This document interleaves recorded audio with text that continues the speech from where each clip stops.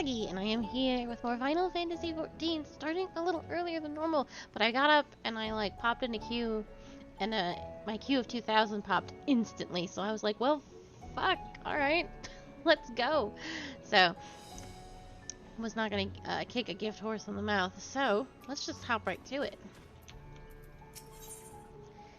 Michiel has information that should serve you well. I know this week is crazy, but it's Endwalker crazy. We will even ourselves out probably sometime next week. Kazazal made his home in Kama, a nearby residential area. From what I gather, Kazazal lived there since childhood and was known throughout the neighborhood. Kama, the name is new to me. How do we get there? I'll write down some directions. I can't promise that you'll find what you seek there, but if nothing else, it is a start. Come, let's see where this takes us.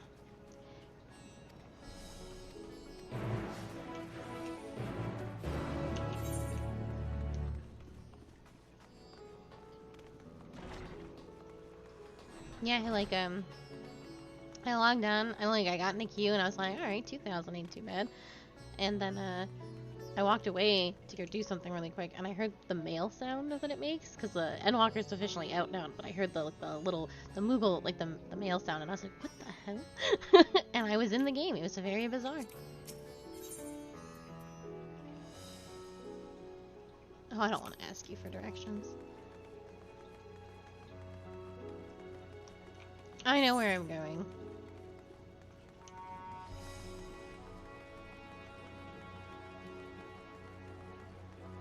See if I don't.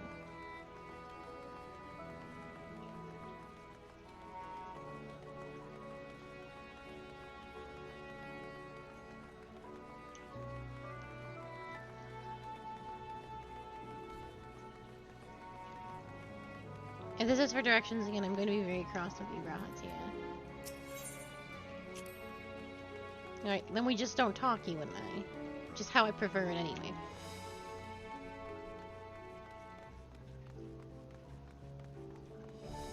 Sorry, I still have no love in my heart for this cat boy, and I am constantly foisted with him. Displeases me greatly, but such is life. Well.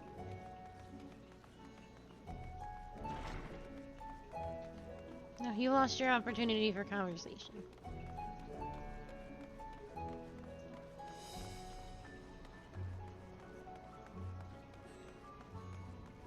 You don't even get to step in the circle with me.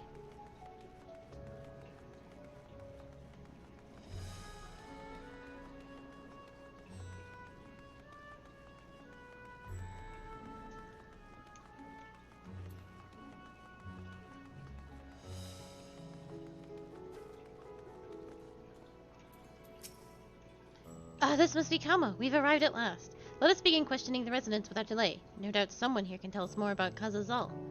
Given recent events, I imagine many are taking shelter indoors.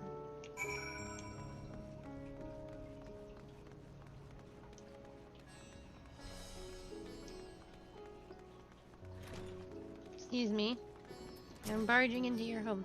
Kazazal, you say? Yes, I've known him since he was a boy. If there was ever a man who was born to be a merchant, it was him. Always early to depart and late to return. He'd spend his days procuring the finest wares and seeking out willing customers. You could say it came to him as easy as breathing. Sadly, business was flagging of late. No surprise, really, with how dangerous travel has become. He was cooped up in his house from dawn till dusk the other day, no doubt racking his brain for a way to turn his fortunes around. Then, at night, I heard the door open. I looked to see Kazazal sitting on a bench, his head hung low, a man with the weight of the world on his shoulders. I see.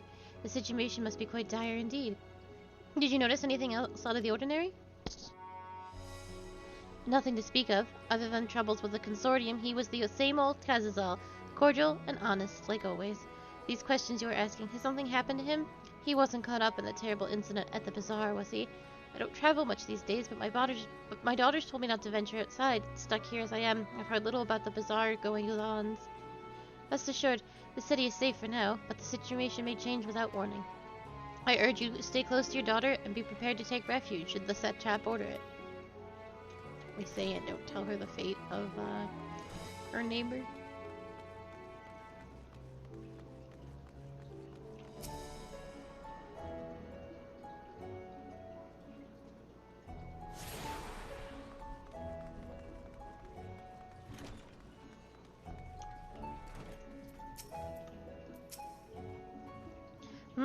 Could you come back another time? I just woke up and I'm not exactly in the mood for idle chit-chat. Well, that's one way to avoid the panic, I suppose. Pardon our intrusion. You may not have noticed, but a great danger has come to Thafnir. I encourage you to stay alert and prepare to flee. Should the city situation turn dire. Before we leave, you in peace, pray allow us to ask a question or two. Did you know a local merchant named Kazazal? If so, did you notice anything unusual about him recently? Kazazal? Aye, I know him. In fact, we spoke just the other day. Like many others, his business was doing poorly. Still, it seemed as though he'd managed to turn things around thanks to a generous order from Rudia Fibers. Why? He was practically dancing in the streets. I haven't spoken with him since, but I assume it all went well. Dijabaha might be able to tell you more, though. As I recall, he was the one that brokered the arrangement. Dijabaha at Rudia Fibers. This sounds promising. I actually think I have a teleport there. Do I leave you behind while doing so? Maybe.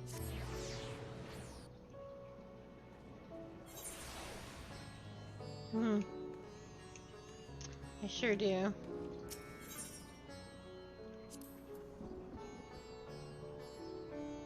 I think I have to go back and collect.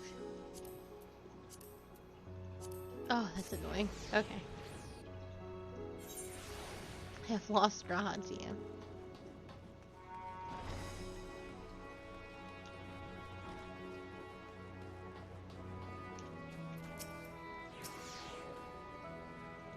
Come on.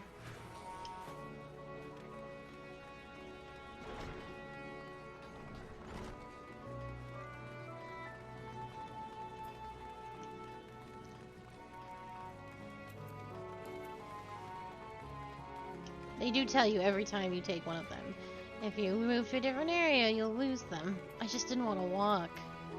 And I could just teleport right there, right there.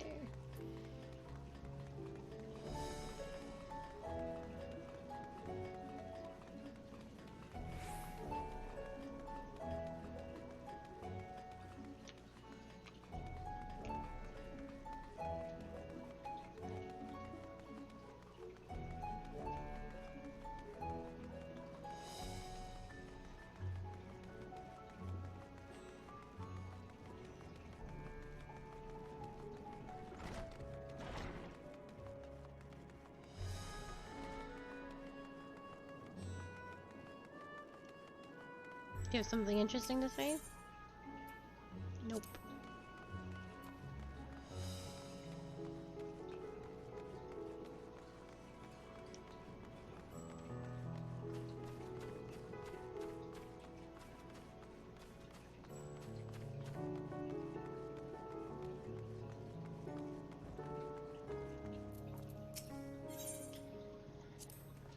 They're farming silkworms. This must be Rudia Fibers, but we should find Jijabaha.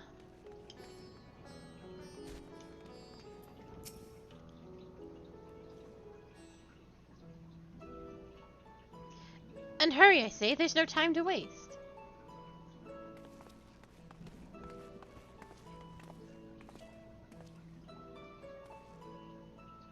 Pardon me, are you in charge of buying and selling here, yes? We have a few questions that we'd like to. I'm sorry, but I simply don't have the time to chat. If you haven't noticed, we have our hands full at the moment. We must carry all of our wares and equipment to safety before those accursed beasts return.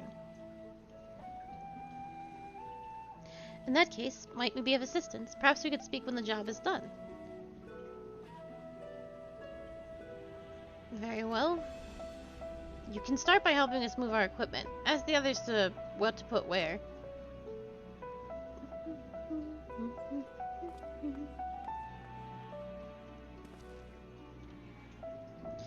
And you can carry our fabrics.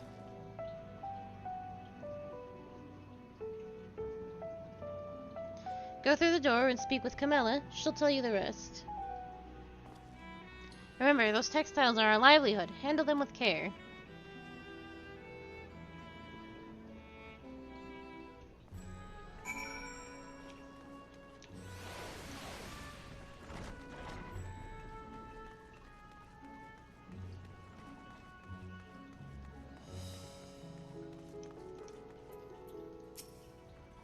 This area is for employees only! Out, out!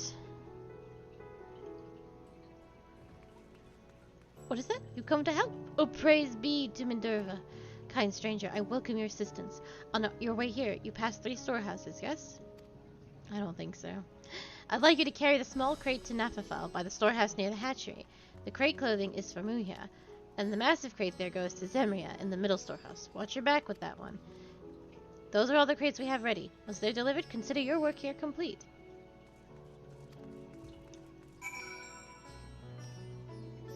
Oh boy.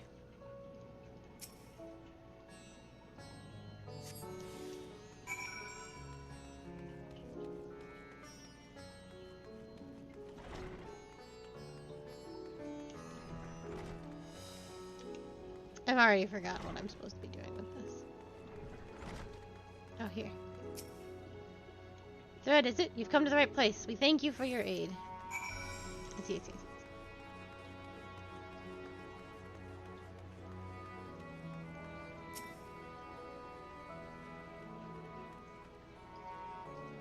I'm a touch out of it this afternoon.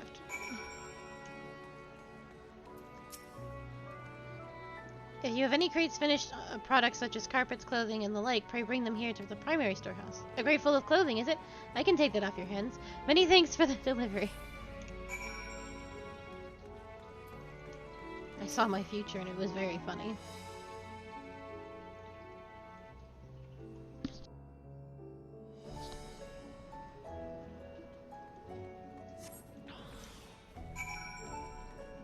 I'm a load-bearing cat girl.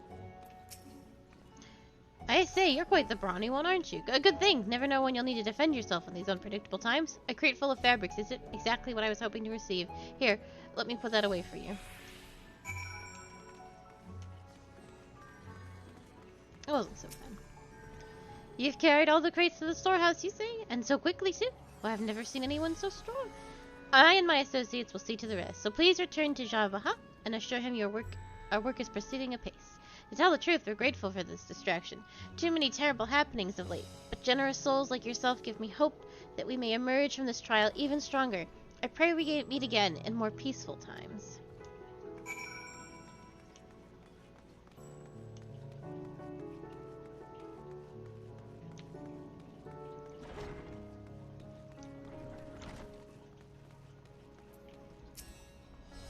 Done as I asked you? If Kamala is satisfied with your work, then so am I. You've done us a great favor, traveler.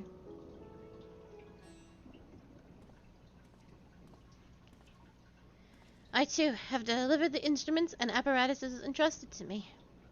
You both have my thanks. With our wars so safely stored away, we won't lose any more to those fiends. I take it your establishment did not escape the attack unscathed. We did not. Thankfully, most of our workers had already left for the day, but those of us still here saw it all. We looked to the burning skies in confusion, and then before we could even begin to make sense of it, a hideous creature burst through the doors, shrieking. We ran for our lives, but one of our colleagues was not so fortunate. He cried out a scream of such agony, such terror, and in the next instant he too sprouted fearsome claws. The sight of it caused another fellow to panic, and then he too transformed.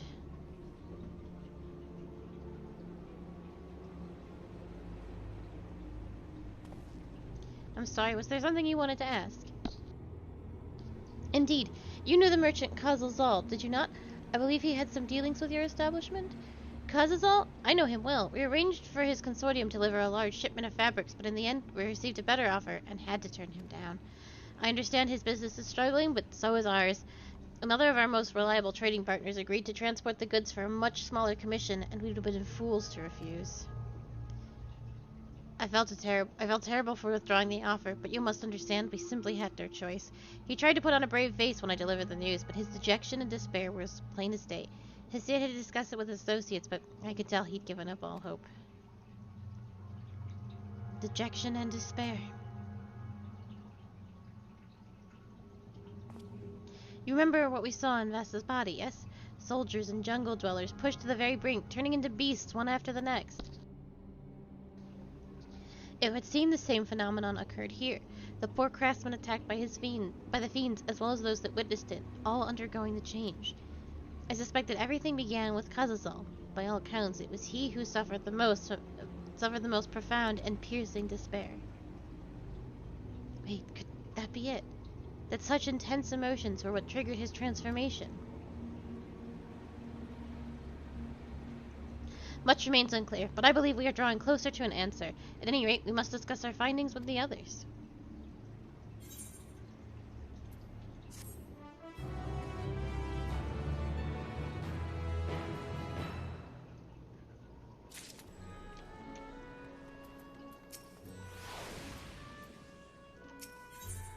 Grahatia is eager to share all you have learned with your companions.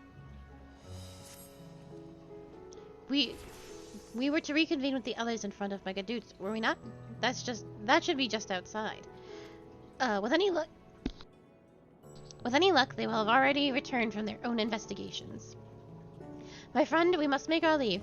I pray that your establishment is spared further tragedy, but remember, your lives are far more precious than any wares. If you are ordered to flee, do so without hesitation. Indeed, I thank you for your concern, and pray you two take care as well.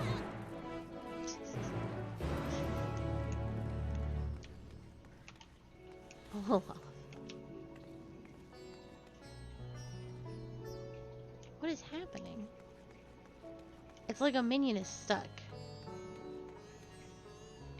But it's hard to say. Oh, it is this minion. What is this minion? It's the sisters. That's what I saw bouncing everywhere. It's the three sisters. I wonder if I have not seen a single minion drop from these dungeons. I have no idea what they are, but I bet the sisters come from the Tower of Zot.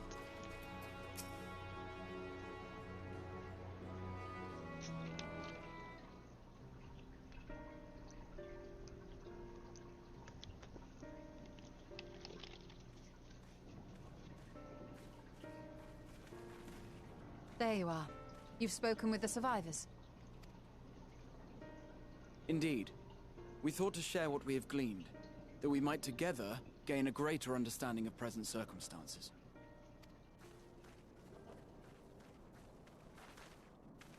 Fortuitous timing. Alize and I completed our own investigations not long ago. Then we should take a moment to compare notes. Shall we begin with the two of you?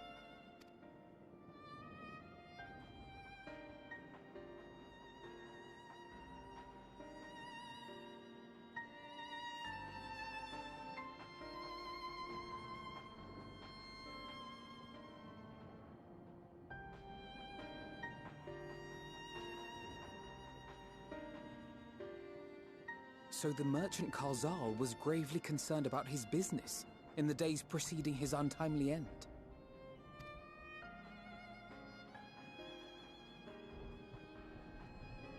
The tales we heard were much the same. The first victims to be changed into blasphemies were all overcome with anguish of one manner or another. Then those who saw their loved ones stolen before their eyes succumbed to a similar panic, setting in motion a chain of transformations. Fear, unease, despair.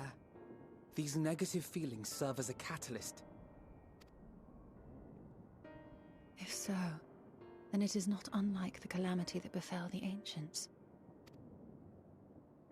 With their creation magics, they unwittingly gave form to untold horrors. Had they simply lost control, surely it would have manifested in many forms, not all of them monstrous.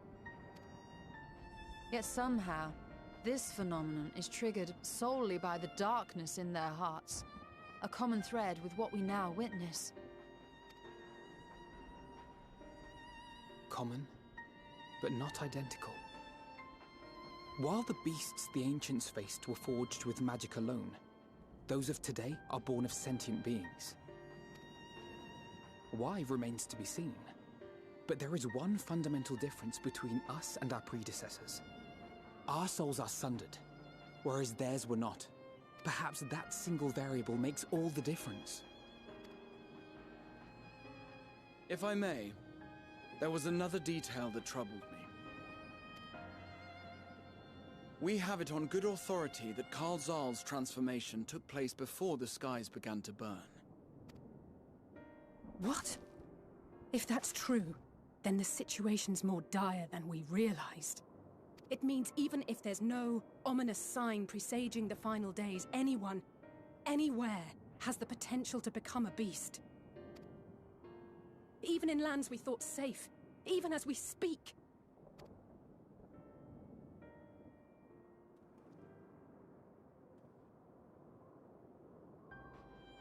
Look! It's the Satrap! The Satrap! Thank the heavens.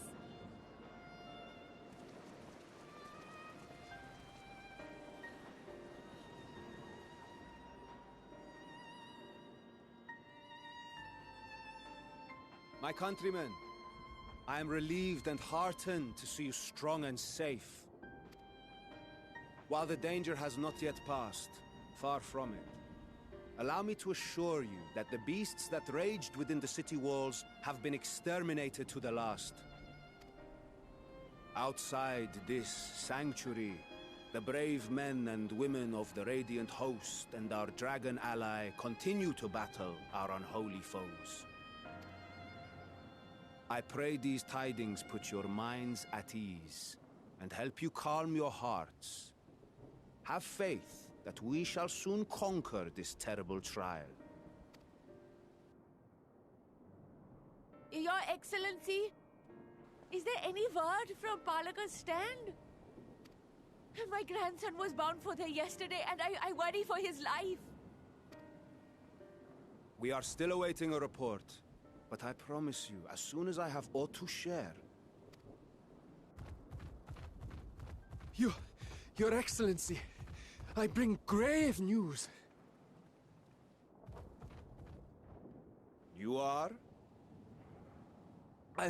I'm Matsya of Akyali, a humble fisherman.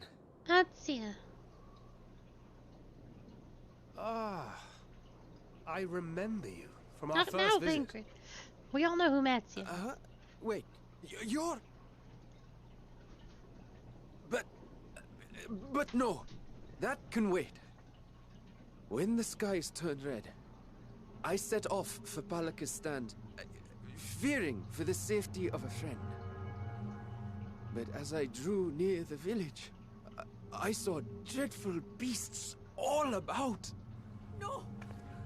Gods have mercy! Your Excellency! Save my grandson, I beg of you! We will spare no effort to save all we can, but you must remain calm. Calm? You tell me to be calm? You saw those beasts? They tore our bravest warriors, limb from limb! Oh god. What if we are too late, huh? They catch him, sink their fangs into him? The fangs! The screams! Get away from her, now!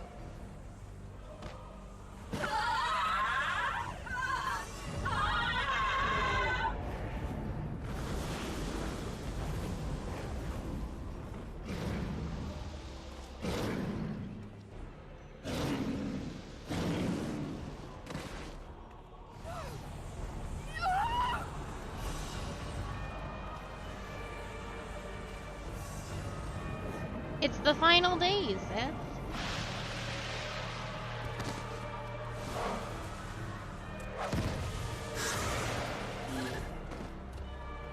Damn it! We've got to kill them before it spreads. We'll handle this. See the townspeople to safety.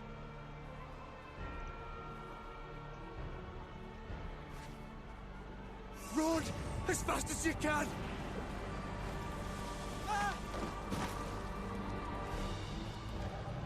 Oh, don't do it, man. The world needs you alive!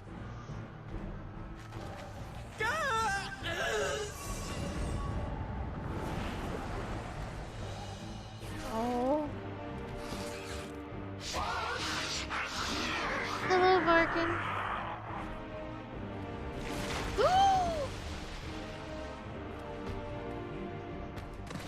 That was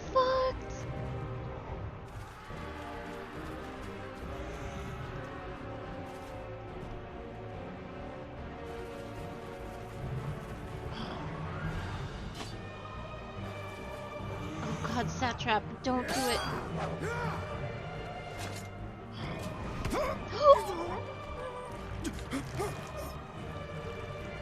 Vitra, our people, you must save them.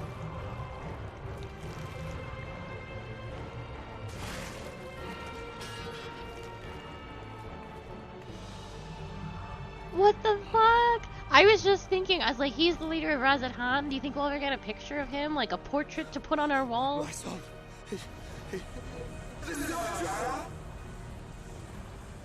Enough. You must run. For their sake and your own. I know, it's very Attack on Titan. Yes. You will survive. You must. How the man didn't immediately lose his mind when he saw his son transform and then his son got stepped on and died immediately? That should have been the end of that man immediately.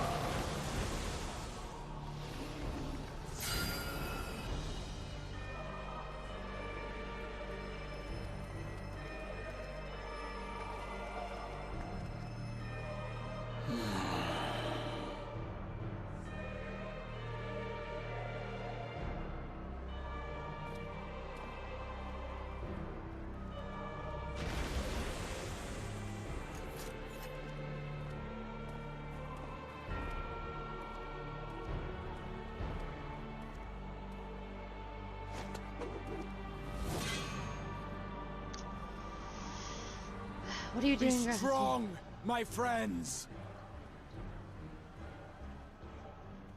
Fear not, for we will defeat these abominations.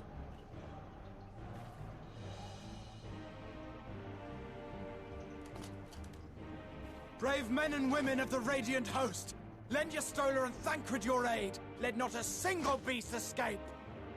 The rest of you, flee this place. Carry the wounded if you must. Head indoors or underground. Above all, stay calm. No beast will follow you. We will see to that.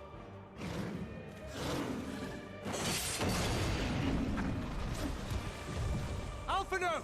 Alice! Leave the city to us, and make for Palaka's stand at once! Matsya, show my friends to the village. I promise you, they're more capable than the host's finest. Right. Go with them, will you? We will save these people. As many as we can.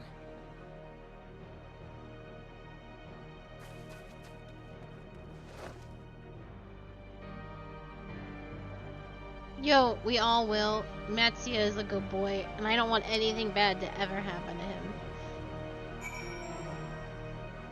You a good boy!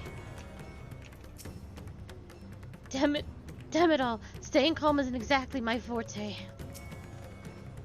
We must save Palaka's stand, whatever it takes. Matsya, it pains me to put you into harm's way, but I would ask for your aid as well. Oh, of course, Palaka's stand is not far, just down that hill. But as I told His Excellency before, the path is blocked by terrible creatures, and I had no choice but to turn back. In that case, this is what we shall do. Akali, I ask that you lead and dispatch any beasts you encounter. Alizai and I will keep Matsya hidden amongst the trees and follow when the path is clear. There's no telling what dangers await us. Keep your eyes peeled.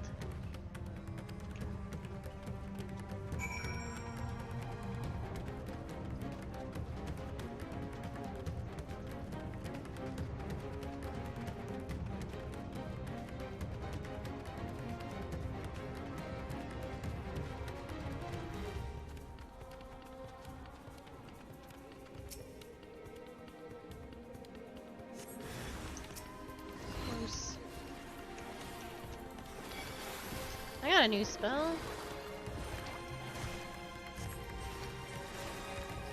Oh,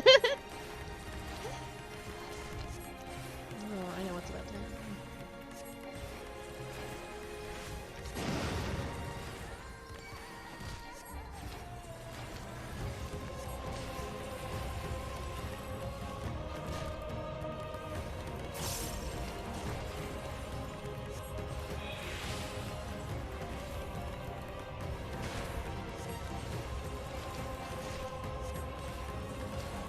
It's very good.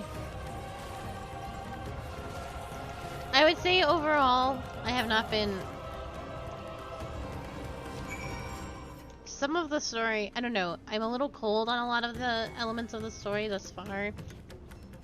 But it's been pretty, and the dungeons have been good, and a lot. It started off really strong. I'm a bit meh at the moment.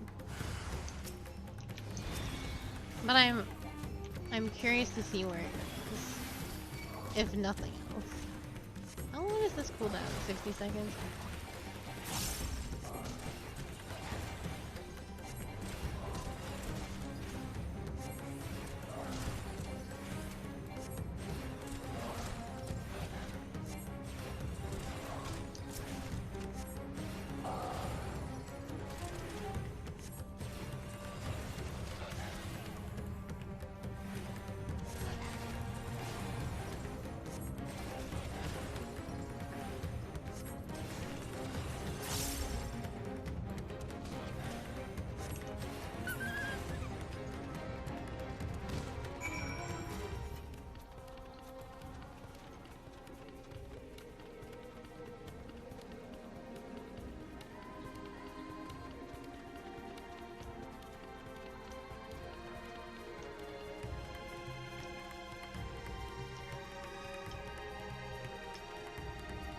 I need this rock.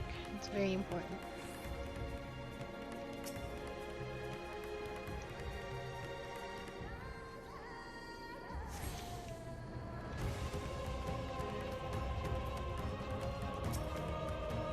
What's happened to them? Good work, Alkali, though I worry for Matsuya.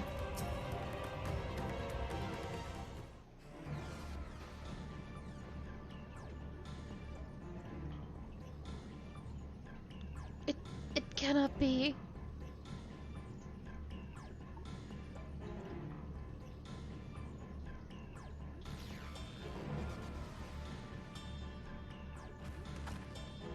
We must heal those we can, and quickly. I see no beasts, but stay on your guard.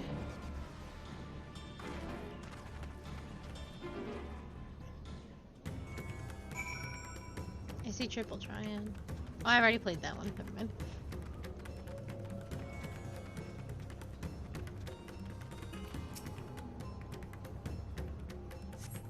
The villager has no pulse, nor do they appear to be breathing.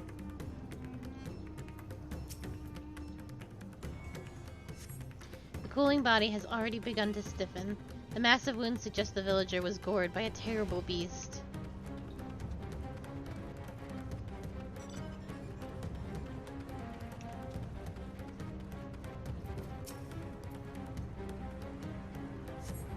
Though the villager's injuries do not appear to be life-threatening, he does not respond to your efforts. His breathing grows more ragged and shallow, and his vacant eyes are those of a man who has lost the will to live. Even if I wake, the nightmare goes on. No, leave me to sleep. You call out, but the man does not respond.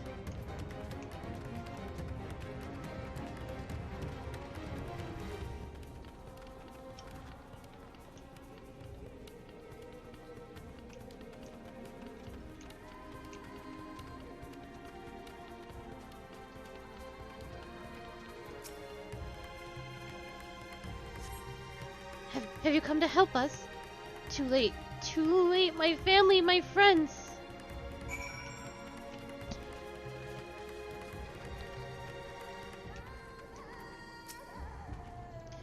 Are these the only villagers that survived? I can only hope the others managed to flee, but if the rest have been turned to beasts, by the 12. Let us do what we can to see that the damage spreads no further, and no matter what comes, we must keep our spirits high, lest we ourselves suffer a similar fate.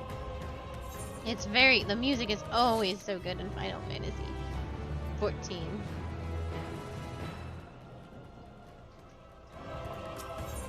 Alphino is determined to offer the villages what succor he can. I can tend to the rest. Pray look after Matsuya. No doubt what he has seen here weighs heavier on his heart than ours.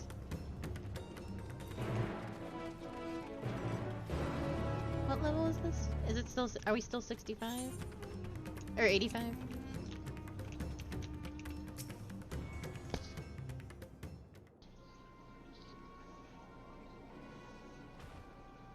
Oh, Akali, Akali!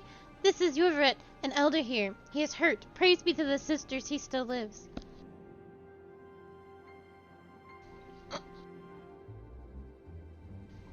Young Matsuya here has told me everything. I have not the words to express my gratitude for your aid.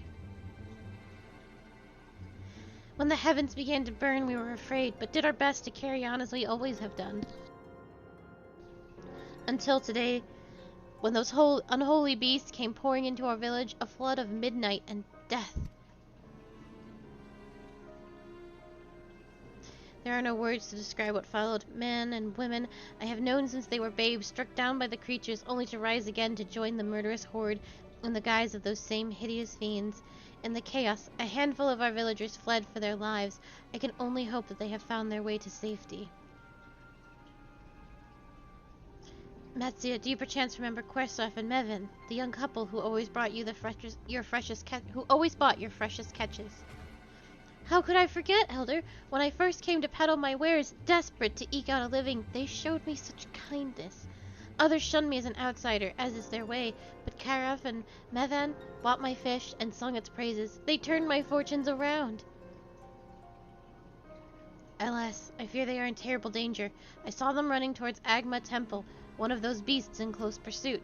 They had their child, still but a tiny babe. To elude those fiends while caring for one so young is an impossible task. Surely, I beg of you, go to their aid.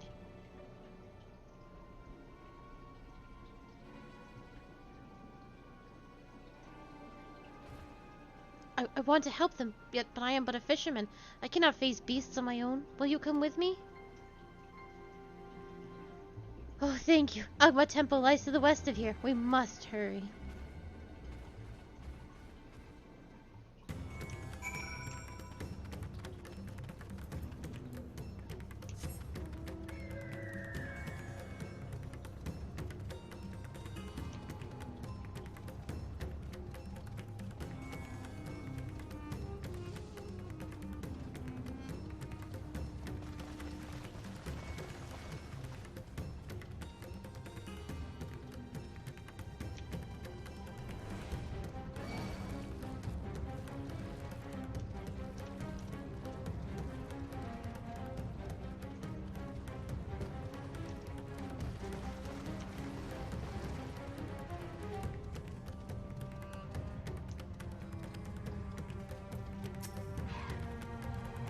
The temple is just ahead. It was built by those who worship Saint Agma, who has sadly fallen into disrepair in recent years. If my friends made it this far, no doubt they are hiding somewhere amidst the ruins. No, please, stay back! That was Korsov. Oh no, this is not good. I'll take a look. Please do. The cry came from the ruins. You must hurry.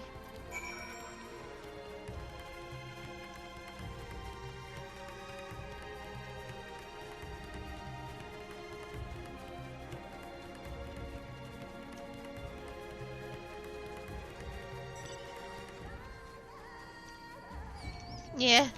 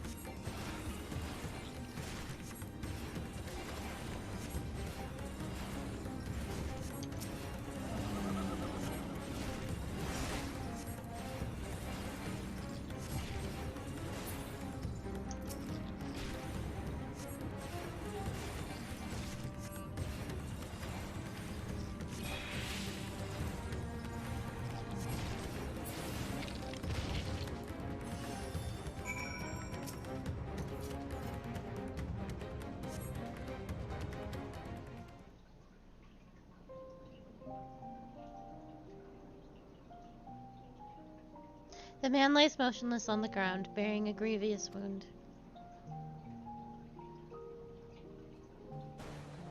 I'm sorry, Akali. I tried to stay behind, but I couldn't.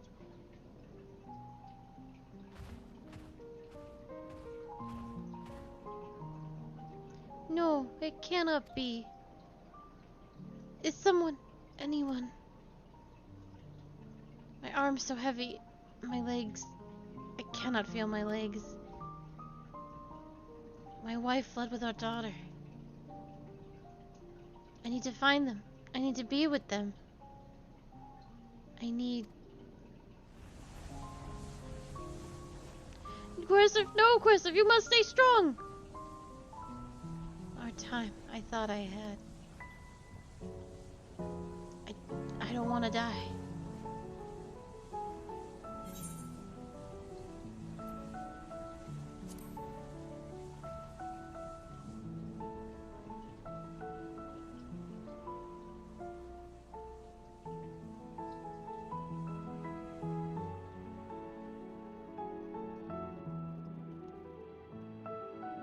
Thank you. Please find them.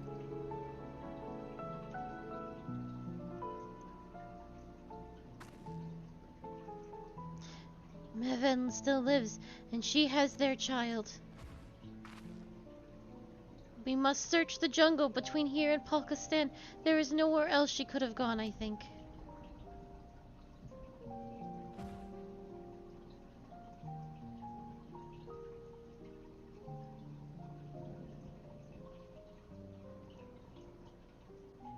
Forgive me, Kersov. Once we have saved your wife and child, we will return and lay you to rest. Oh, Jesus.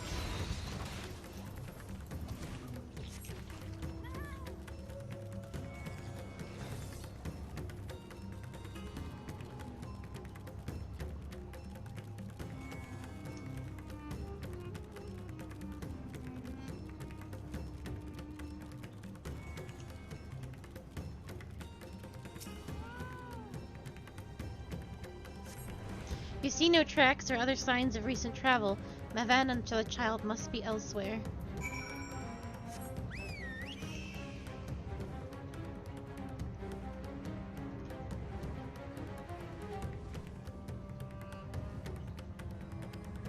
No, I don't think the Endwalker soundtrack has been released yet.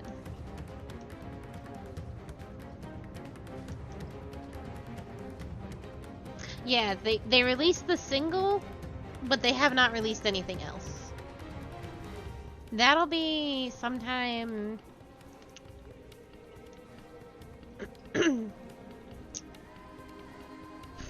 February, probably? Because they'll put they'll have patch 6.1 on there, too. They'll have the last songs from 5.4 and 5.5, and then they'll have the 6.0 stuff, and then maybe the 6.1 and 6.2 stuff. So it'll be a few months still. We'll know in like 4-ish weeks, or 3-ish weeks, at that point.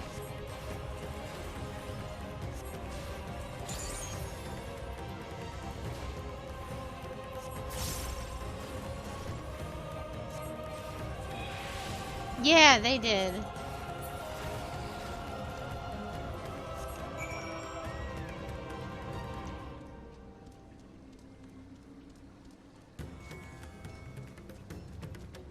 Must you lurk?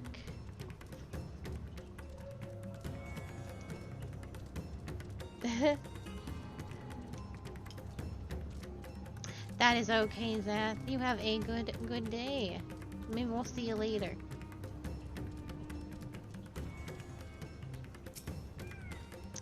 Get them studies in.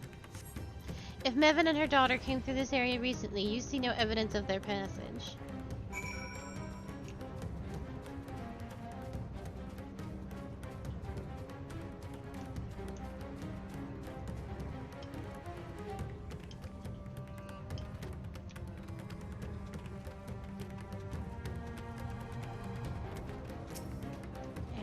Hey, be strong, Zath. Did you see any sign of them? I found nothing.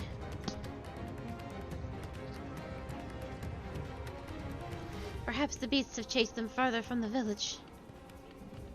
O gods above, I beseech you, pray deliver Mephan and her little one to safety.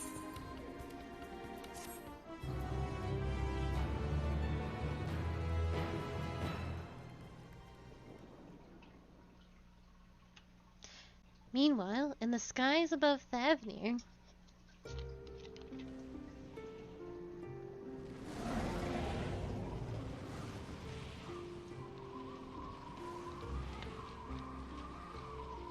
No more enemies to trouble us here.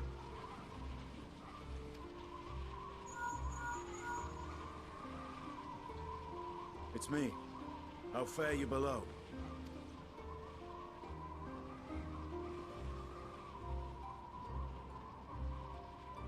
Understood. I will inform Vritra. Chaos and panic sweep Razat Han, and many more have succumbed to the transformations. Amidst the fray, Ahawan fell, protecting a grief-stricken father.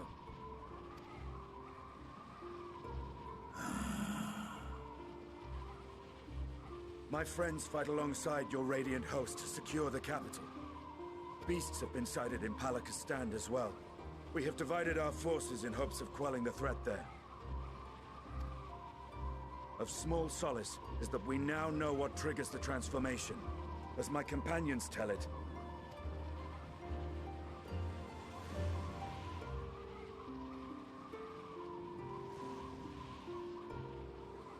So it is the very fear and despair in their hearts which inflict this abhorrent punishment upon them.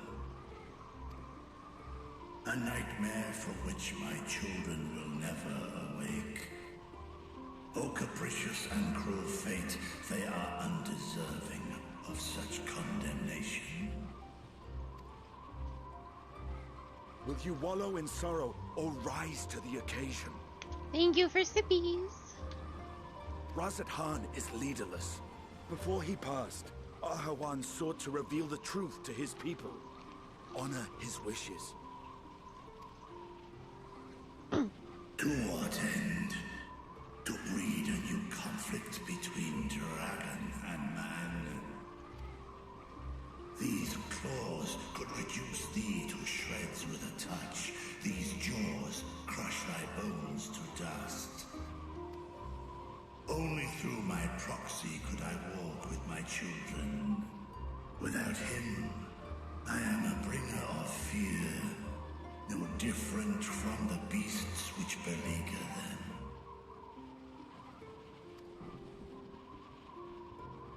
Perhaps so. Only in death were Hraesvelgr and Shiva united. Indeed, whenever man and dragon have come together, death has ever been the inevitable result. It was our fear of your kind that sparked a nigh-endless war.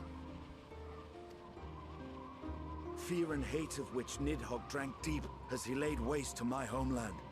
And in turn, I took my revenge on his brood. Blood for blood, pain for pain. I thought nothing of theirs, only of mine.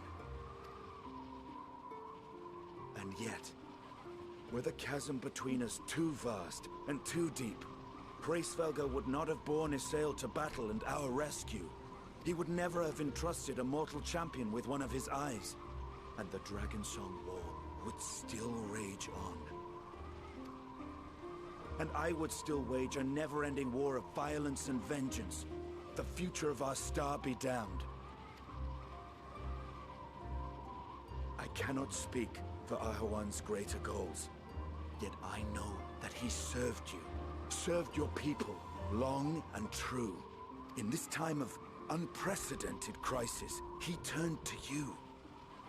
You could do worse than to place your trust in him. It will not be easy, but the future of Razat Han hangs in the balance.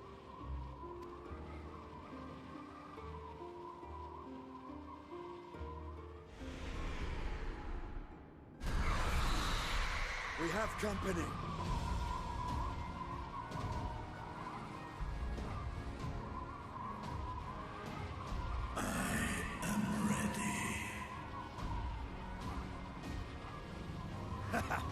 The hour has come, Vritra. It's all or nothing!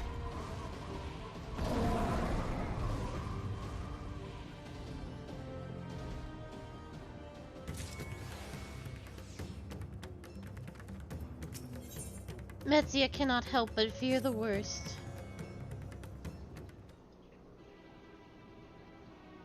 If Mevin fled this deeper into the jungle, she and her child are in grave danger. Whatever we do, gods have mercy.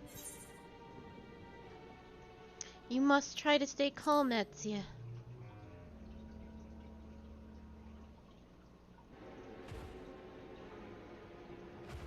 But how can I at a time like this? They could be dead.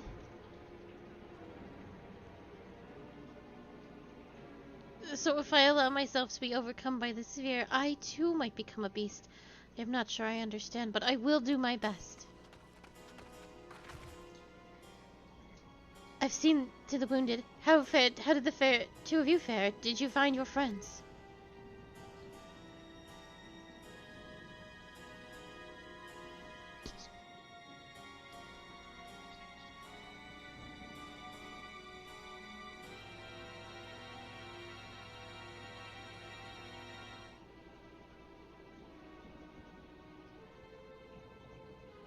In that case, let us help you find the mother and child. Before we leave, we must ensure the village will be safe in our absence. Elize and I will patrol the area and search for more beasts.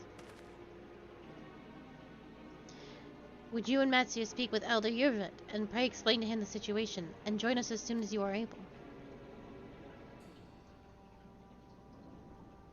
We will save Mavin and her child. We can do that much for Kesloff.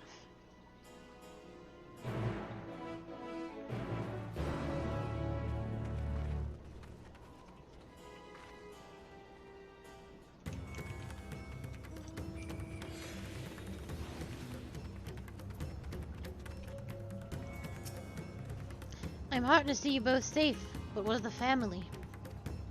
We found Kesloff, but he... I say no more, I understand. We have lost another of our dear friends. Kesloff may be gone, but there is still hope for Mevrin and her child. Please find them, I beg you. And if in your search you come across anyone else who escaped the slaughter, pray tell them what has happened. I will do my best to keep the villagers safe and their spirits high. Come, let us rejoin your friends at once.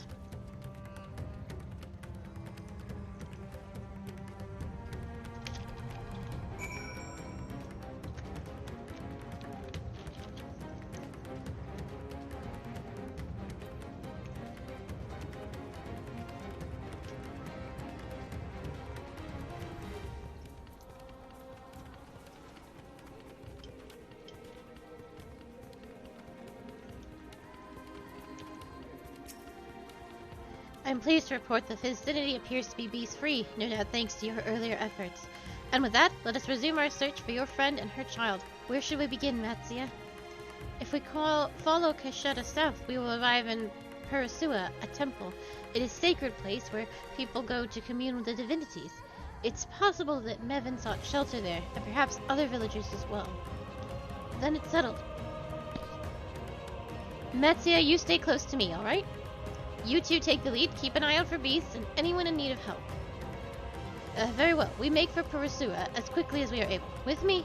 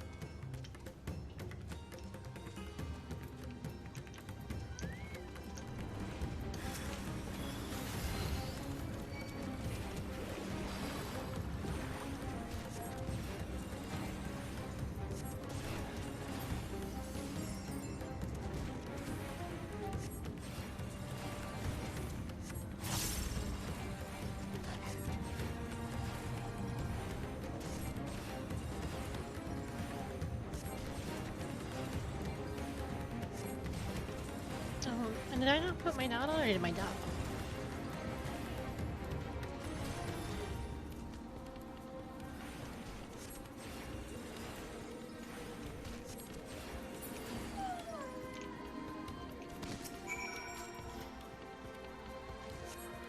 Thank you. I thought I was done for. Nathan? She's a good friend of mine too, but I have not seen her.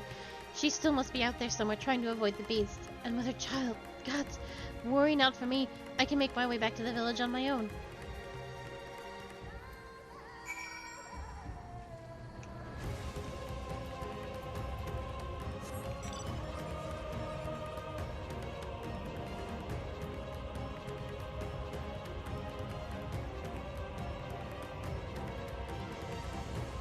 I didn't realize how close my head was to these propellers. Could lose an ear.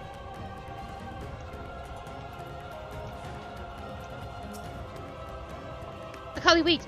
Pursuer lies just up ahead, but something terrible has happened. The beasts have come, and many have already been killed. Elvino and Alize have gone to do what they can, but there are so many more. More than I could count. You must be ready.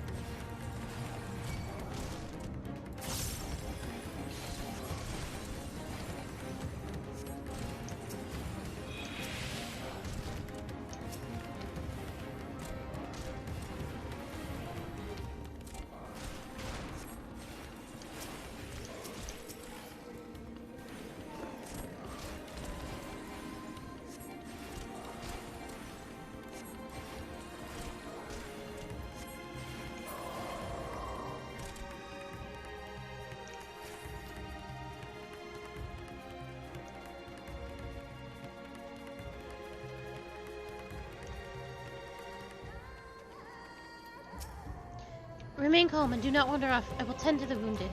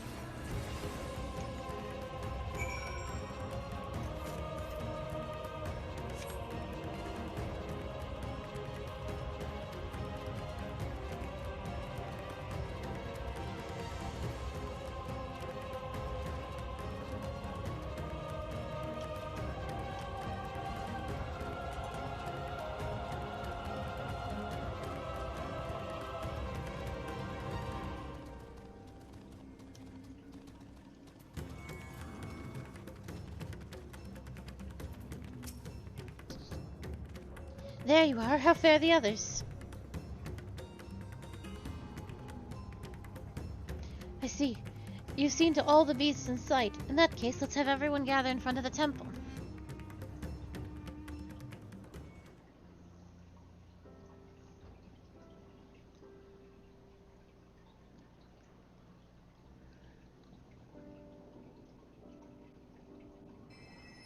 Courage, friend.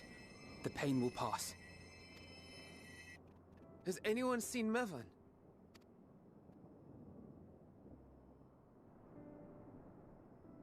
Where could she be?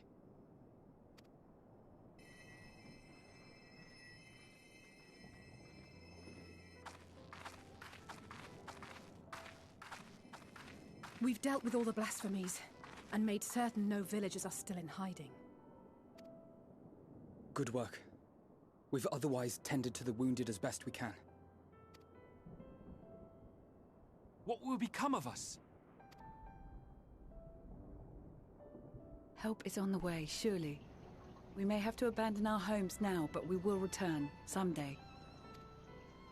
But where can we go? Is anywhere even safe? That I cannot say. Well, I can. Nowhere's safe. Run all you like, but there's no escaping these things. And even if I could,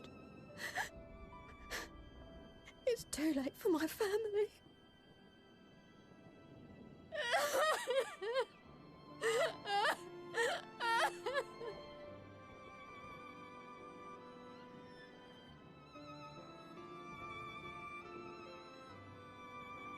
This isn't good.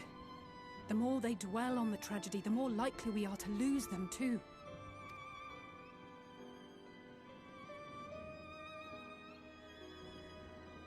My friends, this is a place of worship. Should your heart quake with sadness, cast your mind to the heavens and remember. Remember the teachings of the old gods. Did they not implore us to stand fast when waves of sorrow break against our shores?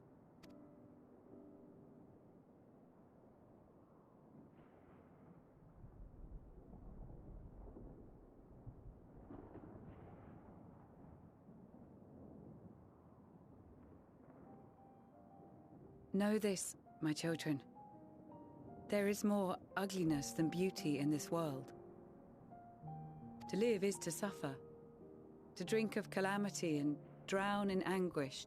To toil and be tested, always and ever. 'Tis a perilous path you walk. Death lurks in the dark, and is the sole promise that awaits at journey's end. You will tremble with terror. You will weep tears of anger and despair.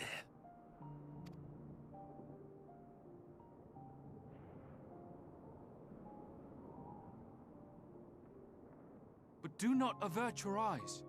See your life for what it is. Then will you see how the hardships make you strong.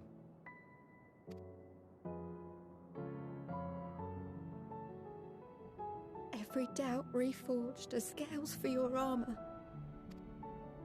Every agony to temper your blade.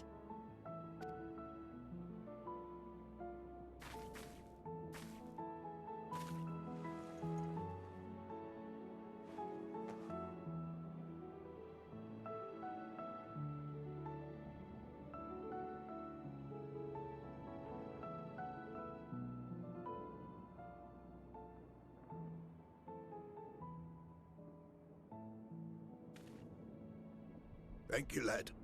We'd almost forgotten who we are.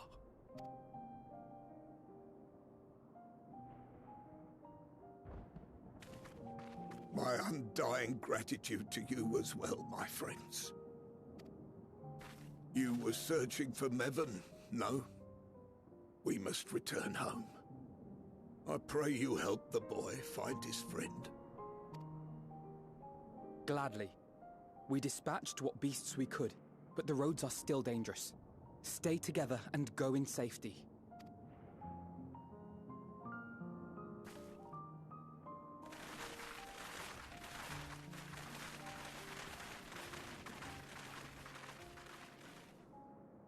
That was very impressive, what you did back there. Those words seem to resonate with your people. They should. They were the first spoken unto our ancestors by the divinity of legend. I'm easily upset, and fish are wont to flee a temperamental hand, so I recite the teachings over and over to calm myself. They're lovely and inspiring to hear, though I imagine they were born of great misfortune. They are born of life. There's as much bad as good in it. More, many would attest. All the more reason to appreciate the good when you can.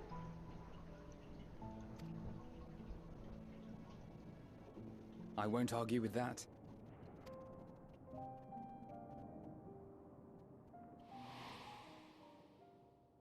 In darkness, seek joy. Surrender not to sadness, and see beyond despair. Walk free, and bear the light for others to follow. Jesus, Heidelin, why was that so loud?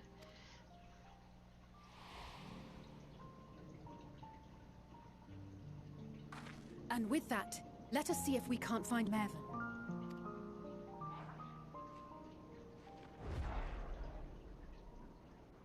Did you see? That beast was chasing someone.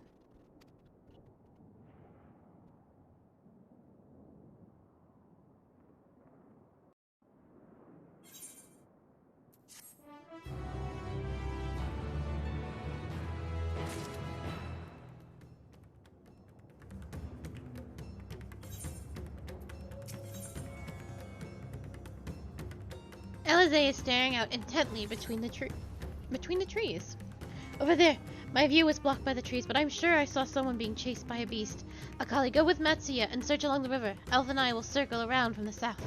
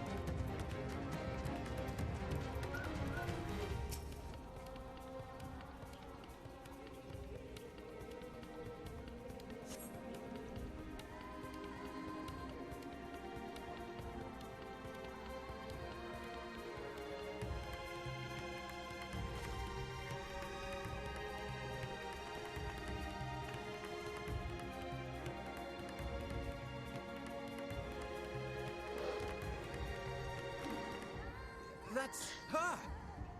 No, I'm sure of it! Mervyn! Don't! Please!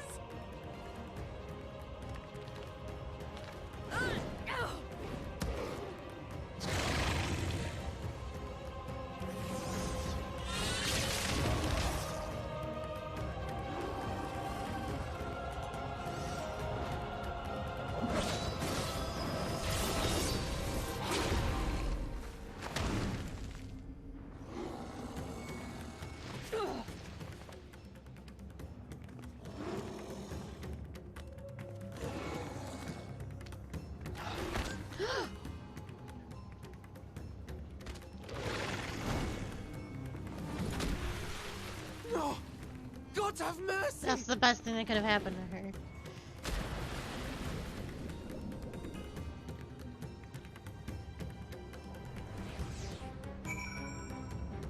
There's a chance to survive that, not getting your head bitten off.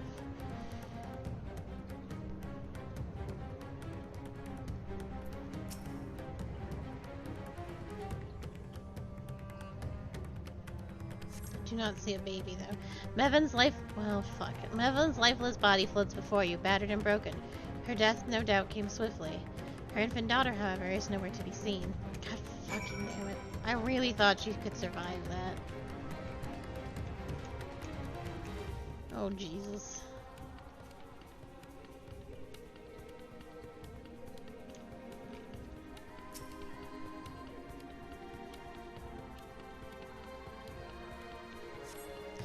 take the babe into your arm. If she yet live, you cannot tell, but she will surely not survive unless you carry her to the surface at once.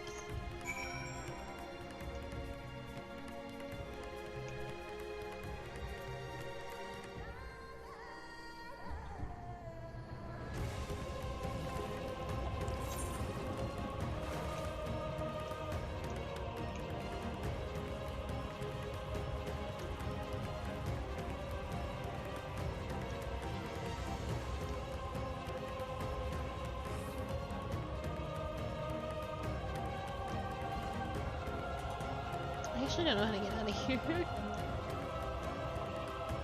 Oh, I see steps over there. Okay.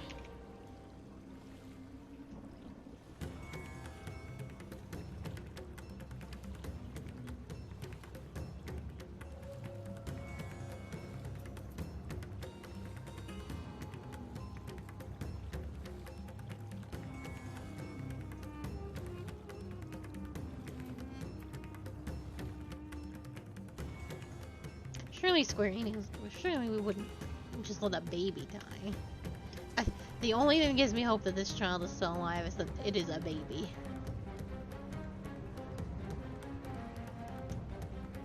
And you can't just go killing kids leisurely in video games. You've got ratings to consider.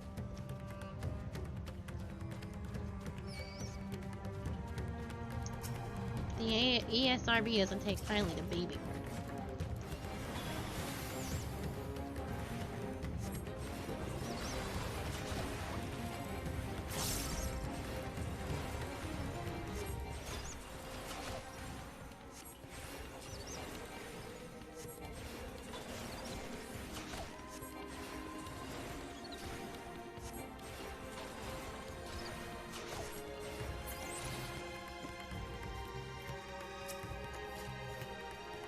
Did you find Mevin and the child?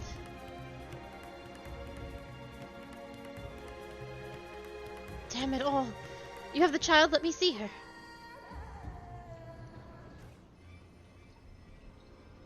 I would be shocked if this child doesn't make it.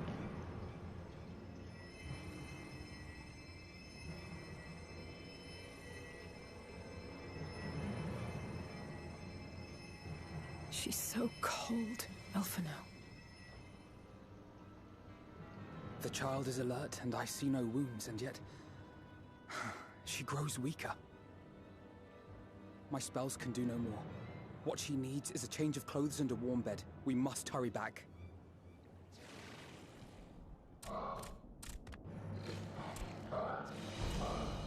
Not now!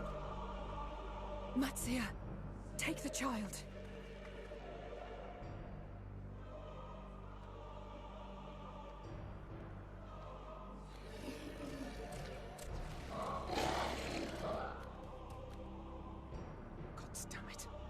It appears we've made enough noise to be heard for miles around. More will be upon us ere long. We make our stand here. Matsia, can you take her back to the village? But the child, all by myself. You can't be serious. The beasts will follow you home unless we stop them here. And so we shall. Be strong, Matsia. Her life is in your hands. You can do it. Be brave. Right. I can do it. Be brave. I know you can. We'll keep them busy, Matsia. Go! Quickly!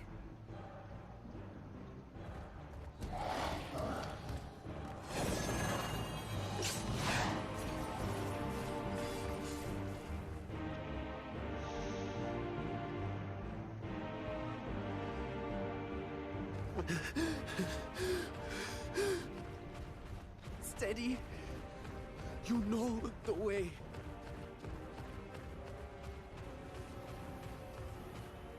No. Oh no. Not you too.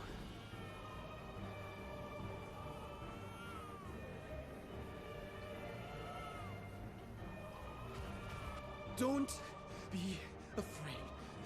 Don't be afraid. To live is to suffer, to drink of calamity.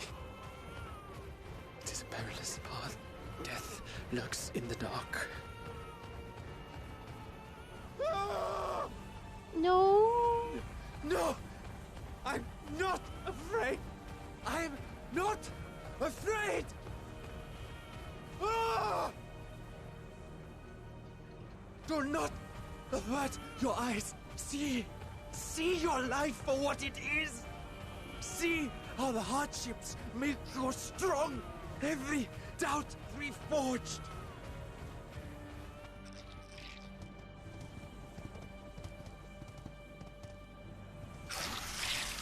This looks bad. Every agony.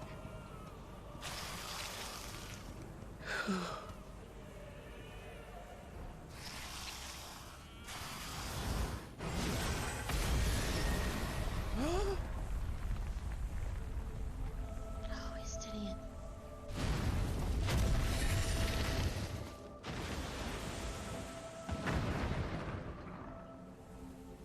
The divinity? Nay, but one who would deliver thee just the same.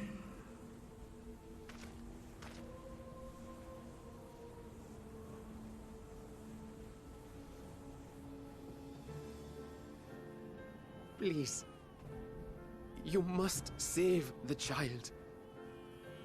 She is all that remains of Mevan and Grasef. Please.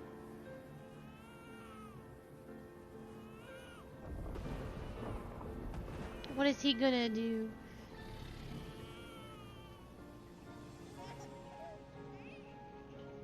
Well, well. Seems the babe's taken a liking to you.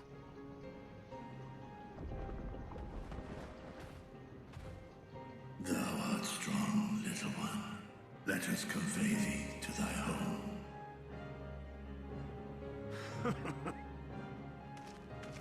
I spied our friends as we flew in. They appeared to be holding their own against the Horde.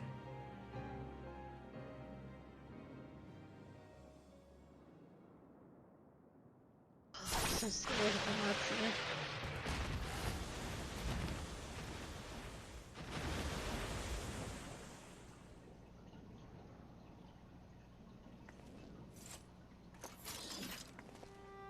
Right. That's the last of them. We should hurry and find Matsia.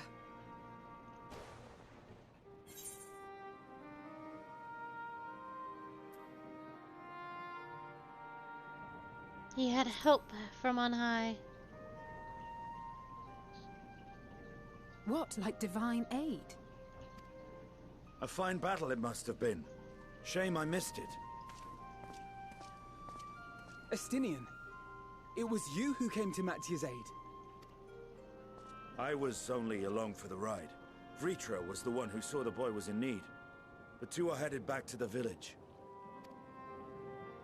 Where the worm will honor Ahiwan's wishes and finally reveal himself to his people. Perhaps so. Will you go and join them? There's something I need to do first.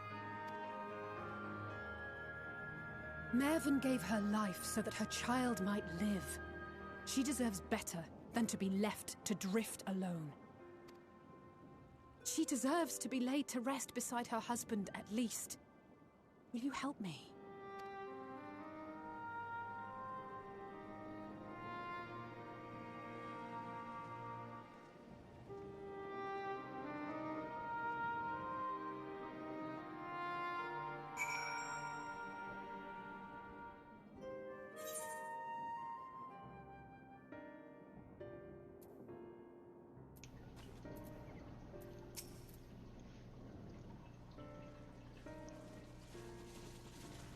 It's a funeral here. We have done what we can. 'Tis for the villagers of Palkistan to perform the funeral rites. If nothing else, Mevin and Kesaref died as they lived, as themselves, and not as beasts. Their souls will find peace in the ethereal sea. To think the day would come when even the smallest of solaces would be this comforting.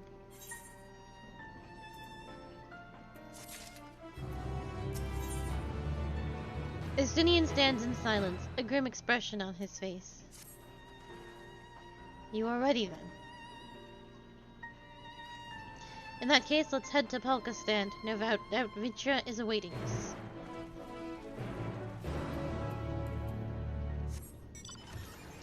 I don't want to ride this big ass wheel.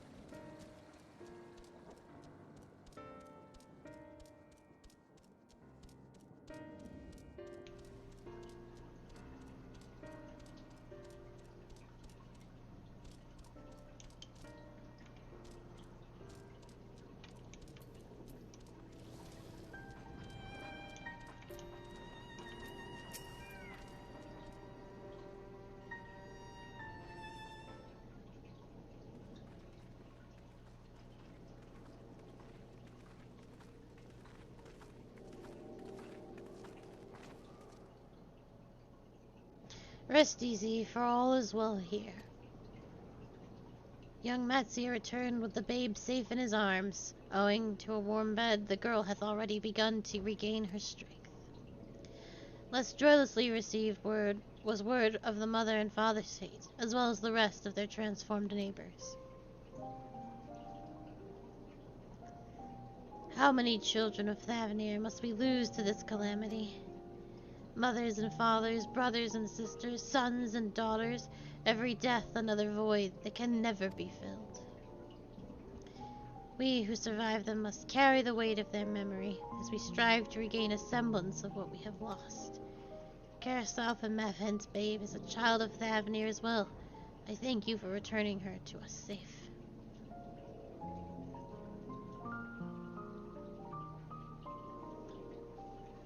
O great and merciful worm, I have not the words to express our gratitude. They say, were it not for you, brave Matsuya and the child would have been lost to us forever. Long had I heard rumors of the mighty dragon that had forged a pact of friendship with the satrap, but never would I have expected such a kind and gentle soul. Truth in part, but not in whole.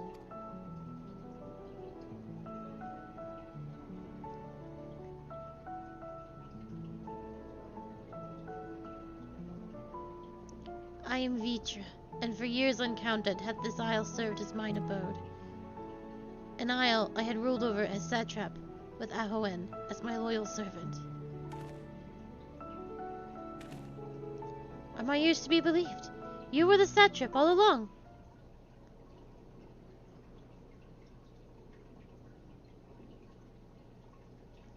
Nanana, what are you doing here?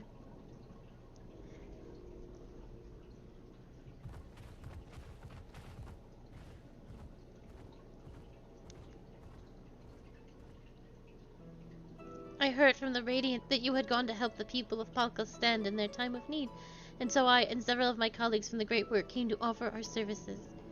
The alchemists have already brewed up some potions for Mephin's daughter. But enough about us. You and your rule are of the far greater enigma. If you were the true satrap all along, could it have been that young Vashin was created to serve as your emissary? Thou didst suspect the boy was but a simulacrum? A rumor had circulated for many years around the High Crucible that our most skilled alchemists were once commissioned by the Stratap's family in secret to fashion a mammoth indistinguishable from a living boy. Looking at Varshan with that knowledge, I simply put two and two together. I was not alone in drawing this conclusion, but like me, they no doubt recognized that the satrap was using the simulacrum to work more closely with his people and decided not to press the issue. I'd always assumed one of Anowan's associates was manipulating it from afar, though the truth is indeed far more surprising. It is an honor to meet you in the flesh, Master Vishra. Pray allow me to express my gratitude. If you had not believed in and given us your scales, I do not know where we would be. Thank you, from the bottom of my heart. 'Twas thou and thy fellow alchemists that fashioned the means to unmake the towers. You were the saviors of not only Razadhan, but the star. Far too kind are you, Master Vitra, but the star yet wants for salvation. Once more will my colleagues and I commit the knowledge and resources at our disposal to the mission of aiding the people in this their darkest hour. 'Twould seem this place is in good hands. I'd return to see how Razadhan fares. What will you do, Scions? I worry for the survivors we met at Purasura. Shall we pay them a visit before making our way back? In that case, might I ask a favor? Nothing too burdensome, I promise. This way.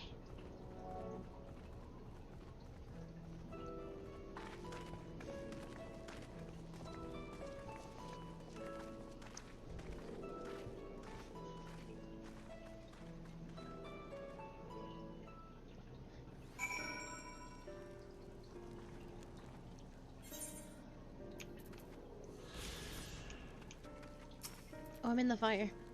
Needs to simmer just a bit longer, I'd say. I didn't mean to be in this fire. In the meantime, I was hoping I might ask you a few questions. The red sky, these terrible beasts. What in the name of the sisters is happening in Thavnir?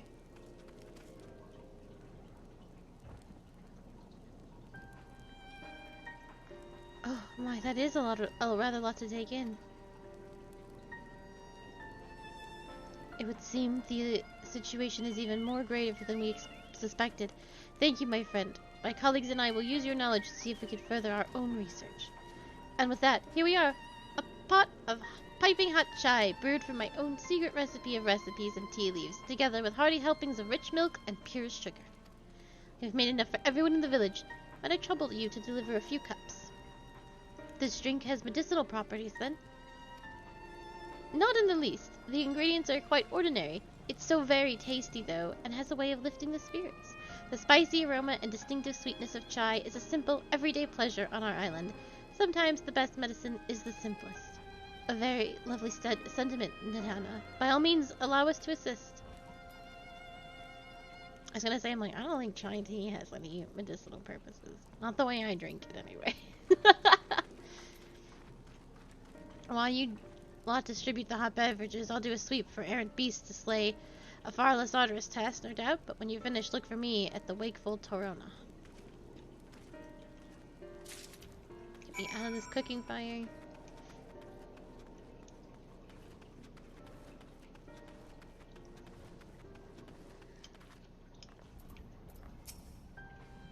Oh, wait, I know you. You were the one who saved us from those beasts back at the temple. Were it not for you, well, let's not even think about that. At times like this, we mustn't dwell on what might have been, but to look to the future. But what future awaits for us? How can Razadhan hope to recover from this? Most of my friends are gone, and I don't know where to turn.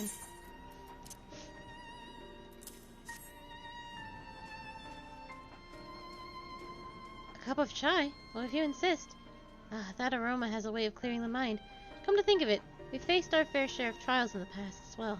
But no matter how hard the times, we've always come together as a people united. One day at a time, one step at a time. For that is all any of us can do. Yes, back to work once I finish this cup. Thank you.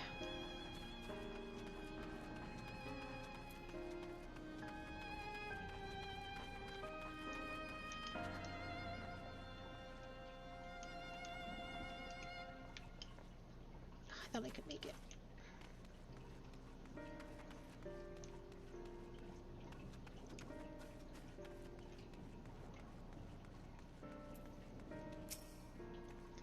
I'm sorry, I just want to be left alone. My best friend and I, we fled the village together. One of the beasts took him and it was all I could do but run. All the while I could hear the monstrous voice screaming my name.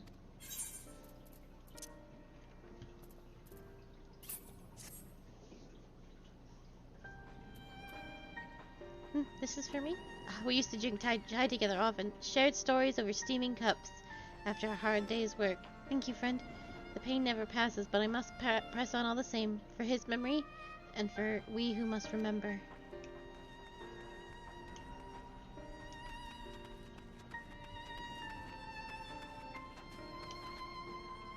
And think there's someone in here. Oh, no. Oh, right there. Look at them, all lazing about, knowing full well the beast might strike again at any moment. Do they not realize that our lives are in danger? Well, I, for one, intend to survive. I'm too young to die. Yes, I'll leave this island behind if I must, but where would I go? Is anywhere safe these days?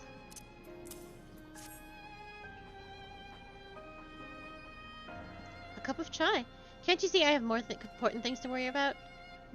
No, you're right. It's precisely in times like these that we must strive to remain calm and steady. I do believe I'll visit the Elder and see what needs to be done. If there's any way I can aid my village and my friends, I will do it.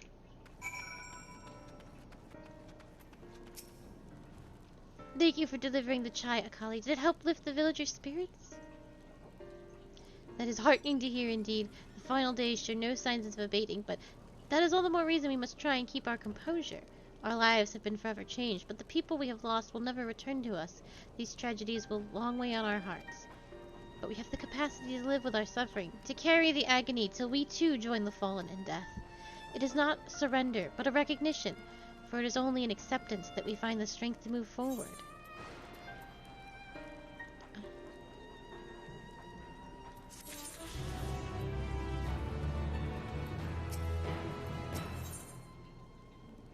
Matsuya is eyeing you as if there is something he wants to say. As you have finished your deliveries, might I talk with you for a moment? I was curious to know what has become of Madvin and Kasrov's remains. Oh, thank you, friend. Surely they will be able to rest peacefully by each other's side. I and the people of Palkastan will perform the rites as soon as we are able. As for the child, it will not be easy for her, growing up without her parents, but I promise to do what I can. Once she is able to eat solid food, the fish I catch will help nourish her.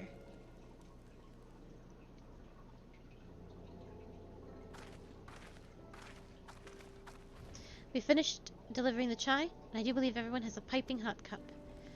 I could almost believe there's some magic at work, how the tension fades with every sip. Let us pray that Palkastan has seen the last of those transformations, at least for now. They are still at risk, as every village in Thavnir, like as not. Still, I trust we can leave this place in the care of our friends from the Radiant and the High Crucible. Shall we return to Razadhan? By all means, do not let us keep you further. There are many who need your wisdom and strength to deliver them from this terrible calamity. And I will do what I can as well, to bring rations and supplies from Akalai. We have plenty to spare. Then let us find Estinian and be on our way. Where did he wander off to again? The wakeful Torona? Near the bridge at Razadhan, as I recall. Very well, then.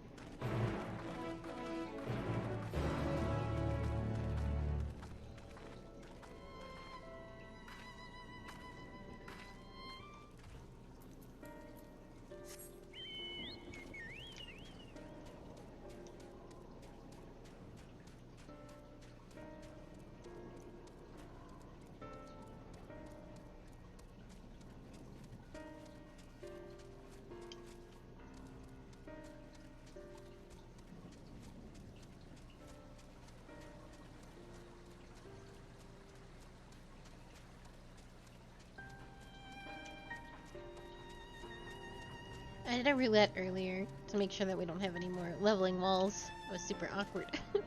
But we should be in good shape now.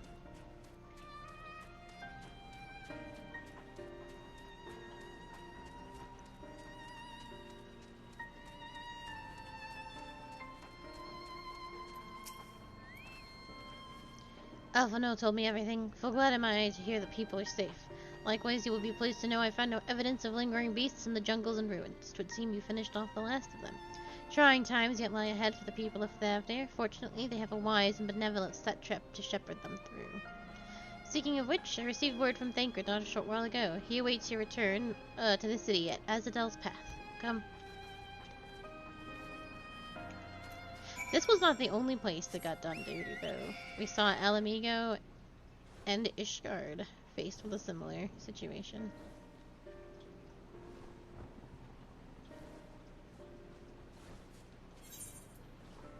Ooh, I can pick.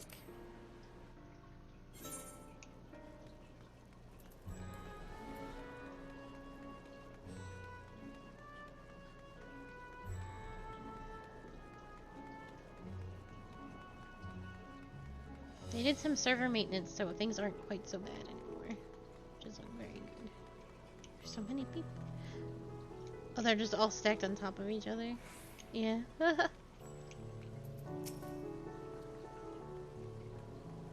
It's good to see you safe, given the skies. 'Tis all too easy to fear the worst. I am pleased to report that we have succeeded in quelling the threat here in the city. The beasts have all been felled, and the citizens are safe for now. I also hear from the Radiant that an important proclamation will be made in the city square, though they said no more than that. Might you have an idea what that is about?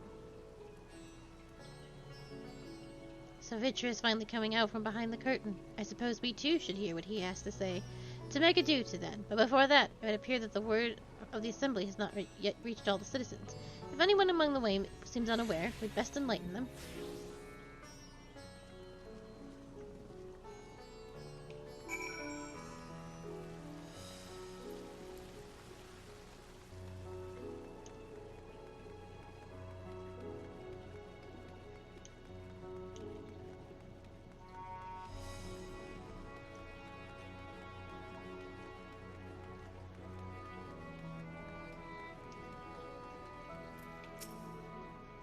Are the beasts still gone? I've been hiding and I'm too scared to go out and look.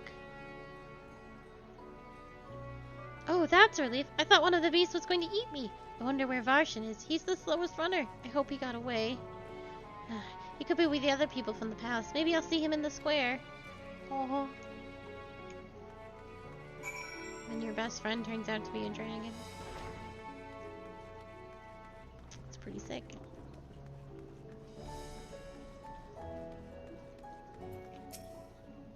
Leave me be, please. I swear to you, my flesh tastes absolutely terrible. Oh, God. What are you doing scaring me like that? If we're not quiet, those beasts will find us. The square, you say? But that's where the Strata was killed. With my very eyes, I saw him crushed in the creature's maw. So many lives lost. Such terrible carnage. And you say there's someone else who would lead Reset Han in his stead? Whoever they are, if they say anything to sully the memory of our beloved satrap, I'll make them regret it.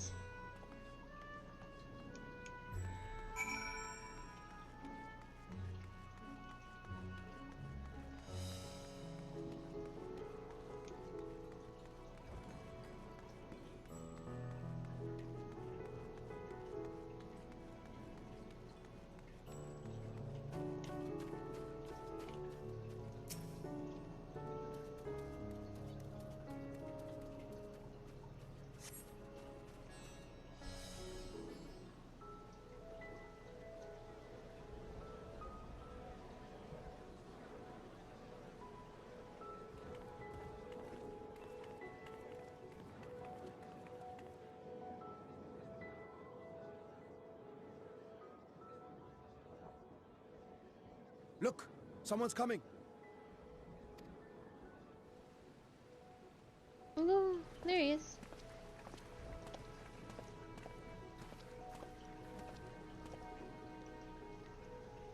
People of Razathan, it warms my heart to see so many brave, resilient souls before me. Today, I would share with you a great revelation. But before I do, I must make a humble request. Do not be alarmed, nor avert your eyes. See the one I unveil for who he is, and know that he means you no harm.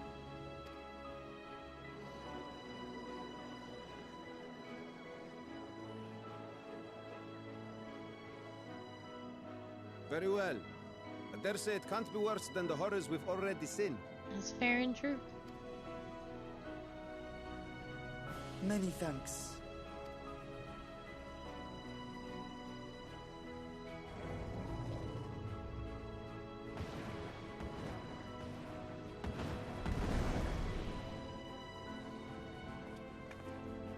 A dragon!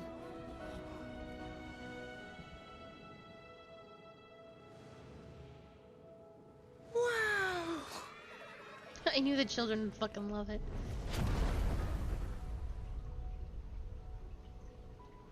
People of Razathan, I am Vritra, and for years uncounted hath this isle served as mine abode.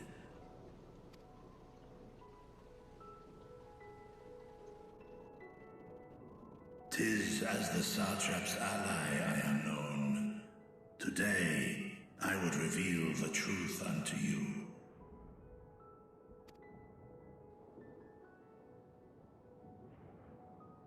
Let us hope they accept him. I would be shocked if they didn't.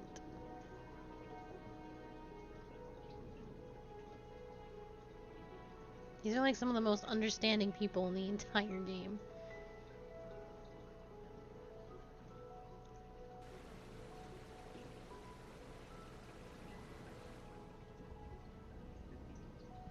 If I am hearing this right, you were the satrap all along? Vashan! I mean, Master Vitra, does your divine eye really see all? Nay, child. While mine eye hath borne witness to the whole of our nation's history, to its future I am blind as thee.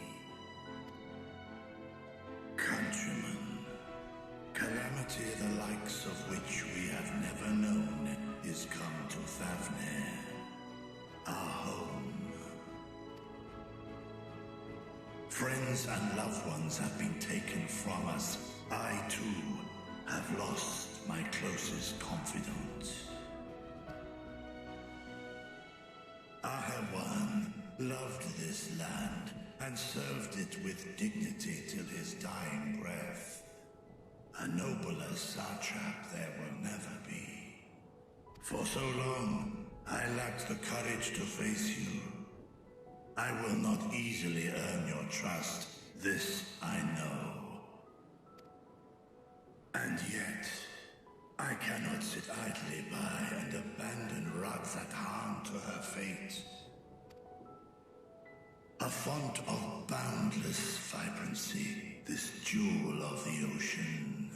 Since time immemorial, hath she glittered with every color imaginable. To this dragon, slumbering in his dark lair, 'twas a mesmerizing sight, and one that brought no end of joy to my heart. This calamity hath stolen too much from you already, yet so long as you live, the light of Radzat will never be extinguished. I pray you let me watch over it, over you, and lend me your strength, that we might face this trial and those to come as one. I do not know you, dragon, but I thank you for speaking the truth to us. As divinities, both Manusha and Riga once joined together, so too do I believe that hand in hand, we can overcome this ordeal and welcome an era of peace.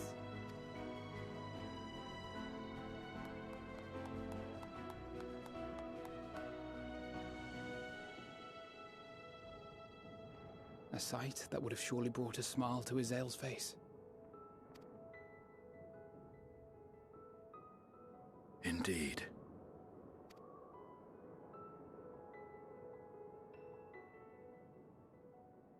Oh shit.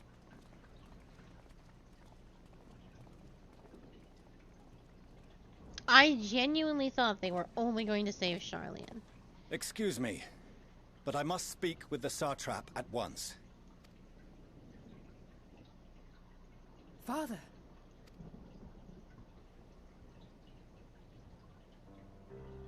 You have suffered dearly of late, yet you must endeavor to look beyond these losses to the future you yet have.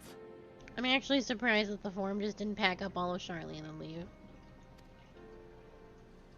On behalf of the Forum of Charlian, I come with a proposal by which you, the people of Radzat, might be saved. I say again, I must speak with your satrap. I beseech you, take me to him with all possible haste. I am satrap here. Speak thy proposal. All present shall hear and judge.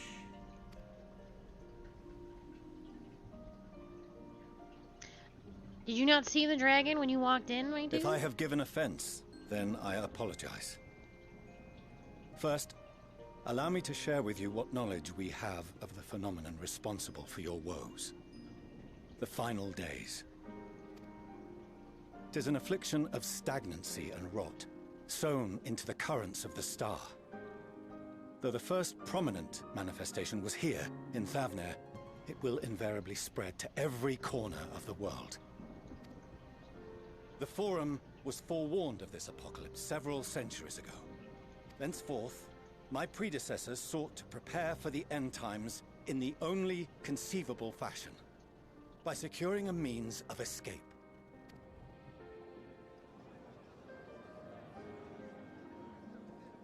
Escape the star? What madness is this? 'Tis by no means madness. How dare you? We're going under we're taking the moon and riding it out of here like a spaceship. With the coming of the 7th umbral Don't calamity, say it's stupid, because it's not. The true nature of the Red Moon, Dalamud, was revealed. That it was an artificial construct of ancient Alag. But what of the Silver Moon? This celestial satellite is yet another technological marvel, fashioned and maintained by ancient allies.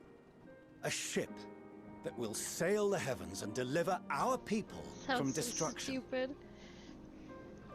And by our people, I speak not only of Sharlayan. We mean to save every man, woman, and child it is within our power to save. I think that's the most shocking twist this game has had thus far. Sharlayan is going to save everyone. Including you, our dear friends of Radzat Han. Recent events necessitate adjustments be made, and quickly, but we can and will escort you safely to the moon. So stupid. It sounds so stupid. Long has thy forum been allies to Thavnair. I trust thou dost not extend this offer lightly. Yet I wonder, is this truly the way? Is there a future to be built for us beyond this star our father deemed the last bastion of hope? It is for that very reason I come before you and your people. To answer any and all of your questions. To offer my assurances and allay your fears. Though, if you wish the best for your people, I advise you to render your decision swiftly.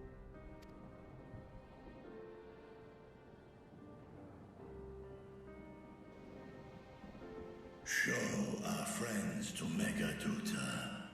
They are to be received as honored guests.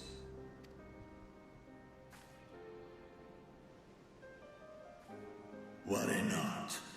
Whatever decision is reached, your paths shall be yours to decide. Until then, heed the warning of these brave heroes. Guard your hearts against fear and despair, for it is within such fertile soil that the seeds of blasphemy find purchase. Remain calm and attend to your daily tasks. I shall return anon.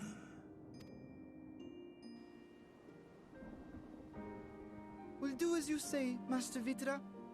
We believe in you.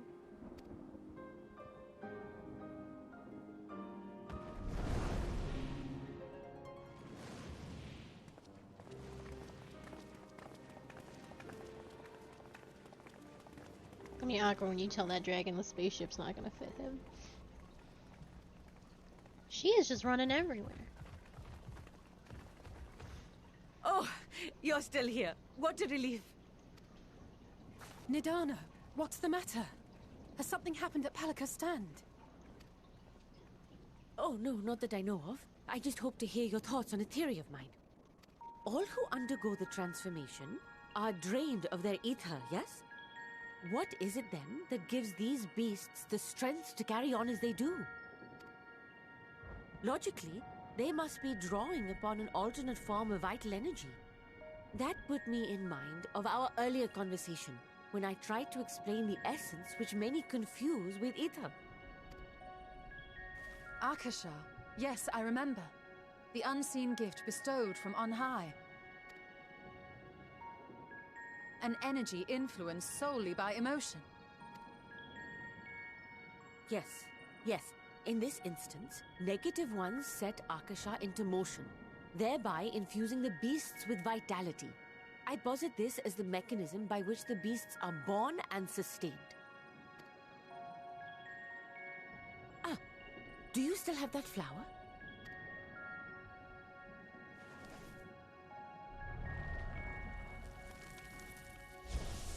Oh. If we accept that it once shone bright by drawing upon Akasha, influenced by the thoughts of those nearby, then fear, terror, despair, negative emotions so powerful as to suffocate it, permeated the air in this place.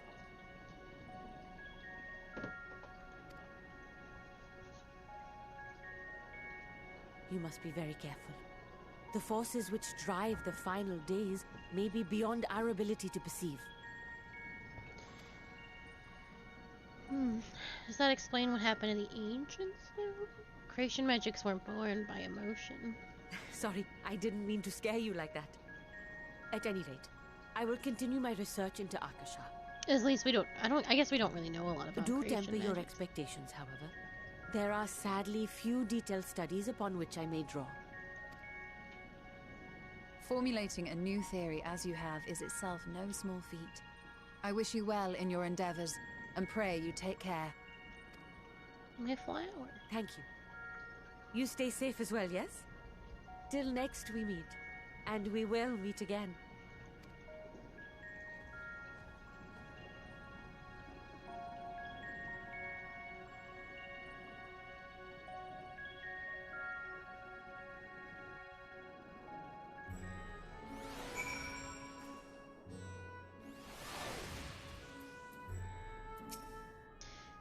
As far as we have come, and after all the horrors that we have seen, there's still so much we do not know about the final days. Could it be, as Nidana said, that the cause of this phenomenon is beyond our comprehension? And if so, are we powerless to forestall it?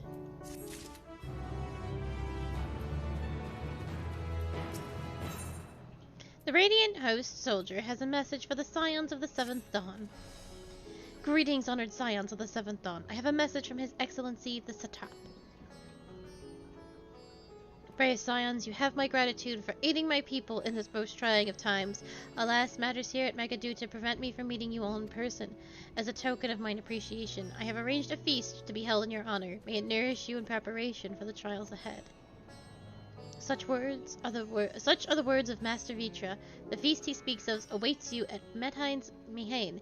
May you make your way there whenever your business here is done. We thank you for your kindness. Indeed, I was hoping we might find a place to discuss our next course of action. That seems to be an ideal venue. Oh, and to you, Akaliana, there's someone we had hoped to introduce to you in particular. While I am loath to detain you further, might you spare a moment of your time? A personal invitation, knowing full well your services are in the highest demand right now. This must be important. Worry not, we'll save some food for you, so take all the time you need. Oops. Thank you, friend. Whenever you're ready, please join me in the Aetherite Plaza. I shall go on ahead. But I can't travel. I'm so curious. Who shall I be meeting? Is it the man who is going to fix the main Aetherite Plaza so I can finally come and go as I please?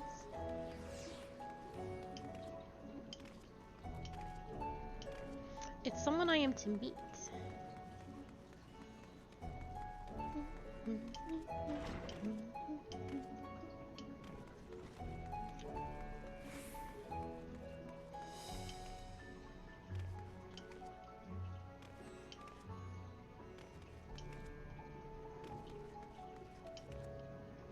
Let me see if I can touch your rock yet. 1 second, my man. Probably not, though. I imagine times are still dire. Touch rock? Ooh, I can touch the rock. Most excellent.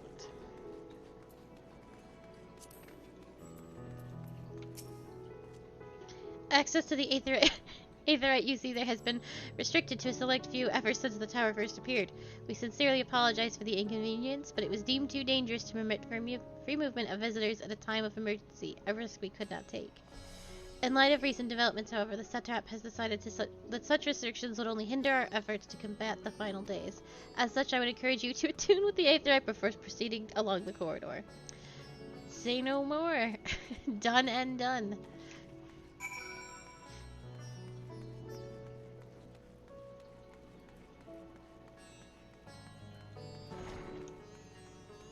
I am insanely curious.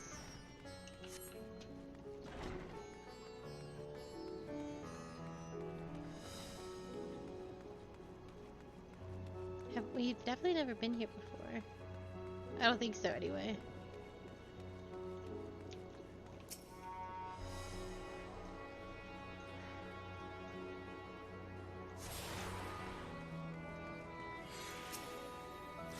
You must be wondering what this place is. You stand in the hall of the Radiant Host, where our leadership oversees all of Razat Han's military operations. Sundrop, our destination, lies just ahead.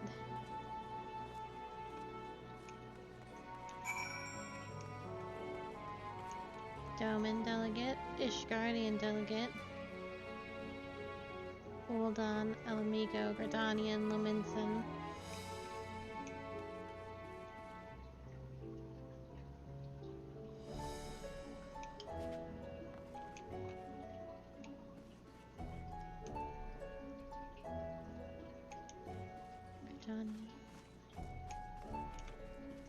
Am I about to meet some Am I about to meet some Garleans? Oh, please. It's... Oh, I'm very excited.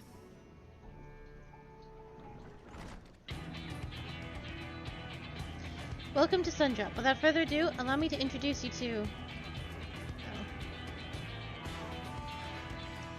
Oh, so you're the famous Akaliana, eh? I knew the moment you stepped through this door. You have the look of one who's walked through hell.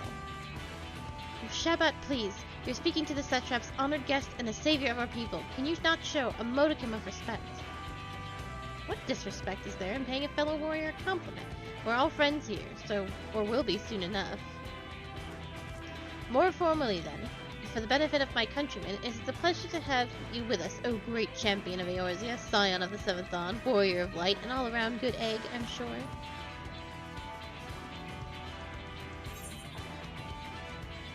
How are you?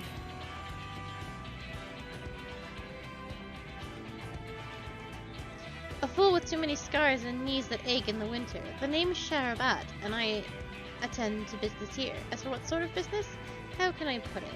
Razat Han welcomes delegates from other lands to oversee trade and diplomatic dealings. There are military matters to discuss, which is why all of these officers are stationed here at Sundrop.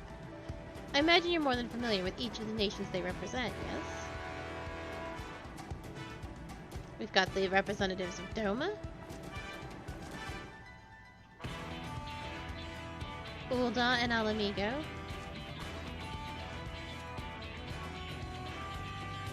Limsa Lominsa,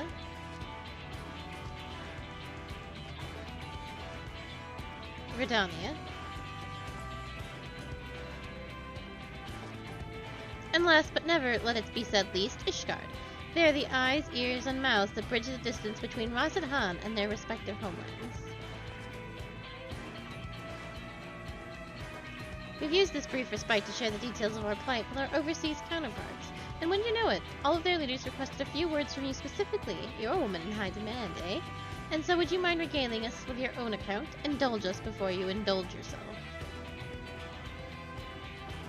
She looks so sad. I feel similarly. I thought it would be more exciting than this. I thank you for the report. The conditions under which the men are turned to beasts, the etheric anomalies you have observed, you have given us much to consider.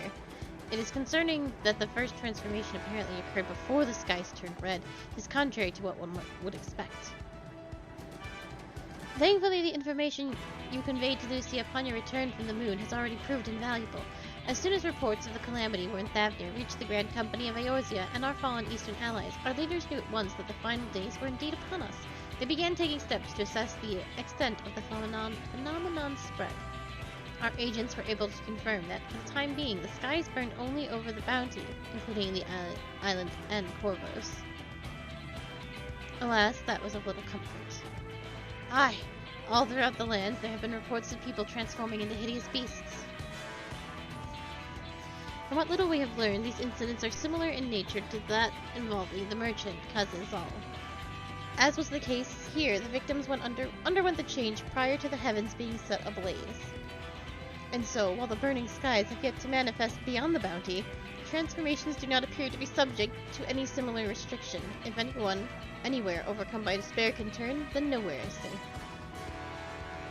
That's about the size of it. Speaking of which, you also give these creatures a name, don't you think? Here at Resident Han, we've taken to calling the first change, which tend to be the biggest, blasphemies. As fitting name as any, to ensure clarity in the future communications, we shall urge our comrades to adopt this terminology. Our leaders have taken measures to deal with the threat to the best of our abilities.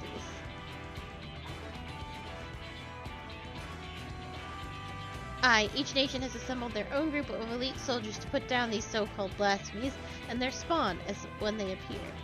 All at the same time, they're doing all in their power to put the people's minds at ease and prevent panic and fear from spreading. That said, brave souls with the strength and fortitude to fell these terrible fiends are not so easily found. Just so, and it is for that very reason that we turn to you. Pray lend us your strength to help us slay the blasphemies that plague our homelands. Now, you don't have to reply. You don't have to give your reply before dinner. I should also mention that each blasphemy seems to possess wildly different characteristics. What works well against one may serve you poorly against another. So before you go rushing off to save everyone's day, have a word with the delegates and they'll tell you what to expect.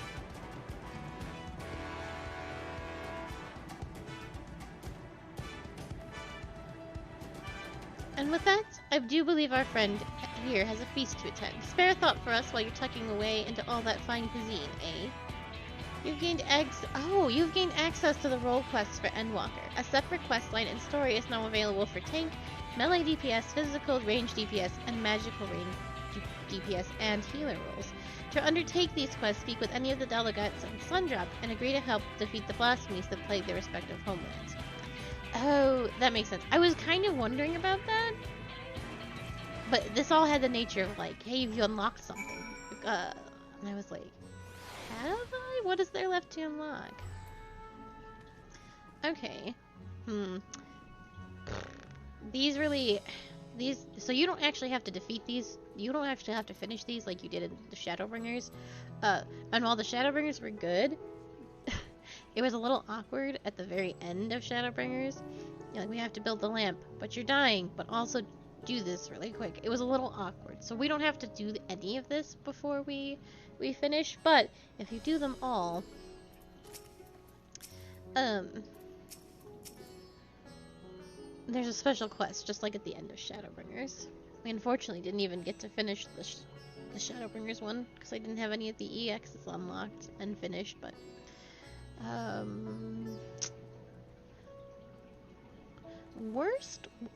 worst case, I can do them on Casa.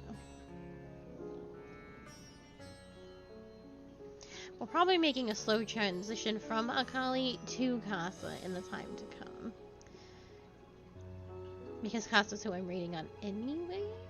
So, we shall see. We're not going to worry about this right now. Pray forgive Cher about her rudeness. She can be a bit boisterous at times, but it is simply her nature. Anyway, my apologies for keeping you from your hard-earned rest. You will be rejoining your companions, yes? Do you know the way to Mayheim? I know Resident Han like the back of my hand. Glad to hear you'll be becoming familiar with our fair city. You'll be pleased to hear that all the drinks are in the house, so order whatever suits your fancy.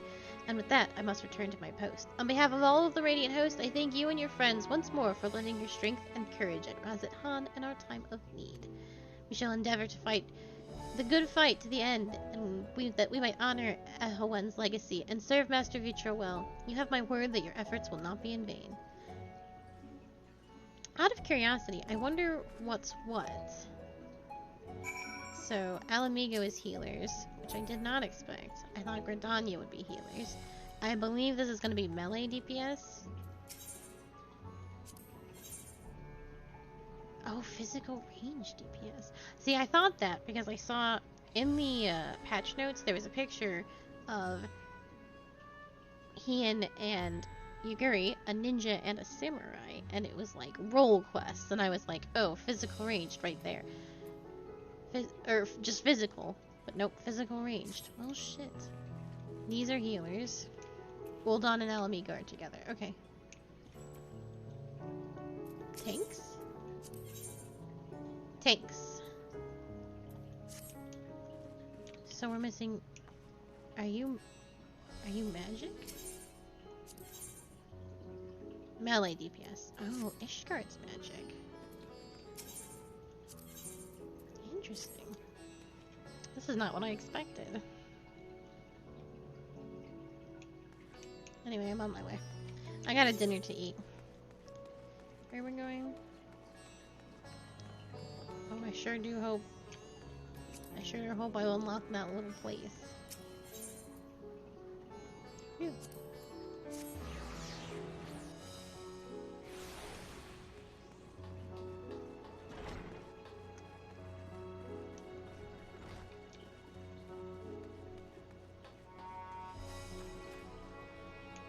I'm just gonna go eat. I should be doing the little dialogue, but welcome! The satrap asked us to entertain a party of honored guests. I was wondering who it might be. This is a lovely surprise, to say the least. By the way, I heard about Kazazal from your friend Grahatia. I understand there was nothing that could be done, but I was heartened to hear he meant us no harm. I cannot thank you enough for dispatching the beasts. As the smallest token of our thanks, your food and drink tonight are our Marehead's treat. Speaking of which, what shall I start you off with? Happy help mug of chai, a glass of your finest. More chai for Akali. As you wish, pray join your friends and I will bring you your drink.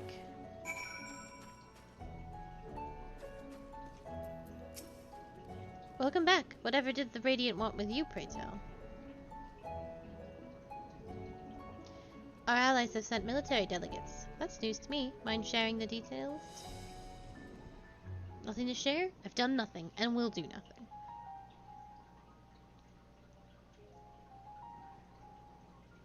So blasphemies now plague all the realm. It will only get worse if what Father said is true. As it did in Amarant. If that's our model, then shouldn't we expect the effects to grow more severe as it feeds off its own spread? As if people transforming into those monstrosities wasn't bad enough. If the flora and fauna, if the land itself turned against us. No one would survive.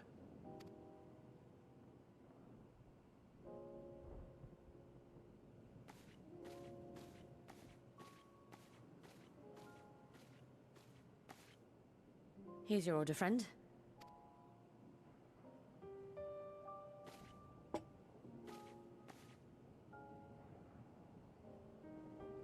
May you find comfort in these dark times. Why is all the fruit so angular in Eorzea? Or this world? Where do we go from here? If there's one thing we've learned, fighting blindly and simply reacting to what comes will accomplish nothing. We must find a solution that addresses the fundamental cause. Before our strength is exhausted, before this crisis spirals out of control. Is there something? Anything we've overlooked? If there is an answer, Hydaelyn herself will have it. 'Twas she who bound Zodiac and forestalled the final days.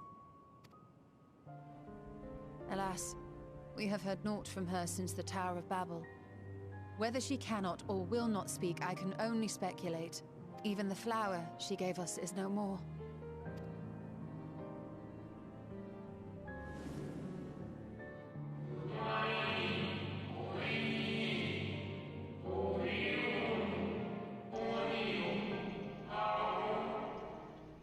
time we called it Ellipse. You would do well to remember the name.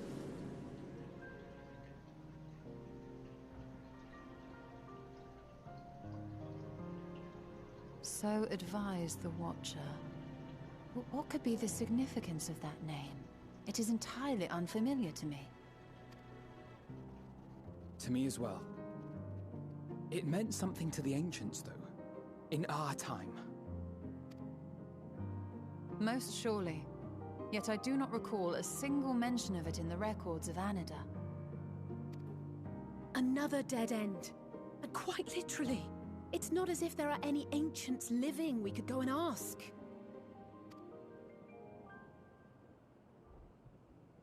Not alive as such, but not quite dead.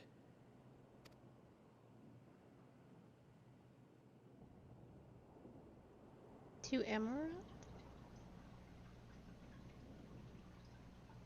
Elidibus. I sealed him in the White Auracite of the Crystal Tower back on the first. Contained within that reservoir of ether that maintains it, ether that is returned little by little to the sea.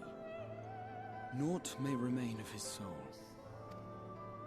However, if part of it lingers, we might be able to speak with him there. Holy shit!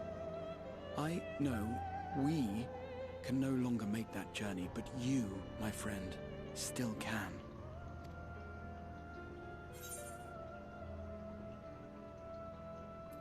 It's worth a try. Your warrior of late, like, hates Elidibus. Yes. It's baffling. We can but act and hope for the best. If nothing else, should we learn the first is safe, we'll have that much more reason to keep fighting the good fight. That said, the odds are not in our favor, to say the least. Which is why we're fortunate to have Urianger up there on the moon, working hard to make all the necessary preparations for our departure, should it come to it. And why we have nothing to lose by staying the course till the last instant. Indeed. To the last, let us all do what we can. I will consult with Master Matoya and see if she knows of a way to reach Hydaelyn from the Ethereal Sea. And I will visit the nation's leaders and attempt to ascertain how far the final days have progressed elsewhere. Keep me abreast of your findings. I can seek out and slay the worst of the immediate threats, if only to slow the spread. Unease, terror, despair. Try as we might to suppress them, these emotions will return to harry us time and time again. But when they do, remember this. Your friends and loved ones are out there somewhere, sharing in your struggle. You are not alone.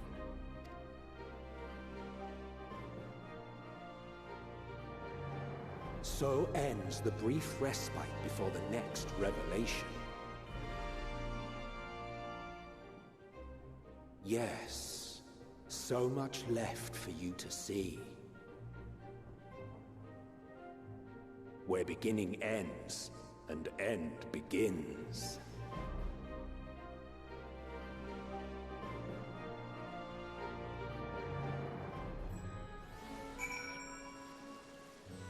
Elidibus was not the ancient I thought we would reach out to, considering there was one literally whispering in our ear at every turn. Now then, is there anything we've forgotten to mention? Are your arms and armor in good order?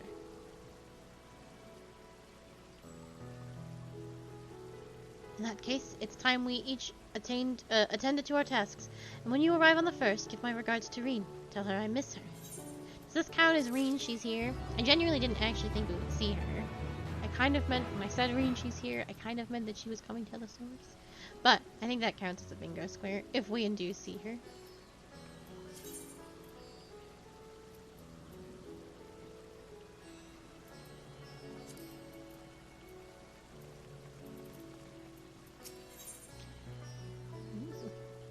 Grahatia has something he wishes to give you. Take this, Akali, my spirit vessel.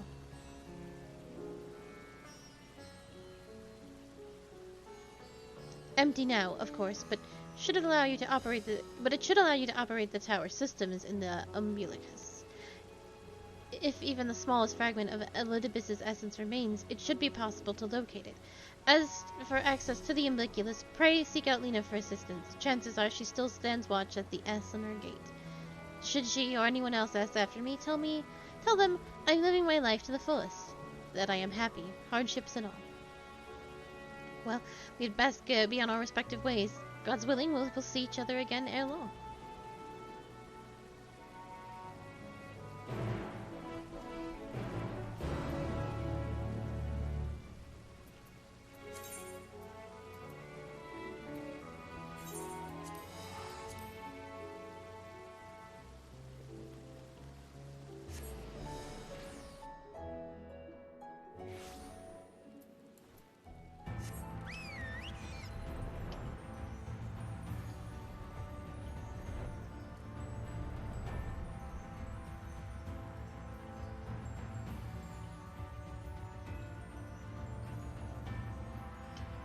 There is one thing I want to see while we're here. I won't go until we're, like, coerced into going back at the,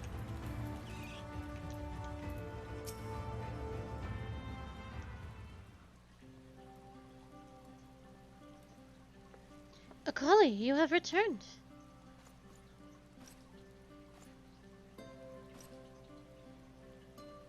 Have you been well, you and the others? As well as can be.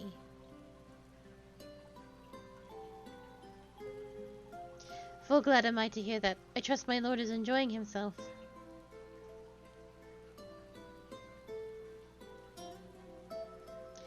He said this to you, those exact words. Oh, to know that he is happy, it fills my heart with joy. Thank you, Akali, for caring for him. When next you see him, please tell him not to overexert himself, futile a request though it is. And tell him that all is well here. The peace you gifted us continues, and we work hard to build new lives for ourselves. In the course of this we occasionally bicker, but we've never been more optimistic for the morrow. If I had to mention one dilemma, it would be the question of our governance.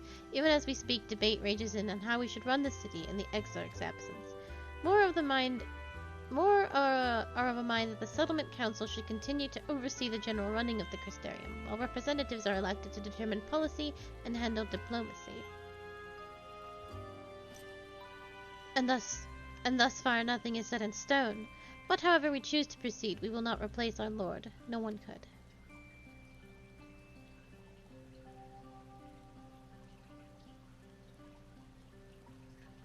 Have we recently observed any unusual phenomena? No, I cannot say there have been. Curious that you should ask me this question, though. Some days ago, Reen came and asked me the very same.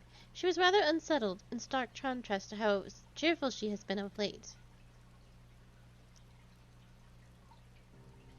She and the other Crystarium youths just hosted a festival, you see. It proved so popular that they already have plans for another celebration, one much bigger than the first. Between her preparations for the festival and the restoration of the empty, she struck me as happy and full of life. So when I saw her in such a state of worry, I could not help but feel worried in turn, especially since she wouldn't tell me what troubled her. I dare say she would be more willing to confide in you. May I ask you to broach the subject with her?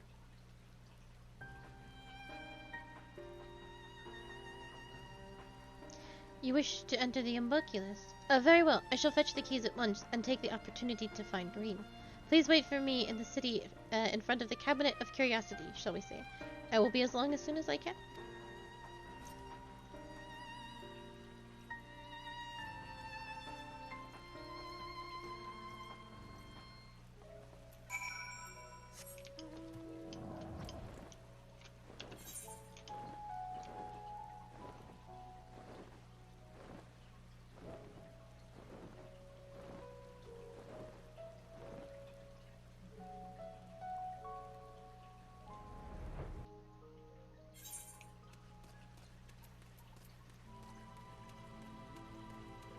Look at all the Crystarium quests I've never done.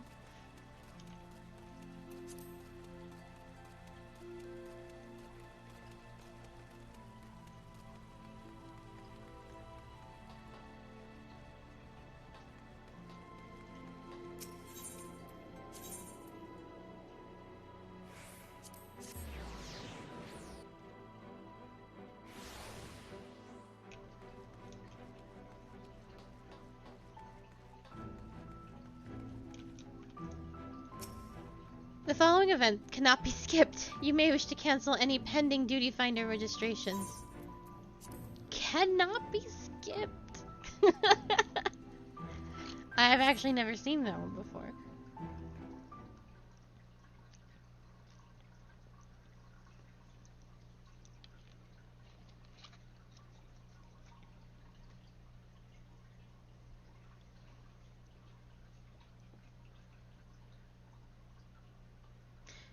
Do my old eyes deceive? Is that truly a collie? Oh.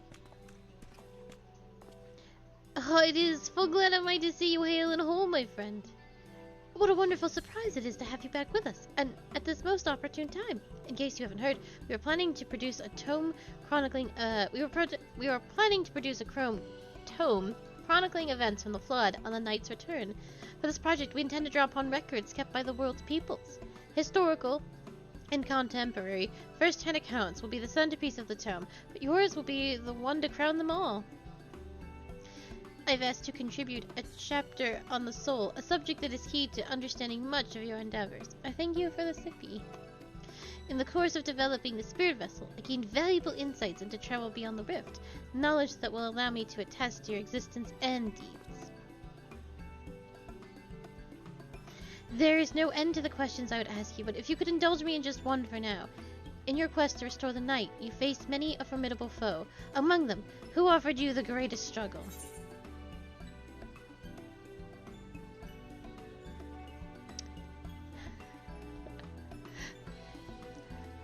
The honest to God's truth, in my course of playing Shadowbringers, it was Titania.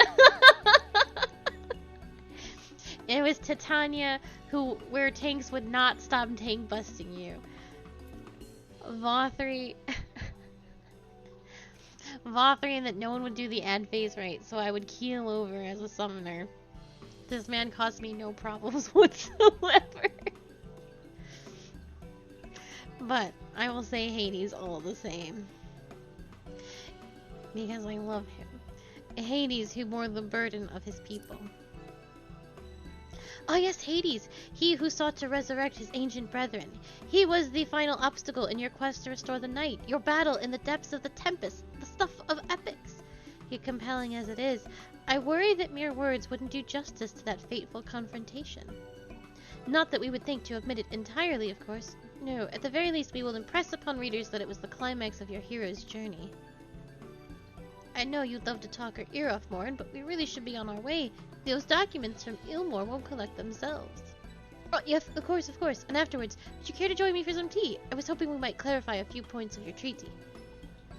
Till next time, then, do tell the others to look after themselves. Our overzealous friend in particular. Remind him not to overexert himself again and again till his ears fall off, if that's what it takes for him to take it to heart. I won't.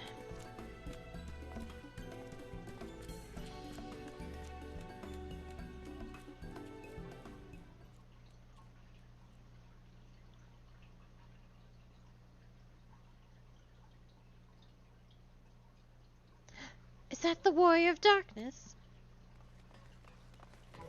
Oh shit. It's her! It's really her! What are you doing here? If you're going to battle, I can give you some medicine. I made it myself. Best not, Riki. You'd only give her a stomachache. We've come to see Morin to get his advice. One of the guard finally agreed to teach us how to fight, but first we need to choose a fighting style. While I know I want to be a mage, Akril isn't sure. Magic isn't really my thing, so I was thinking of taking up an axe, or the sword, or maybe the bow. They all seem alright, but it's hard to decide, so I thought I'd ask Morin. He knows about lots of things. He isn't here. Oh, why don't you have the Warrior of Darkness choose for you? What do you think suits Akril best? Axe, sword, or bow? So, he's like a little Ardbert clone. We can't allow him to become a paladin, so have a bow. The bow. If you took up the bow, you could be just like Rena Ray, the Warrior of Light. I love that tale. Let's borrow the book today. It's really popular, though. I hope it's still there. Thanks for helping me decide, Warrior of Darkness. I'll start with that style, and maybe try something else later on. And when I get really strong, I hope to have a bout with you. I will kick your entire ass, small child.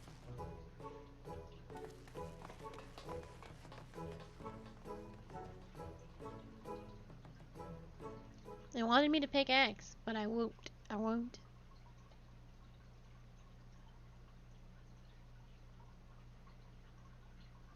Huh. Such fun she's been having basking in the adoration of musty old bookworms and wide-eyed younglings, but does she spare a thought for me? Of course not. I waited and waited and waited, but she won't so much as acknowledge the presence of her beautiful branch, even though they're right here. Such a heartless thing our sapling is, cold and cruel and heartless. O faithful Faeul, loveliest of branches, how I have missed you. If you've truly missed me, you would have cried for me at the top of your lungs the instant you arrived. To make up for it, you call me with twice the passion next time, though for there to be a next time you've some few struggles to overcome. So, my adorable sapling, the world is on the verge of destruction, is it? Hee hee, how do I know this? Joined as we are, spying on you is as simple as sliding down the back of a rainbow. Would that I could aid you in your quest, but the fate of we Fae folk is bound of that of the star. Whether it goes, so too do we follow. Such is our way. The most I could do for you is spare you the pain by gifting you the sweetest of eternal dreams.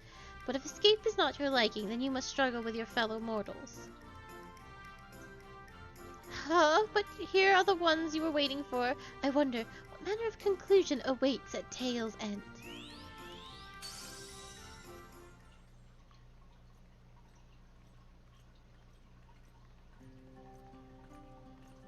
She's here! That's a bingo square. My apologies for the delay. Akali, it's wonderful to see you again. You doubtless have much catching up to do, so I shall leave you to it. I've taken the liberty of unlocking the umculus, and you may enter at your leisure.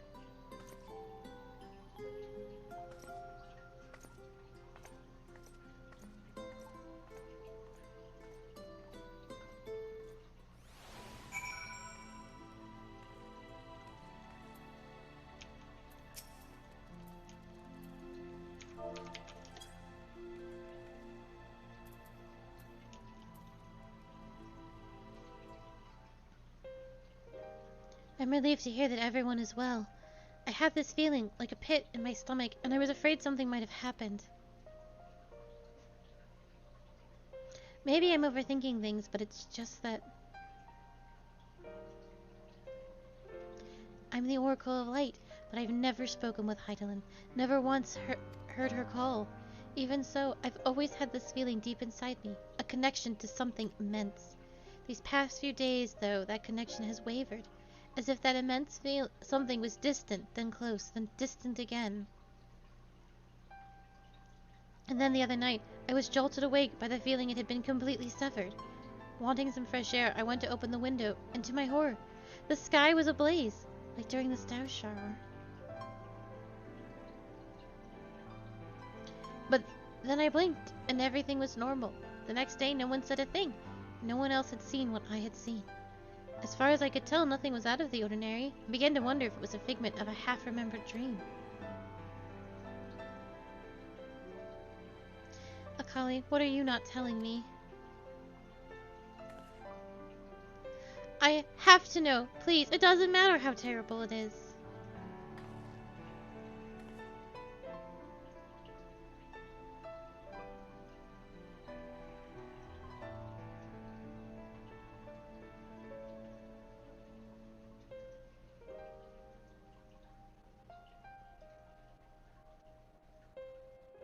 It wasn't my imagination then. The doom we witnessed in Amarat has come again. I can't believe it. Like I told you before, all is well here in the First, so don't worry about us. Please only look to the threat before you. We're fine right now, and even if we weren't, we've learned how to survive. Should the final days reach us here as well, you may be assured we won't go quietly. No, we'll hold on till you can find a way to save all our worlds. So long as you continue your fight, so too will we, united in purpose beneath a blazing sky.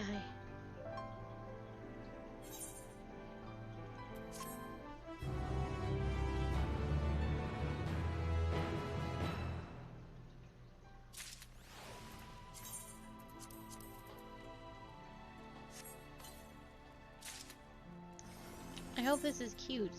It probably won't be. Oh, it is cute. It's a big bird.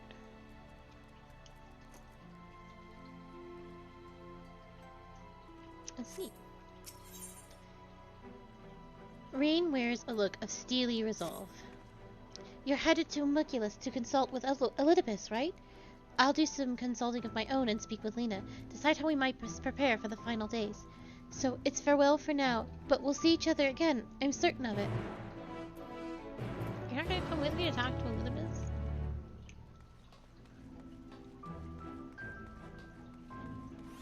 I'm very excited to talk to Elizabeth.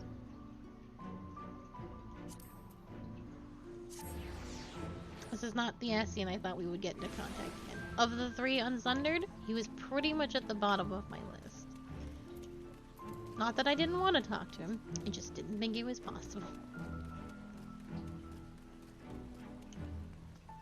That man's memory is a mess, though.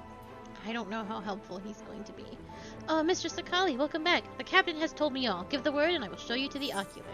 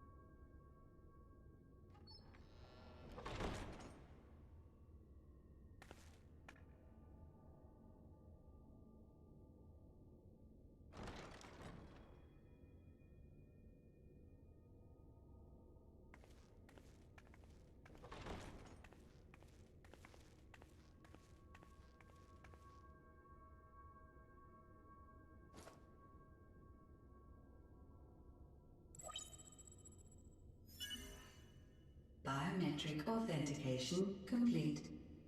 Please state your business.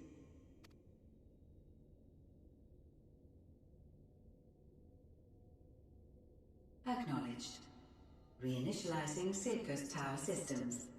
Searching for Elidibus entity.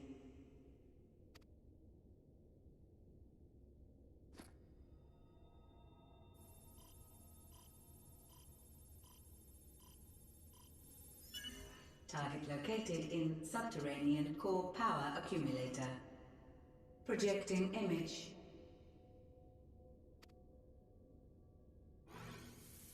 Oh. My home. My friends. No more than a dream.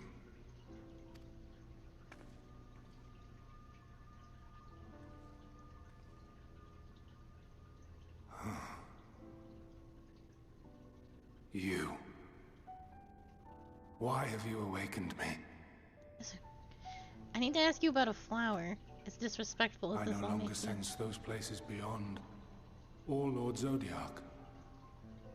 You must explain all.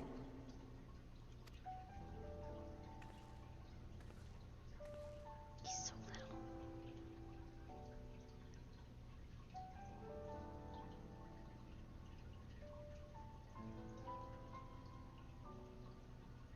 So, he is fallen, and my brethren's souls returned to the star.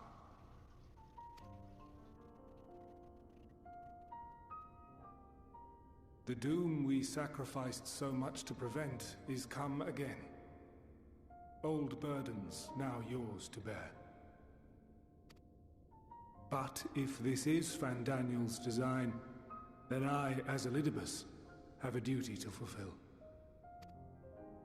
Your unsolicited act has restored to me some few memories of the convocation. Unsolicited. Such knowledge as I have, I will share. Thank you.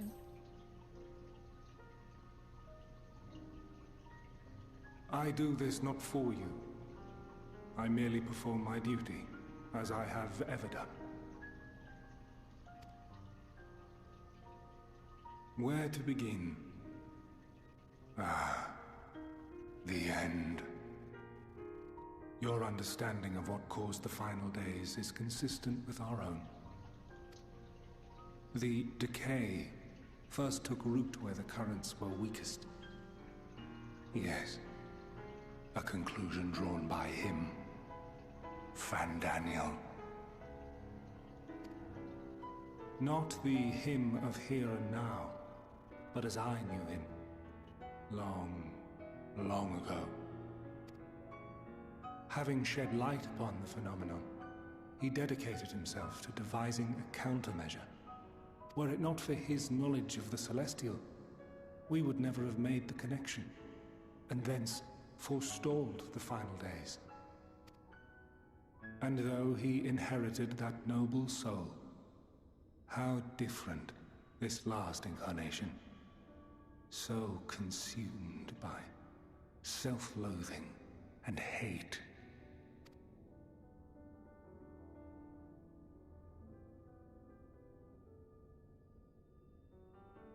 Elpis. Yes, the name is familiar to me. Yet I know it not as a flower, but a place. A testing facility for determining which of our creations were fit to be released into the world. Many worked there, and before joining the convocation and assuming the title of Fandaniel, he was their chief. He was Hermes.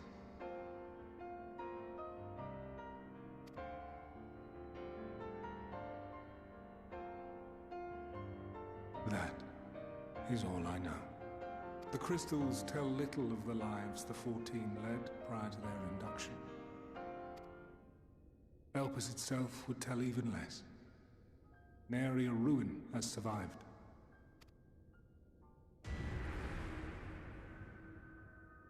Wait. I saw you there.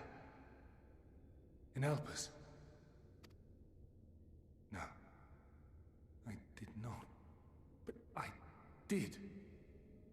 I did. A lingering trace of impossibility. And a truth that fills my heart.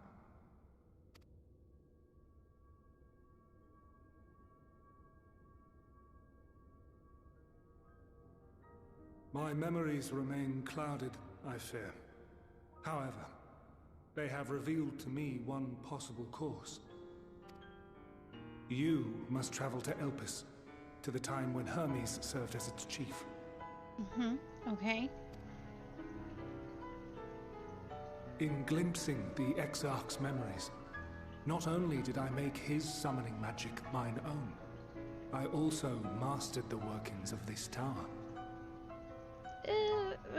Which, having absorbed my empowered essence, now harbors an abundance of energy. As such, I believe I can deliver you unto the past, unto that place and that precise moment. This seems like a terrible idea, Elizabeth.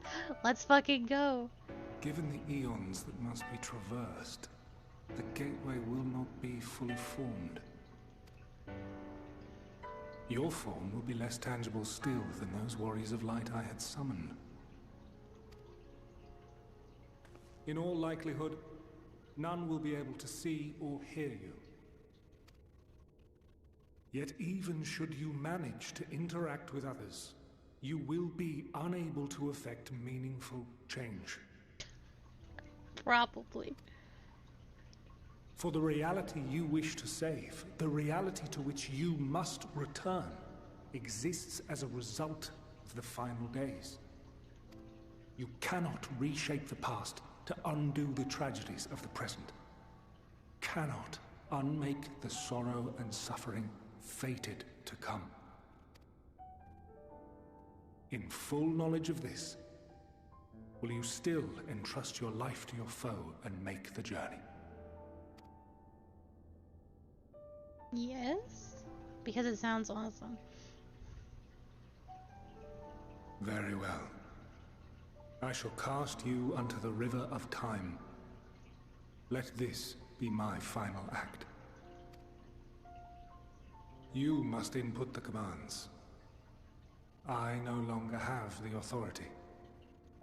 First, you must reconfigure the systems, that the tower's ether may be channeled for the magic.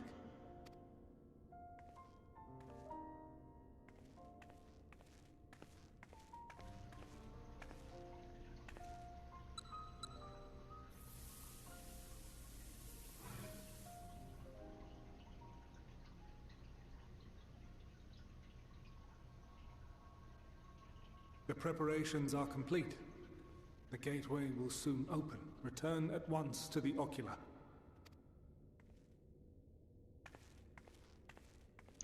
Our fucking Grahadi is like, so what did you find out? I was like, oh, I went back in time. I went back in time and I touched everything. All appears to be in order. The ether flows unimpeded. The magic should consume every last mote of my essence. Oh, Elizabeth. Why are you surprised? Did I not say that this will be my final act? Lord Zodiac is no more.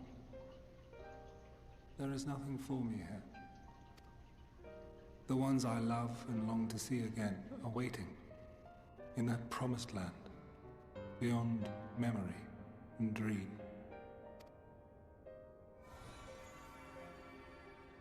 Now go, warrior of light. Go, and do not look back. Oh, Elizabeth.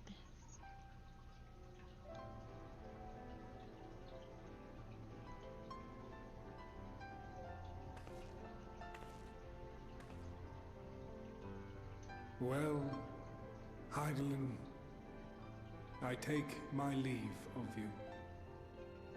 Yours is the mantle of the last of us. May you have the joy of it, the burden, and the solitude. It falls to you now. You and your champion to save our star.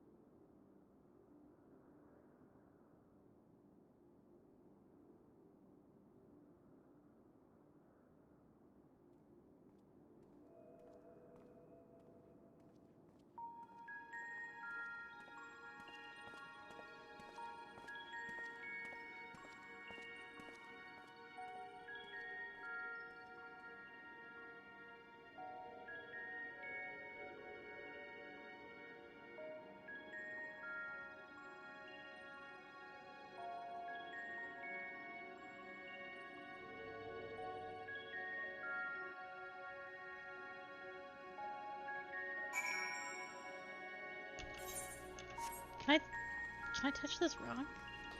Can I come back here?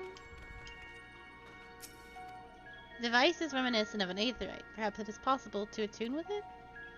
Yeah, okay. Despite attempting to channel your focus, your energies, you fail to attune with the device. You can only assume it operates differently. Alright. The man stands dutifully by the aetherite-like device, a guide for this facility in all likelihood. You attempt to get the man's attention, but if he sees you or hears you, he gives you absolutely no indication. As Elidibus warned, it appears your form is intangible. You know who can probably see us? Hythlodaeus and Hades, both who can see way into the beyond. We gotta find us some boys. This is the right place? Propleon? Judging by the woman's word, this facility is called Propleon. You attempt to gently prod the woman to attract her attention, but feel nothing. And it seems neither does she.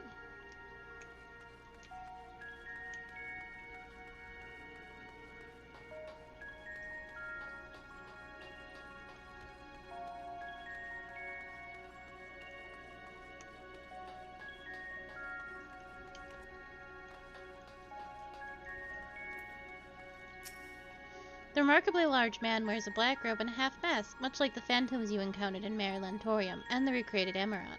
It would seem you have made it to your destination.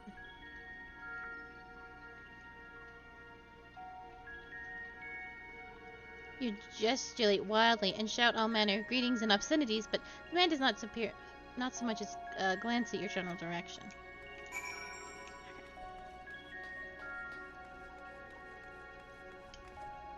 I think the Warrior of Light might be mildly stupid. This is, like, not unknown, but Elidibus, like, I am literally a ghost. And I'm just, like, cursing up a storm because no one can see me. You suspect the door leads outside, but how to open it? I think I should just walk through it.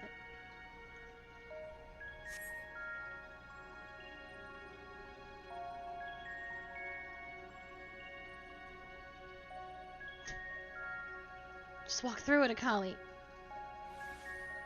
Akali, just walk through it. And here we are, Elpis. Well, well. How rare to receive you in person. To what do we owe the honor? Oh, just a few odd tasks. We'll be here a while. Hythlodaeus. You're welcome to stay as long as you see fit, of course. As a matter of procedure, however, I must ask that you kindly remove your masks.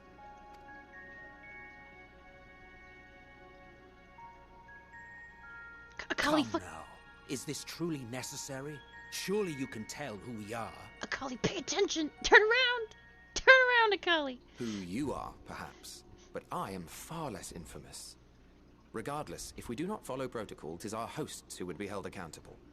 So, please, do favor us with your handsome face.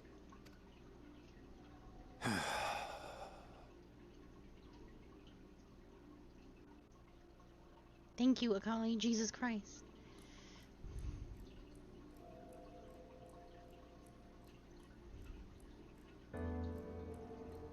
Oh, he's so handsome.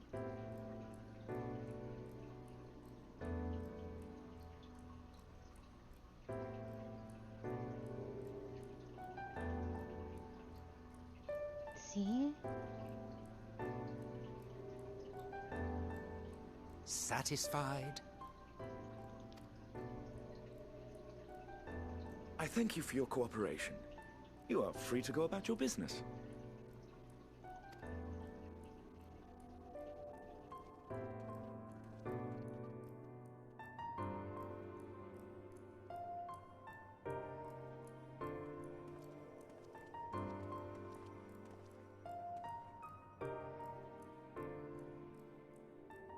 By the by, you see it too, yes?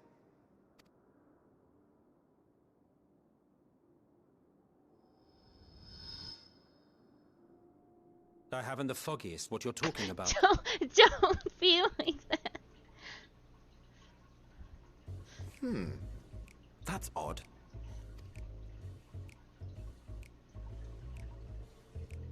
It's right here. A bit thin in the ether, but there's no mistaking it. The color of its soul is almost identical to Azem's. Do you suppose she created it? Rather unusual for a familiar to have a soul, though.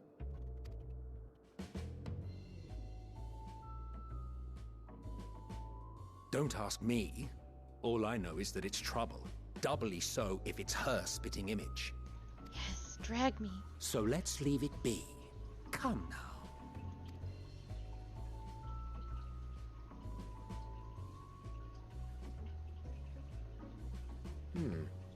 It's trying to say something, but it's literally too intangible to form words.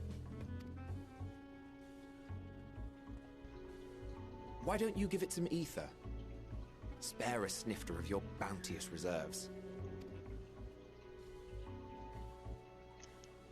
Who do you take me for? Why, a dear friend, of course. One who wouldn't let acts of kindness, such as my accompanying him on errands to far-flung outposts, go unrewarded?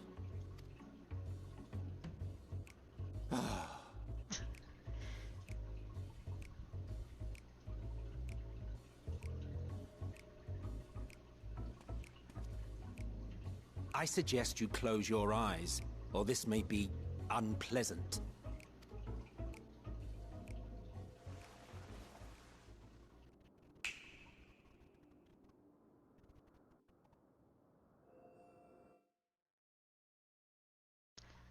I'm fucking jazzed. You may open your eyes.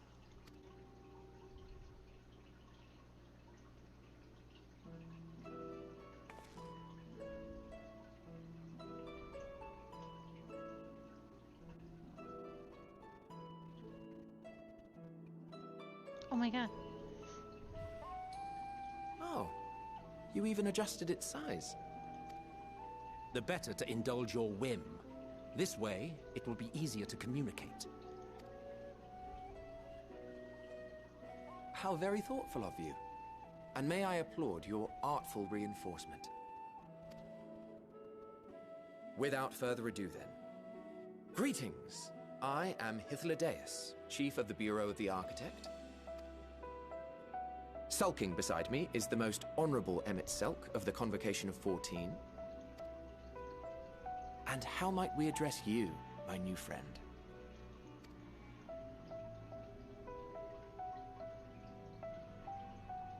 A fine name. And I'm pleased to see you understand our words. So, tell us, whence have you come? The thinness of your essence suggests you weren't created here.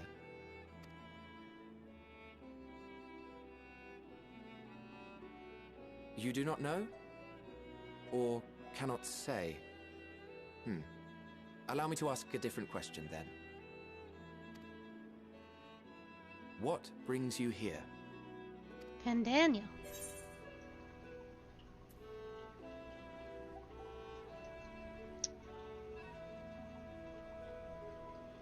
I seek a man named Hermes.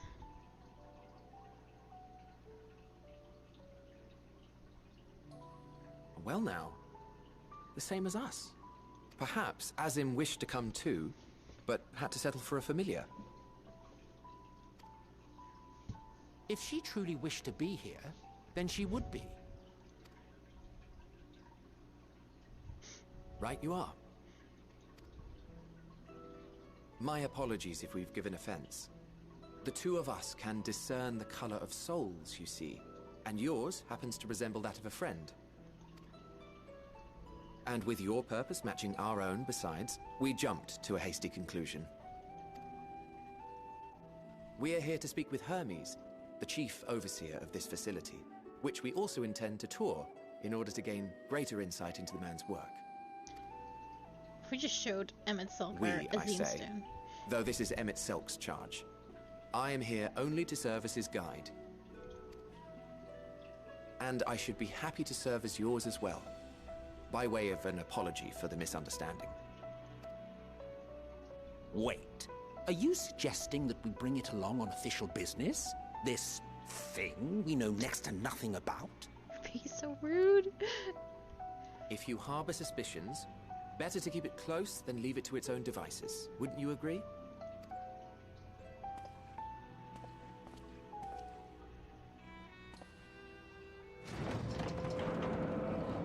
Besides, having a mysterious life form in tow is the norm rather than the exception here.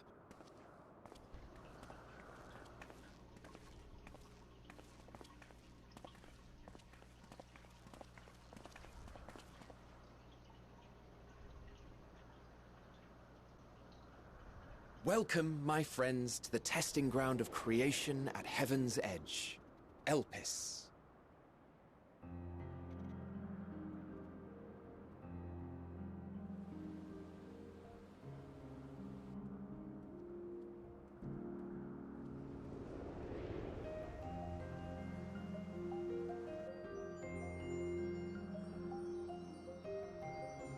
This presence. Oh. Axolotl! Bird people. Hermes! Visitors! We have visitors! This is like the, Xenoblade people.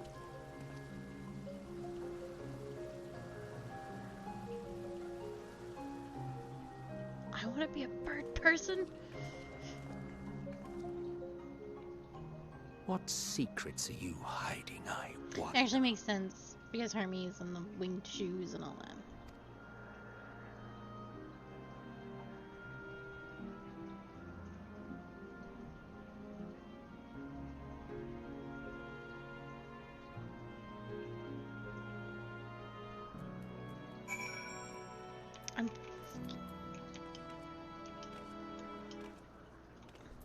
Hello. In case you didn't know, it's rude to stare. Stop.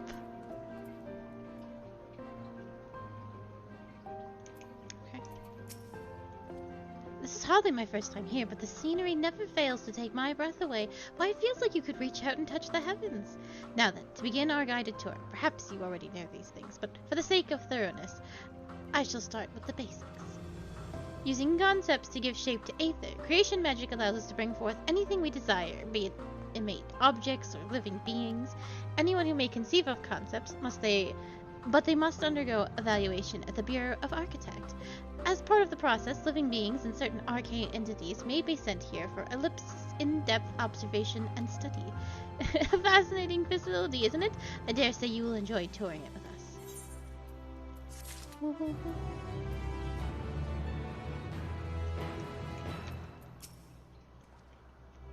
Okay, I just want to have a conversation with you. Hythlodaeus is looking you up and down.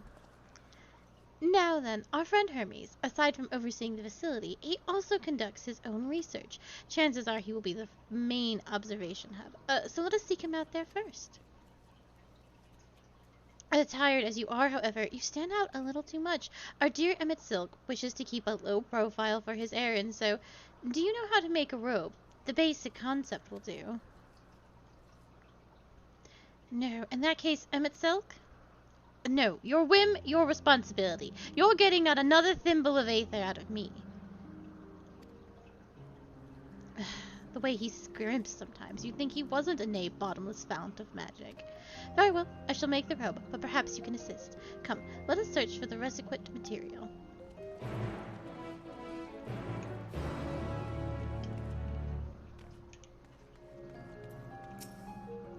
Those researchers are from Academia Ender's Words of Hamarat, here to observe the state of the local flora. I wish they would give equal attention to ambient environment, specifically how much noise they are adding to it with their little debate. I need to talk to every person I see. I have been not doing that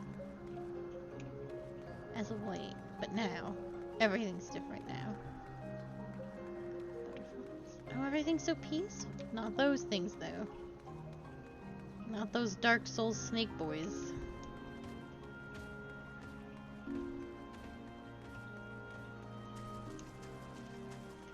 Are you gonna yell at me again? No means no. Just be grateful I'm even willing to wait. Ah, yes, these creatures should suffice.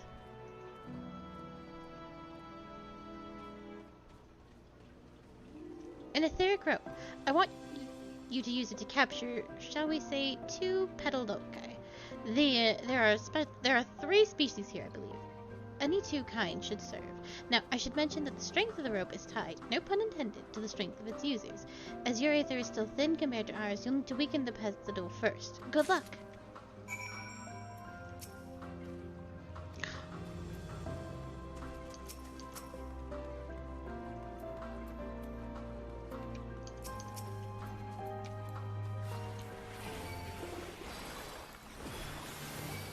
Oh, fuck.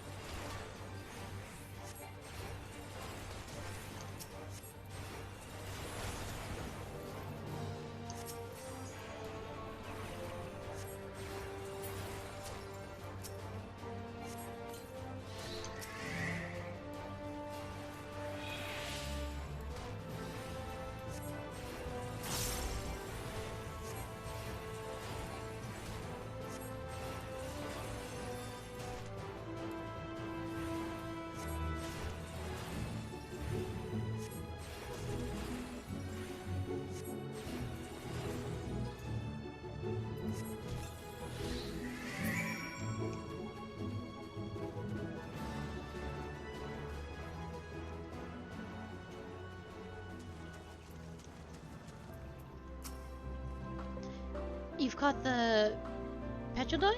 Come, let us see.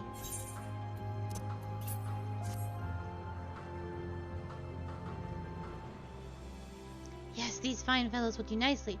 And now for a spot of reversion.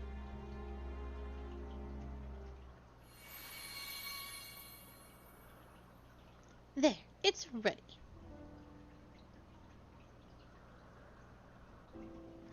It's nothing fancy, but then we're not trying to stand out. Try it on for size.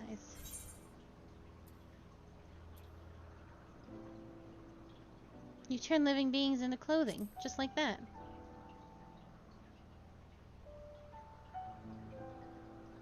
Well, not just like that. You need to revert them to their constituted aether first. Lest you wonder why I asked for 2 species, it is due to the difference in the etheric balance. Blending them allows us to produce garb with a superior etheric stability. Well and good to disguise and educate it, but it won't fool anyone who can see worth a damn. A fair point, but at the very least it should spare you unwanted attention from casual observers. Emmett Silk speaks true. Even dressed like us, your unusual nature will be plain to see by those who think to look. Should anyone question your presence, don't make up excuses, much less try to explain what you actually are. No, best to simply say that you're a familiar. The question is whose? Of course, Azim's. If you say you belong to her, people will give you the benefit of the doubt for any and all outlandish behavior. Exploiting our associate's absence. For lack of her presence, absolutely. Were she here, she'd have been the first to propose the idea, and you know it.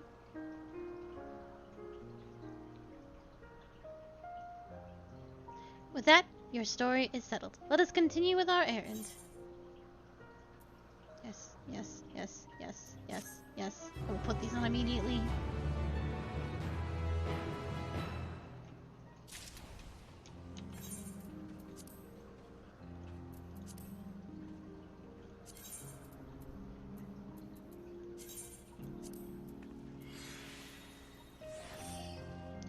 The bunny ears stay on Emmett Silk, and you will have to deal with that.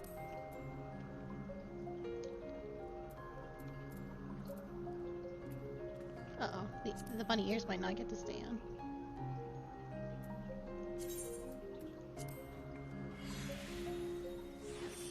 Was it gloves too? No, it was shoes.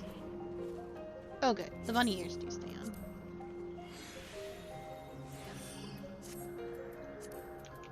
Do you like it? Do you like it?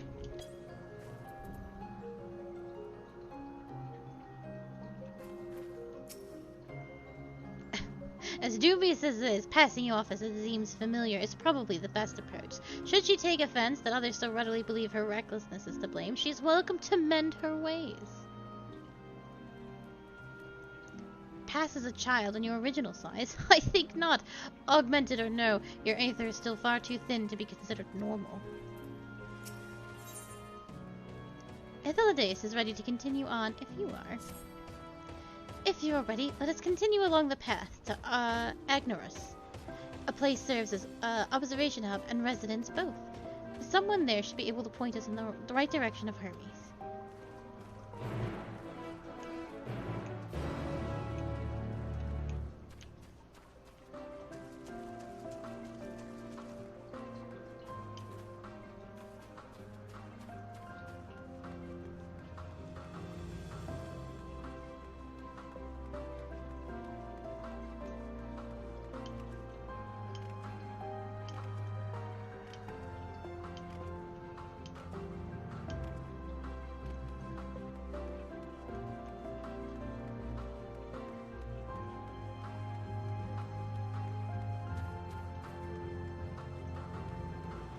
Unicorn.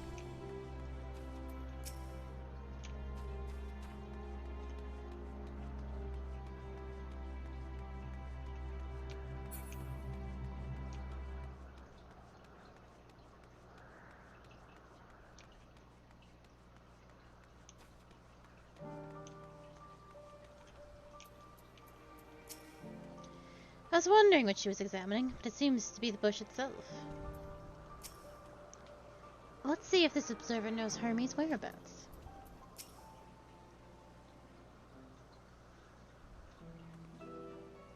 Yes, can I help you? We wish to speak with Chief Hermes. Do you know where we might find him?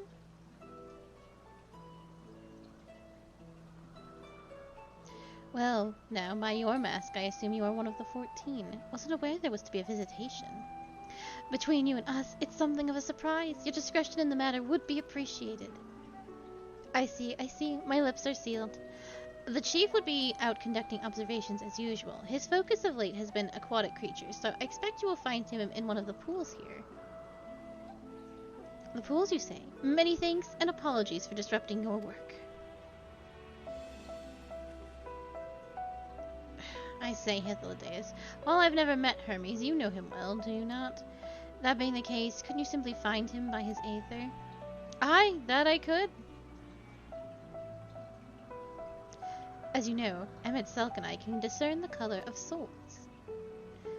By the same token, we can also see aether quite keenly and from great distances. With this skill, I could readily locate Hermes, but I felt it would be a waste of an opportunity. We're here to perform an assessment, after all. By searching the ordinary way, we stand to gain insight into Ellipse and the man in charge of it. This is as much for your own enjoyment, like as not, but point taken. If you're going to accompany us, make yourself useful and help us look for Hermes. According to his profile, he has short, dark hair. So you know, it's because we're in Olympus that we don't have our calls up. A special exemption due to the need to be aware of dangerous creatures. Elsewhere, we do not exhibit our individuality. It's unseemly. That is all common sense, but I would assume you... but I would not assume you possess any. It is a rare treat indeed to be able to search for someone by their appearance, and I thank you for humoring me. Come, let us find our man.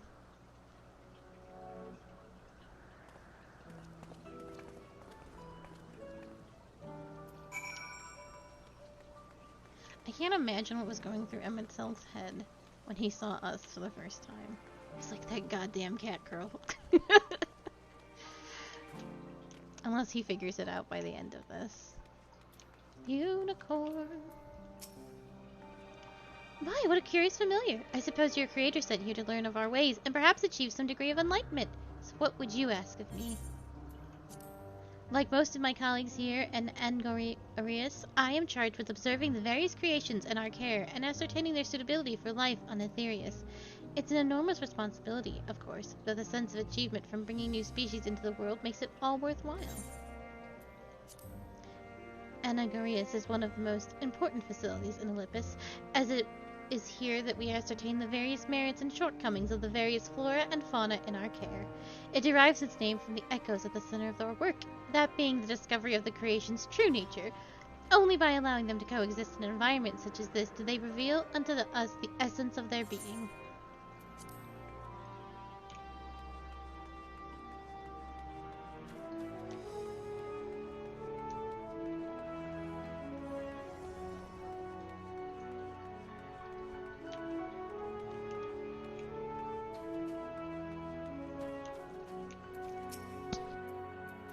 There is never a dull moment with the Aurier. Their fondness for minerals makes them highly unique, and I dare say they will be no less popular. Look how happy they are. They got me them rocks.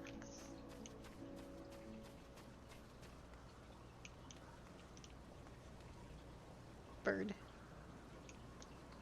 Rock.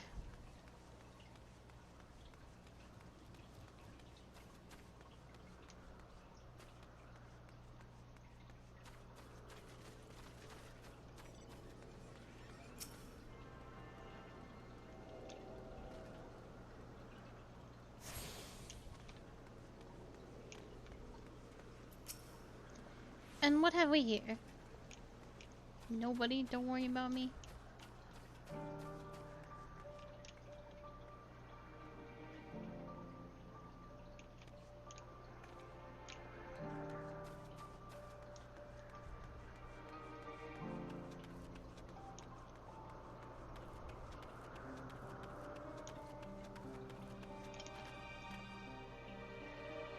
I heard something.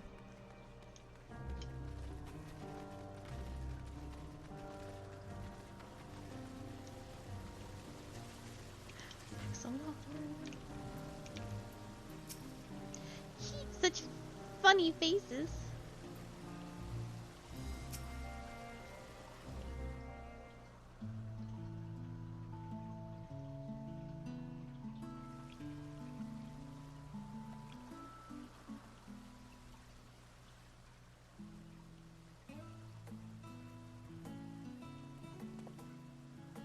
Huh. You are... Oh. Different. You're different too. You and me. We're alike. Friends. I want to be...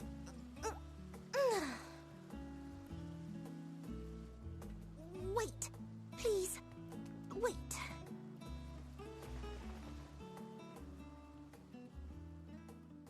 Greetings and salutations. Can you hear me? Do not be alarmed. I mean you no harm. I wish only to hear your words, share your feelings, and know your thoughts. May we please be friends?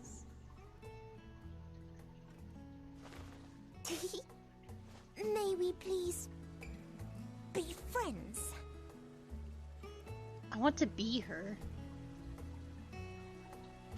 Ah, I see you found him.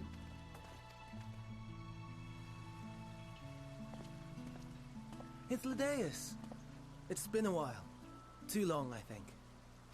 Too long indeed for close collaborators. On this blessed occasion, I bring not only myself, but others who long to speak with you.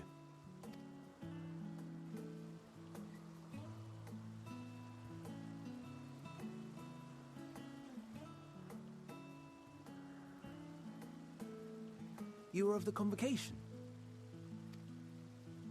Emmett Selk at your service. Do I have the honor of addressing Hermes, Chief Overseer of Elpis? You do. You have traveled far for it. Given your facility's purpose, its remote location is something of a necessity. Would that I didn't have to rely upon a guide. Don't be rude. Oh, you wound me. Have I not ever been an attentive and helpful friend? But moving along to more agreeable company, this one we chance to...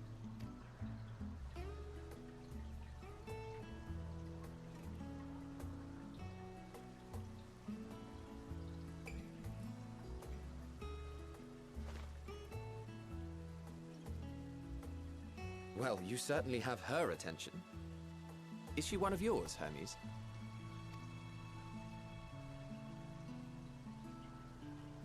Her name is Meteon. It means shooting star.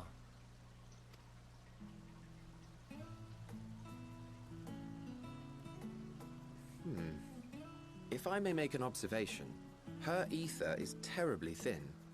I fear she might dissipate at any moment. Nor do I believe you've made a submission to the Bureau. I would remember such a concept if you had. I haven't, as you say. I judged it too early.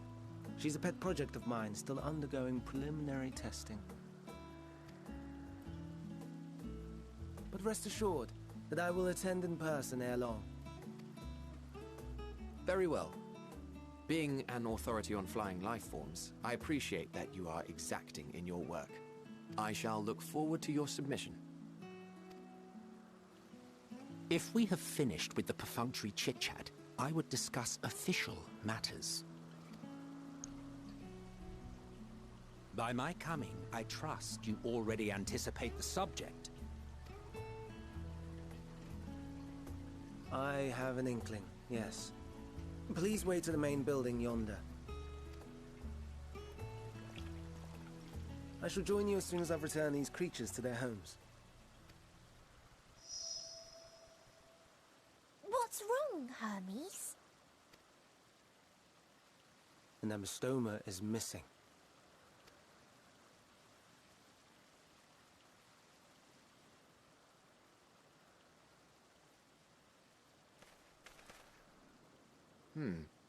I may have found it.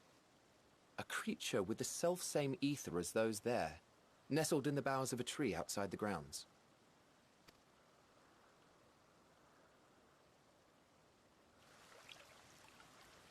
You're saying they can climb, with their sorry excuses for limbs?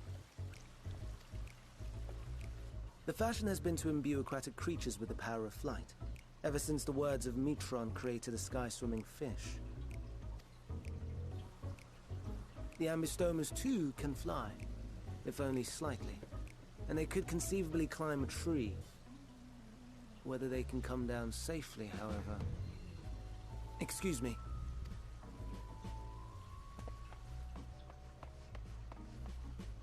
I'll help, too!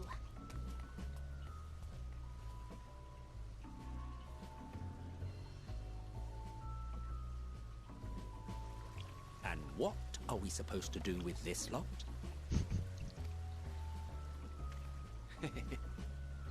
May I suggest we split up?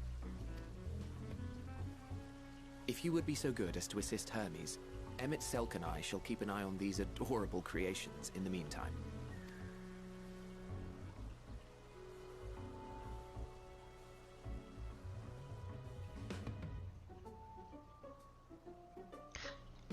Emmett Selk must be so fun to have around. He must be a blast at parties. Hi. The tenet of the words of Metron is an aquatic life both unique and beneficial. Aquatic. What would possess them to put this creature in the sky? And is it even aquatic to begin with? The ambystoma was submitted to the Bureau not long ago, and I am pleased to see that it has found its way here. We'll make sure these little ones don't wander off like their adventurous fellow. Go on and lend Hermes a hand.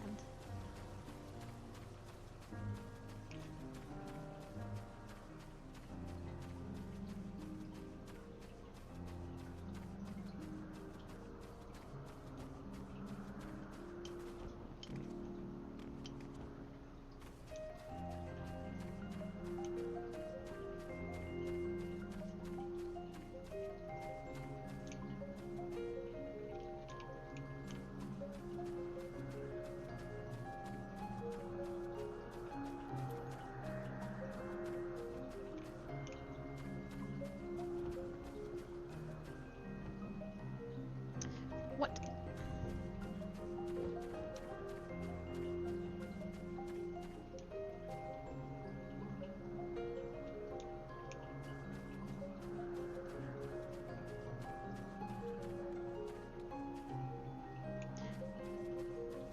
Oh, there we go.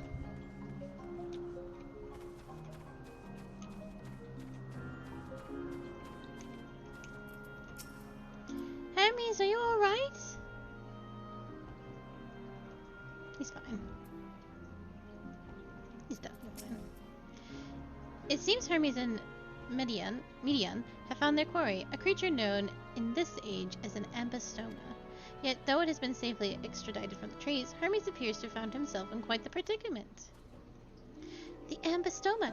Hermes saw it high up in the tree. He climbed to get it, but it jumped on him, and he slipped. Do you need a hand? No, I'm fine, if a little embarrassed. Now, for your own safety, please stand back.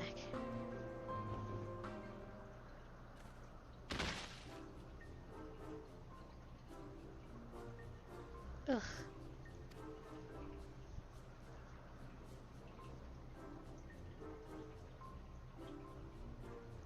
Hermes, are you alright? Quite alright, yes. My apologies for making you worry, Median. Both you and,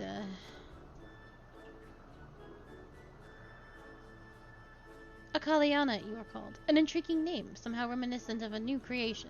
Thank you for coming after me.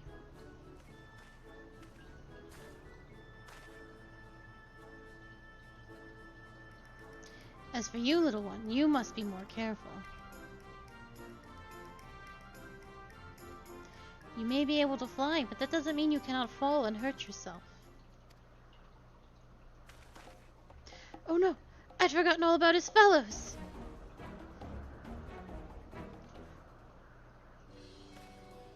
Truly? What a relief. I must thank Emet-Selch and Hythlodaeus when I return to them. But first, with the distractions out of the way. As Chief Overseer of Olympus, permit me to welcome you to our facility. I hope you will enjoy your time here.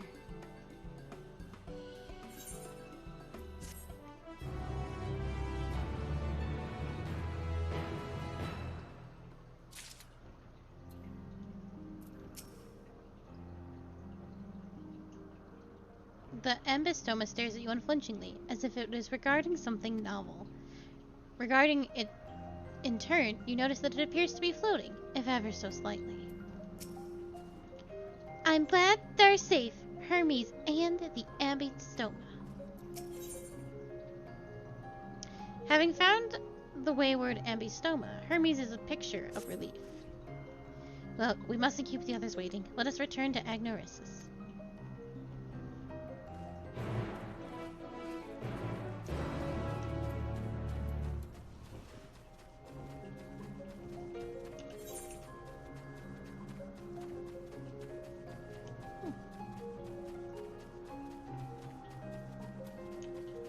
We are going to be doing a lot here.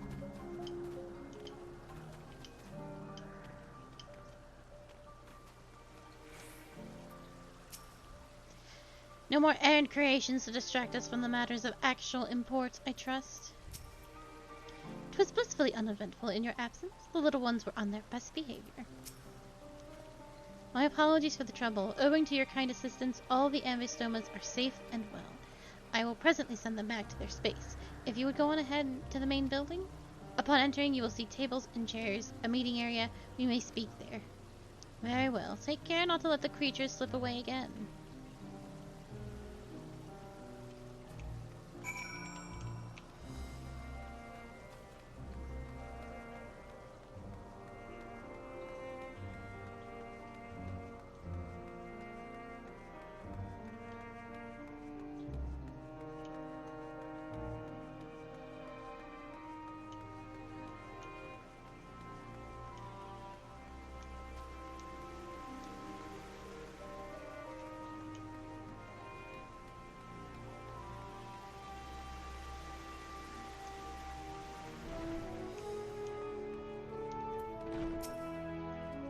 While Emet-Selch has been accommodating thus far, he is the one who has business with Hermes. If you wish to attend, you will have to ask his permission.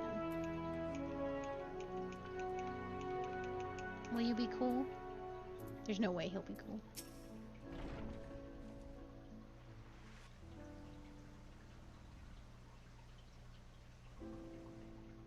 This appears to be the place. And here is where we part ways. We will be discussing highly sensitive affairs. Only a select few may be privy to such knowledge, and that does not include someone who cannot or will not divulge their origins.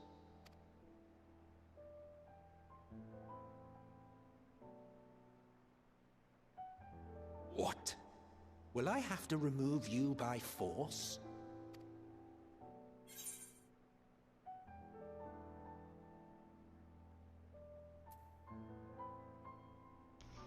There are reasons I cannot speak freely. Let's hear them then, these reasons of yours. Who knows? If I deem your mysterious cause worthy, I may even be inclined to offer my assistance. We gotta name drop Elidibus. That's the only thing we can do. Do it. I do not object to her attendance. Oh, Hermes. Hermes, this is highly irregular. Perhaps, but I believe she can be trusted. Meteion would not have taken to her so quickly otherwise. Moreover, the presence of a third party may help me to maintain composure.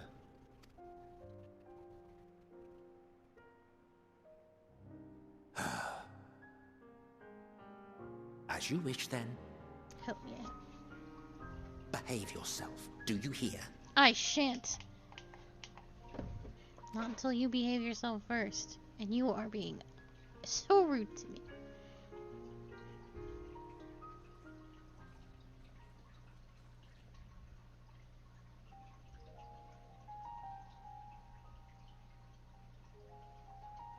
So, it's finally happened, then. Aye. Fandaniel has declared his intention to step down, and named you as his preferred successor.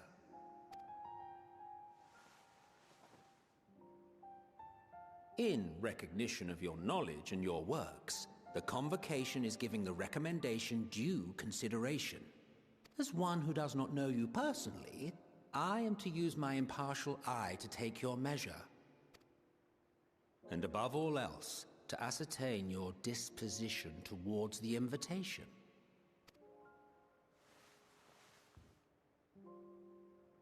I understand that you and Fandaniel are close.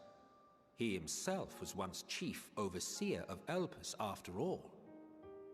I should not be surprised if you knew before anyone else that he wished to relinquish his office. I did. He told me that when he fulfilled his purpose, he wished to pass the torch to me. A torch you seem none too pleased to accept. Are you so averse to serving on the Convocation? No, it's not that. For a humble researcher like myself to even be considered is an honor beyond words. No. What troubles me, what I struggle to come to terms with, is the very fact that Fandaniel is stepping down. Does this not mean that he will return to the Star?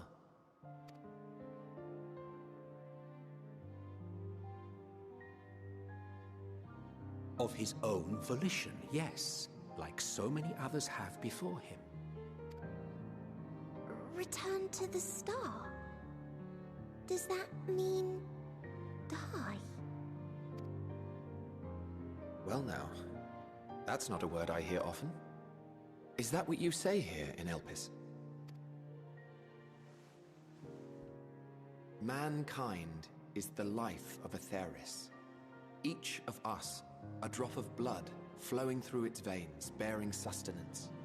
In our finite time upon it, 'tis our duty to make it a better place, that all who call it home, now and in future, may abide in happiness. To that end, we have dedicated ourselves to the pursuit of enlightened creation. And by our efforts did we transform this once untamed wilderness into the peaceful paradise you enjoy today. To return to the Star whence we came is a privilege afforded to we who have so loved and nurtured it. A choice embraced by those who have lived their lives to the fullest, in service to our world. And when they depart upon this journey, it is beautiful, always. The 14 are no exception. 'Tis believed no occasion is more felicitous than the fulfillment of one's duty. Our office becomes our lives, and to retire is to return, or so the majority of us hold. Some few have elected to eschew custom. Mayhap you feel Fandaniel's deeds do not warrant his return. Yet you should know his accomplishments as well as any. During his time, he conceived of countless outstanding concepts. And channeling the wealth of experience he attained here in Elpis, he brought forth many new specimens. I know of all this. I do. It's just... I cannot fathom why someone so great and wise, who could still do so much good, would want to end it all.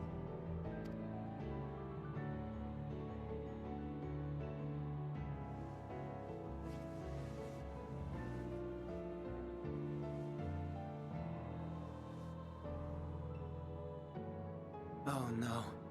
I've made her upset. Forgive me. I know I requested your presence. Might I trouble you to take Meteon outside? A change of scenery would do her good.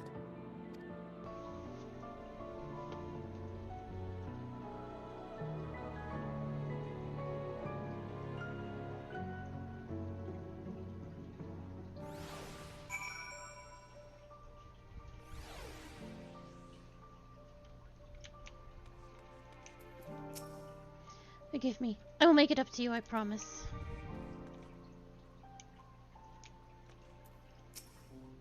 Most would jump at the chance to serve at the convocation, and yet... Don't mind us, my friend. Please tend to Meteon. I'm sorry, Akali. I didn't mean... A walk, perhaps? We can go for a walk?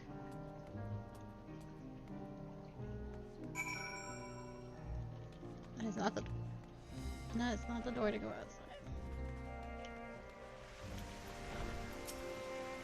Hermes gets sad when he thinks about death. When others are sad, I am sad too. That's how I am. That's how he made me. Oops. But don't worry, I'm fine now. So why did you come here? You want to learn about Elpis and Hermes? Oh, teach you. I can teach you. We could take turns. I tell you something, then you tell me something. Sounds like fun. It will be. Where to start? Oh, yes. Let's talk to Memnon. He should be near the Aetherite. I am not good at explaining, but Memnon is, so I'll have him explain instead. Meteon is now accompanying you. Keep her at your side in order to proceed with quest objectives.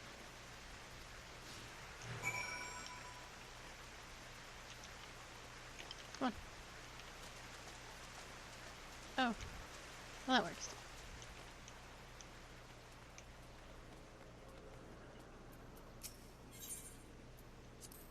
Ah, the Aetherite. Anyone can use it to teleport anywhere. Well, maybe not anywhere. Not to the ground or other isles. For that, you need teleporters. Oh, and permission. Did I touch this rock? I can't even remember.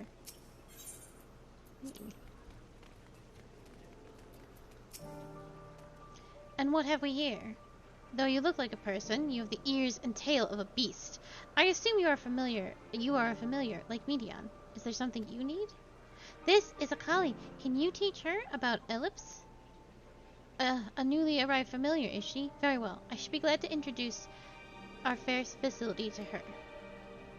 As you know, it is mankind's duty to make the star a better place. As part of this duty, we employ creation magics to bring forth new life. However, we cannot simply release our works into the world, for it would lead to chaos. No, any and all life forms must undergo extensive testing to determine their fitness to exist. Testing which is conducted here in Elpis. Every candidate is subjected to rigorous study, in which we identify their properties, surmise their habits, or surmise what habitats might be suitable, and speculate as to the effects they may have on the environment and other species. Should it be judged a beneficial addition to the star, it will be allowed to take its place in the world. The two of you were created with the hope of making the star a better place, so heed your master's will and be good, do you hear? We will, Manon, we will! Thanks for the lesson! You had a turn, now I get a turn. Where do you come from?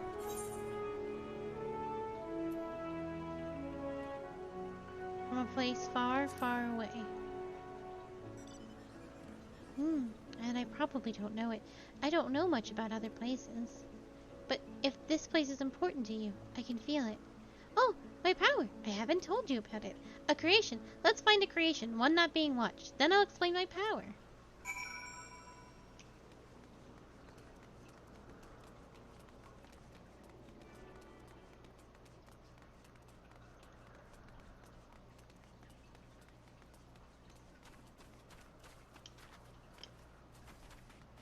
Oh my god. Oh my god. Come here. God damn it. You never come when I want you to. Sometimes I just have to do something at a different creation and it will come. Oh, he is not being his best self. Come on, come on, come on. Come on. Come on. You are impossible. You're ruining everything by just not behaving like a normal, animal.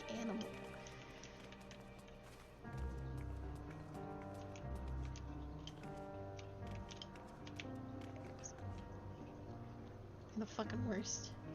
And alright, it's fine. We won't do it. You're ruining everything. I'm just gonna talk to this other bird.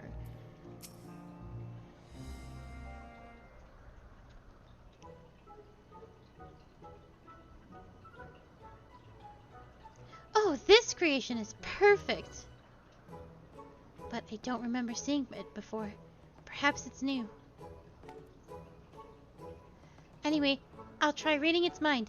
That's my power.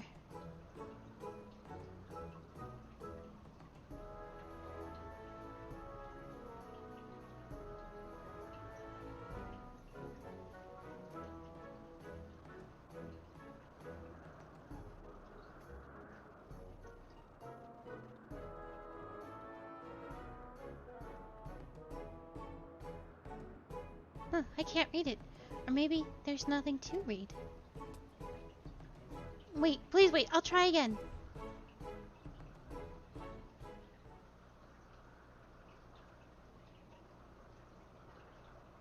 Greetings. Can you hear me?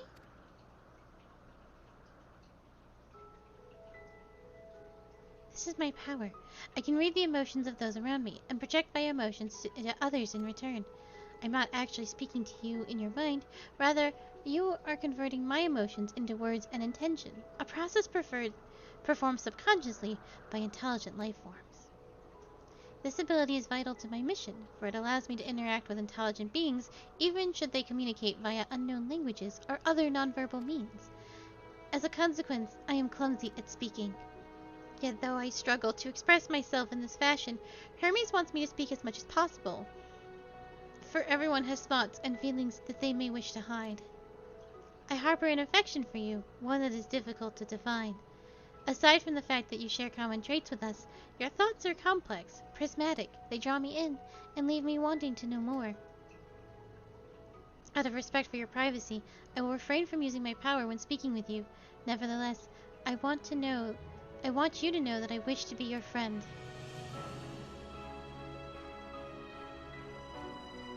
Did you hear me? Good. Now it's my turn again. So what are you good at? Playing. Playing? I'm still not sure what that means. Hermes says let's play, but then goes for a walk, or looks at creations. It's fun, but no different from work.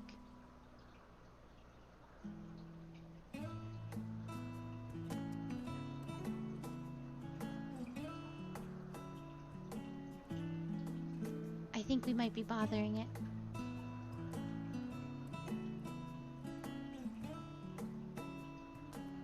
Let's keep going. We'll go and see Euthanae next. She's usually in a small building, one on the west row.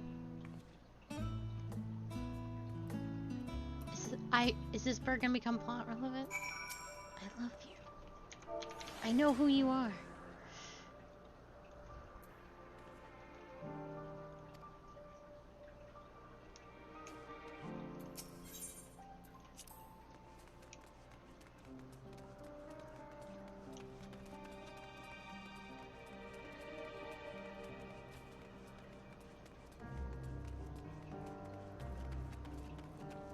I hope at the very least they give us this girl's outfit. That would be extremely excellent. Are they inside the building?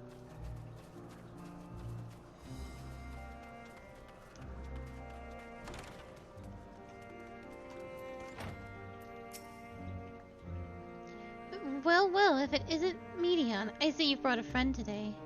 Greetings, Euthanae. An apple. Could you make me an apple? The kind Hermes likes, covered in syrup. I want to share it with Akali. Oh, a candied apple. Hermes is certainly partial to them, but you know, you can't eat them, Medion. You weren't made to do so. But I like to. It may seem that way, but it's due to your ability to share others' feelings. You've taken Hermes' likings for your own. In that case, I can't prepare an apple right now, but I'll bring one for Hermes soon, I promise. I'm sorry, Akali. I wanted to show you my favorite thing. Then I could ask you about yours, but I failed.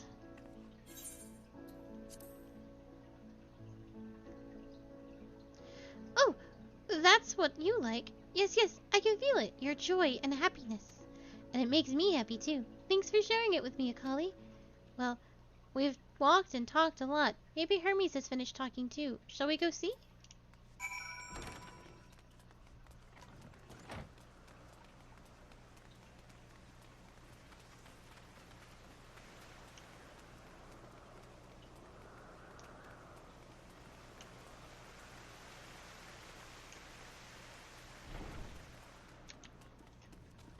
Hello, boys.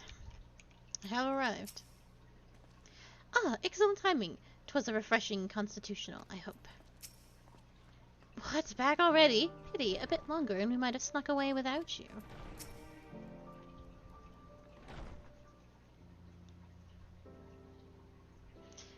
There you are. I can see the fresh air has done Medion good. Akali wanted to learn about you and elves, so I taught her. About this place, about my power, about your favorite food. I'm not sure if the last one will be of any use. But I do appreciate you keeping Medion company. While you're away, I finished speaking with our guests. Finished? Hardly. You requested time to consider the invitation, so we have no choice but to occupy ourselves with an inspection of your work. My apologies. It has been decided that Emmett Selk and Hythlodaeus will accompany me as I tend to my duties. If you wish to learn more, perhaps you would like to come too. I'm compelled to remind you that this is no way associated with the convocation. We simply chanced to meet a Propylaean. There is no guarantee that the matters we discuss will remain private. I do not mind. To see the joy her presence brings to Medion, I cannot imagine our mysterious friend harbors malicious intent. Akali is kind, really and truly. She taught me as much as I taught her. You're coming too, of course, to watch Hermes. You're bound to learn lots and lots.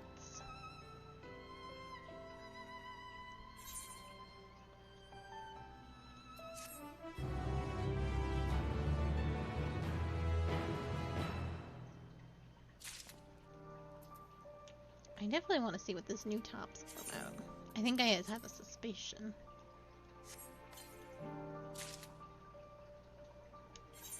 Yeah, this is gonna be the Thavnir look, right? Holy shit.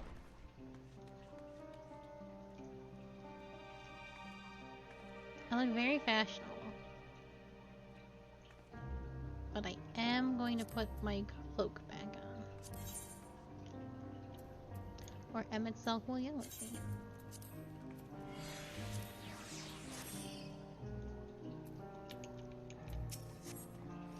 Though I see new creations on a daily basis, here they look at them with a different eye. It will be interesting to observe Hermes at work. It is held that all civil organizations should conduct their affairs with total transparency, and the convocation is no exception. But that does not mean we are obliged to show our work to unknown entities such as you. Consider yourself privileged and behave accordingly. Composure regained, Hermes is ready to return to his duties. Is everyone ready? There are a few creations I need to check in on. First, we shall return to the spot where we found our wayward Ambiostoma. Have care when you step outside a hub, for there may be more unruly creatures about.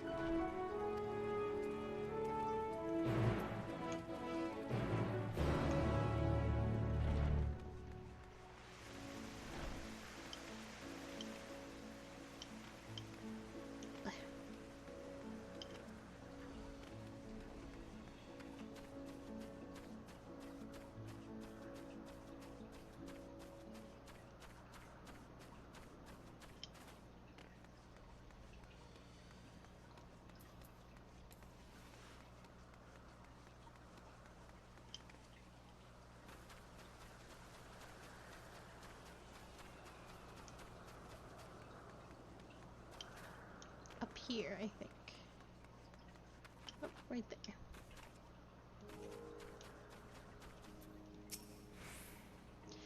All vim and vigor now. Huh. When we were discussing his nomination, he was melancholy incarnate.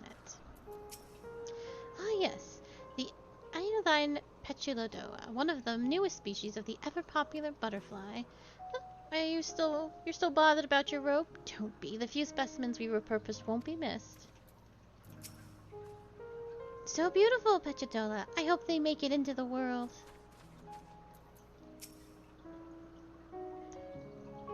This year is a new species of Pechadola we recently set loose. It's been doing very well, managing to maintain a stable existence thus far. If it can see its observation period to the end without issue, we shall release it unto the world. Tell me, do you know the difference between living beings and arcane entities? It is the presence of a soul, yet the soul isn't something you can choose to have at will. No, it manifests only in those beings whose form adhere to the laws of creation. They can endure on their own. Things that do not fulfill this requirement, such as those spontaneously born of magical or natural phenomena, do not have souls. No matter how much it might resemble flora or fauna, if it lacks a soul, then it is considered an arcane entity. So you see, it is not for mankind to decide what is living. That domain lies beyond our manipulation, and it is hubris to assume otherwise. But come, let us head to the nearby beacon. I received a report that arcane entities have been gathered there.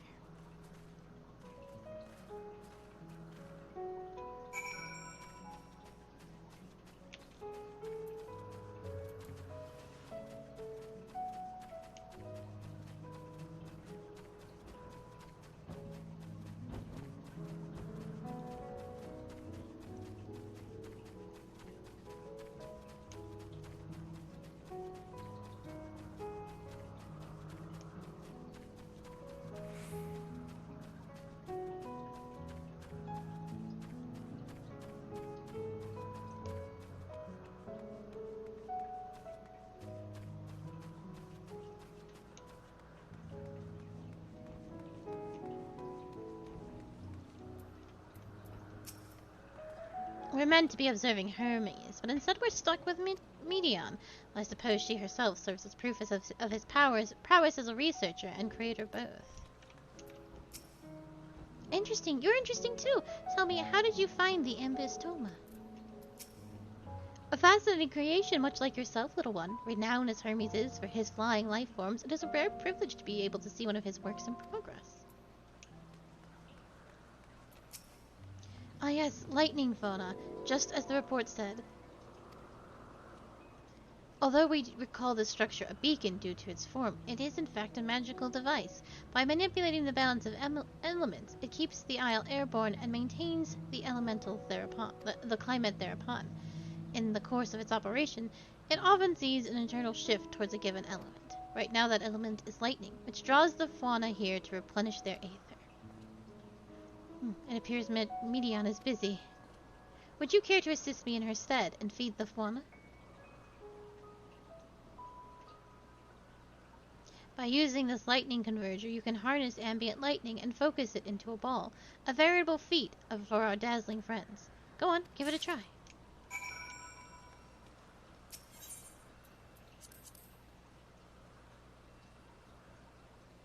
I do this?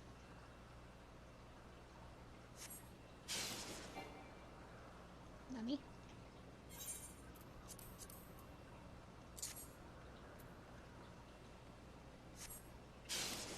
Alright, I got it. We just don't hit them at all, I guess.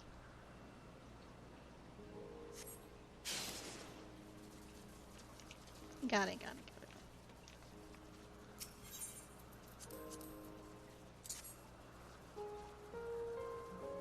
It was weird standing in this, but I understand.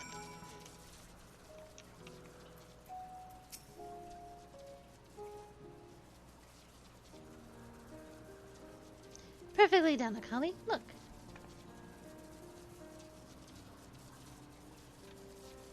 See how they gather to feed? How they express themselves through actions, despite their lack of words. Speech is not the sole defining characteristic of a thinking, feeling creature, nor is silence an indication that they do not possess these qualities. Be it a soulless arcane entity such as the fauna, or an ethereal life form such as Petriloda, all seek to perpetuate their existence, to survive. Is Medion a living being?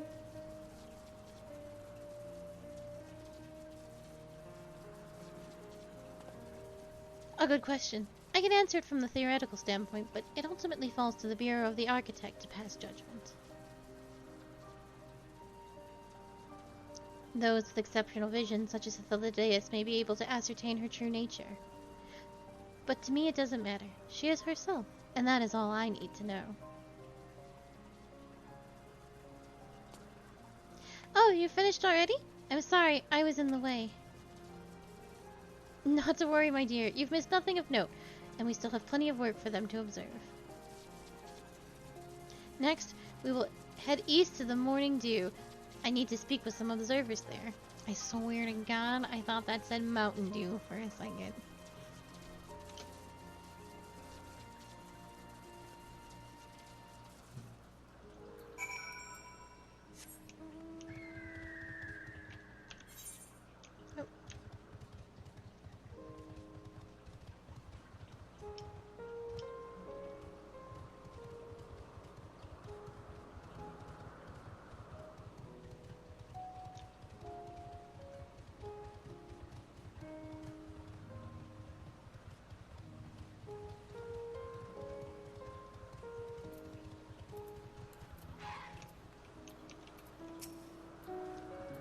This fellow has been the talk of the Bureau. The combination of a carefree aspect and endless rows of fangs is strangely charming.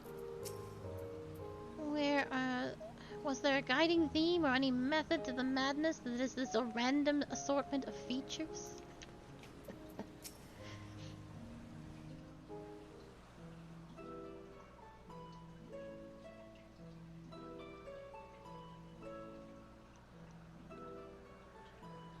Amazing, is it not? The Ampelos, one of our newest subjects.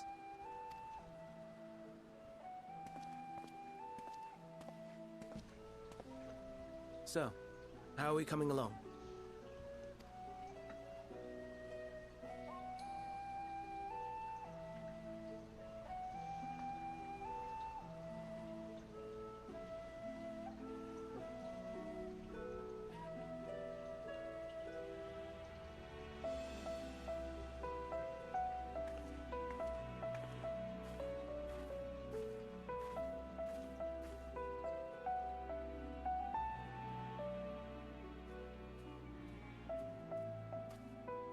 This place is Elpis. Those flowers. Elpis. Entelekis. Like me.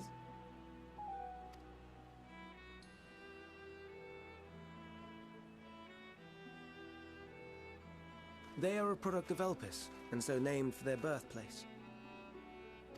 A happy accident, born of the hands of a former researcher who loved beautiful blossoms. Unique for how they change color, to reflect the emotional state of those nearby. Though be it here or elsewhere, they are seldom seen in any hue save purest white. reflect the emotional state, you say? By what means do they achieve this? In creation, there exists an energy wholly apart from ether, one driven by emotions. In like manner to how we manipulate ether, this flower is subject to the influence of said energy.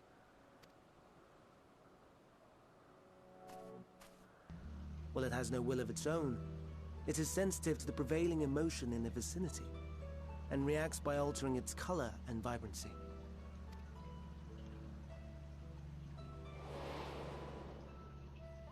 Akasha?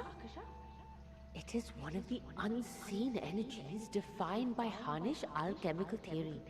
Though a gross oversimplification, some describe it as an essence influenced by feeling.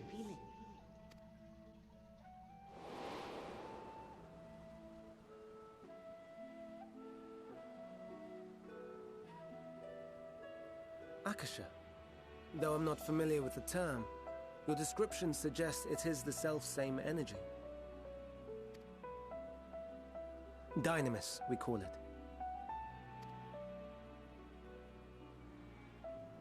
And those entities like the Elpis flower that have the ability to interact with this energy, converting emotions into tangible phenomena, are Antelekis. That's me! That's me! An Enteleki! That you are, my dear. And no ordinary one at that, but the first possessed of free will. Wait. A form of energy other than ether? Dynamis? I've never heard of such a thing. Hardly surprising. Dynamis cannot be seen, much less felt. And though its existence has long been theorized, we had no proof until the flower's serendipitous creation. What's more, Dynamis is far weaker than ether.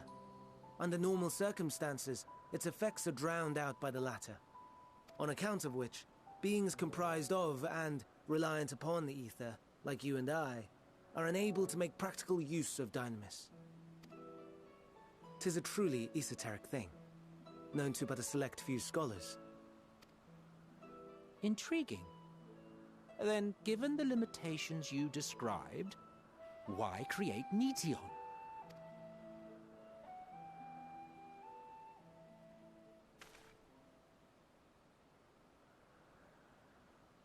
Our star, Aetheris, is especially rich in ether, so much so that its name is derived from it.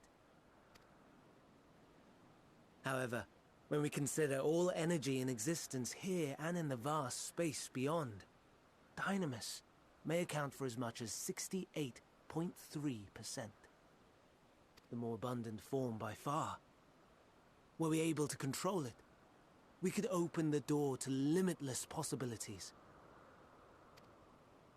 'Tis not unlike a gently flowing stream, unable to break through the dam of ether barring its path. But if we could imbue the stream with the vigor of a raging river...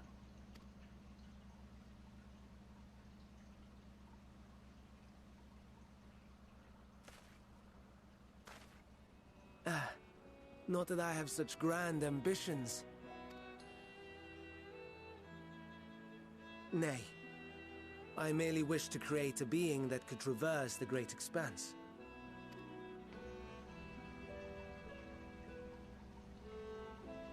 The relative scarcity of ether beyond the bounds of this star was a concern. And so, I looked to another source of energy by necessity.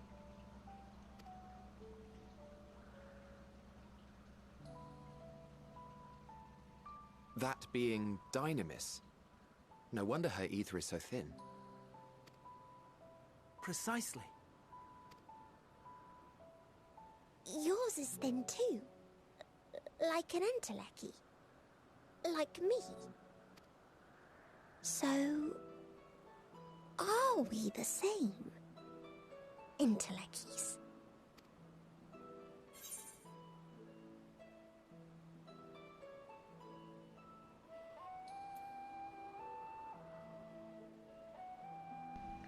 If I'm thin, it's because Emmett Selk didn't do a proper job. Well, aren't we ungrateful? Mayhap I should revert you to the pathetic, faded thing you were. A deficit of ether alone does not an Enteleki make. It would, however, make it easier for you to interact with Dynamis. And limited though its influence may be, this quality could prove the difference between victory and defeat. You do well not to underestimate it.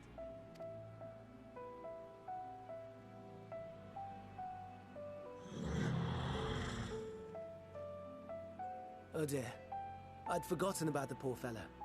You must excuse me a moment while I go and verify a few more things.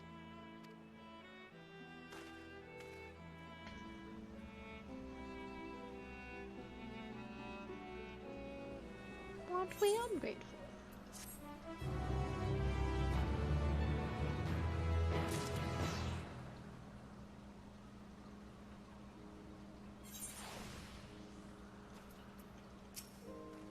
Never before had I heard of Dynamis or Entelekis.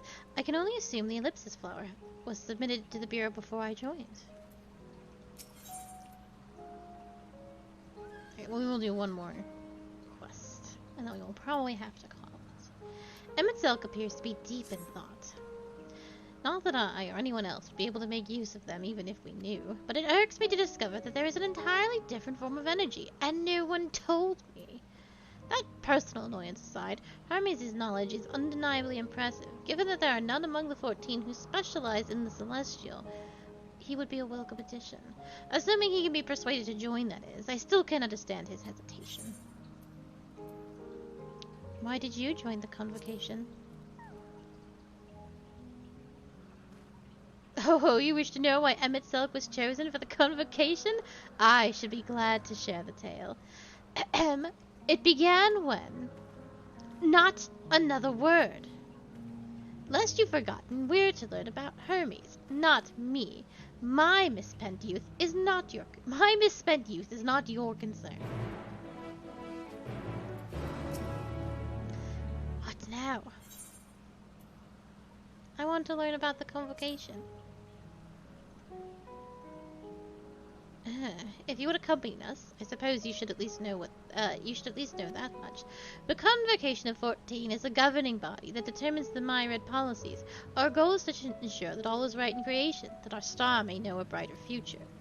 As the name suggests, the council is comprised of 14 offices, each of which is held by an individual chosen for their surpassing abilities.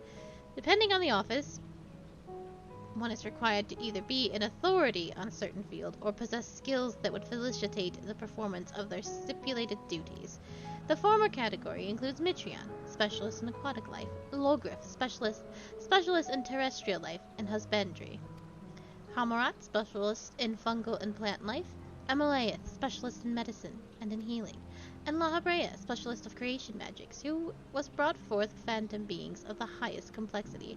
As for the latter category, there's Ultima, advocate of the arts, Aeorum, champion of enlightenment and rhetoric, Pasherat, preserver of discipline and order, Emmett Selk, keeper of the etheric realm or underworld in the vernacular, Fandaniel, pursuer of the extant phenomena, and Nazim, traveler of the world and counselor to the people.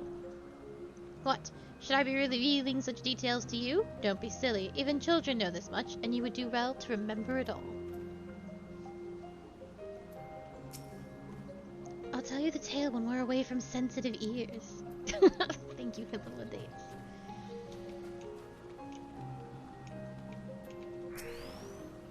My apologies for the wait. I've inspected the Amplios to my satisfaction. All is well with the creature, and I dare say it won't be long ere it is released unto the world. Another creation, however, reportedly isn't faring so well. The Cherubodus. That is what we shall tend to next. If you would follow me, my friends, we shall return to the main aisle and head north.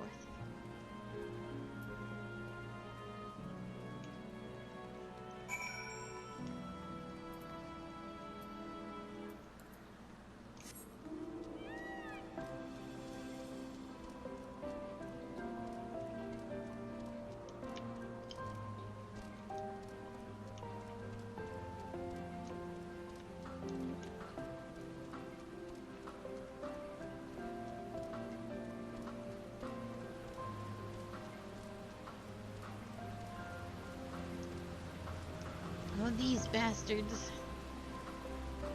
My bane in the Adnor.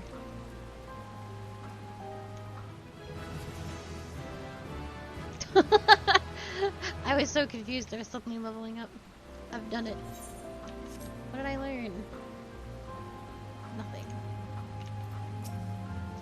Here is a slight difference in etheric balance between these Cherubidices. By this, it may be assumed that they aren't the original creations, but their offspring. A serpentine bird or a winged snake?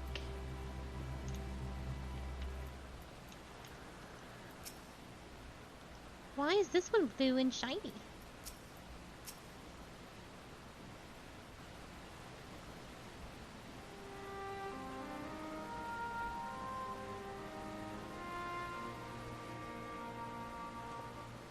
I understand there's a problem with one of the Cherubidos. Yes, that's right. As you know, the Cherubidis is based on a sea creature. Owing to its adjustments to enhance its affinity to wind, it is capable of flight. The specimens created for this concept could all fly without issue, but a problem arose in the subsequent generations. This third generation creature was born with an etheric balance leaning strongly towards water. Its aquatic origin reasserting itself, it would seem. The result being its affinity to wind is diminished, and it cannot fly. No matter what we try, we can't get it to rise even the slightest bit. For such change to manifest in so few generations, I fear they are too unstable, flawed. With your permission, I will revert the creatures and recommend to the Bureau that the concept be revised. With its etheric balance leaning towards water, the Cherubodis would indeed struggle to manipulate wind. It is too early to conclude that it cannot fly. Having failed at first, it may simply have developed a fear. I shall transform and fly with it, helping to manipulate wind until it finds its wings. What? You needn't go to such lengths.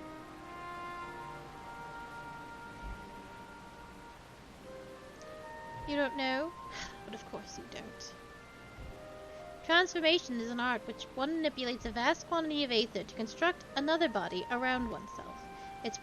In practice, this allows us to assume any conceivable form and thereby transcend the limits of one's flesh. Yet, convenient though it may be, transforming in the presence of others is considered vainglorious in the extreme, and uncouth and unseemly as running about robes. As uncouth and unseemly as running about robeless. Shameful.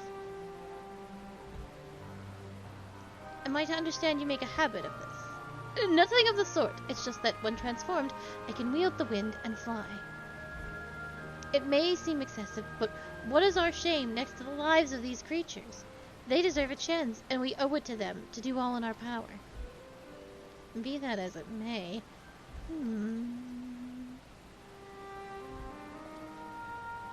Yes, I believe I have a solution. Emmett Silk, may I trouble you to move that Cherubis away from its fellows, somewhere out of sight?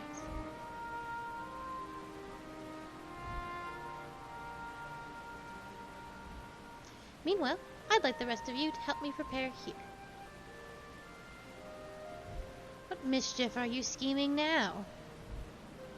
No mischief, I assure you. I would but spare you the need to report to your colleagues that Hermes committed an indiscretion. So have a little faith and run along.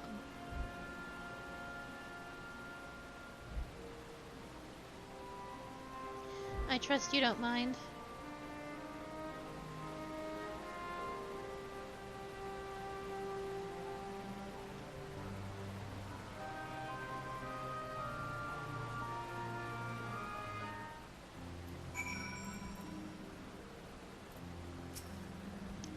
Head of the dais is a man of ideas. I wonder what he has thought up this time. Emmett Selk is out of sight? Good. Let's speak the plan. In a stroke of genius, really, we have Emmett Selk train the Charbodius. Aside from being able to fly untransformed, he can readily see ether currents, and with his adept spellcraft, he can also employ suitable wind magics to guide the creature along. While he is indeed incapable of all you described, it is not his duty, and I am loath to trouble him with it. Don't be. As I mentioned, it would be for his own sake. With that settled, let us begin at once. Akali, I want you to go to Emmett Silk and tell him that I have a favor to ask. He will be disinclined to cooperate at first, but you mustn't be discouraged. With our friend, the trick is to be unflaggingly persistent. Off you go now, and good luck. Say, I have a favor to ask, to indicate to Emmett Silk that you have a request. Oh, he's gonna love this.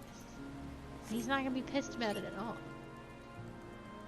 I can't believe we have gone back to the past to simply antagonize Emmett Silk and really nothing else. I have forgotten what our true purpose was. I only exist now to incur the convocation of Emmett Silk of the Convocation's wrath.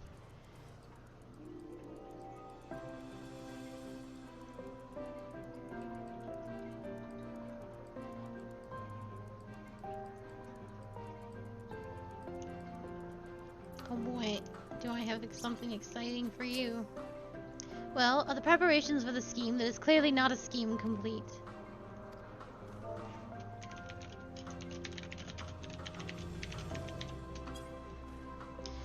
Oh, no you don't. I'm not lifting a finger. Ugh, I don't know what Hythlodaeus is up to, and I will not be made to know. I refuse. If Hythlodaeus is to be believed, relentless insistence may serve to wear down the ever-weary Emmett Silk. Please type, please, Emmett Silk. Please, Emmett Silk. Please.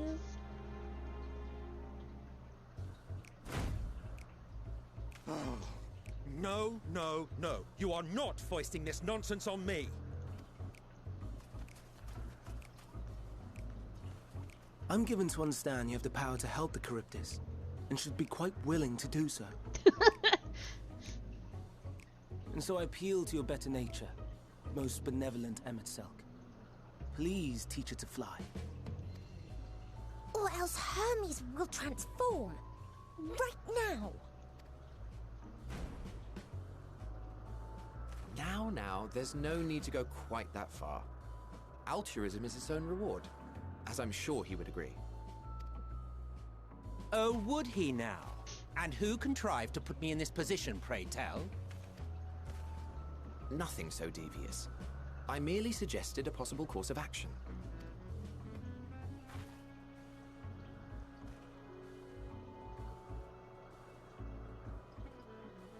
Please, Emmett Silk.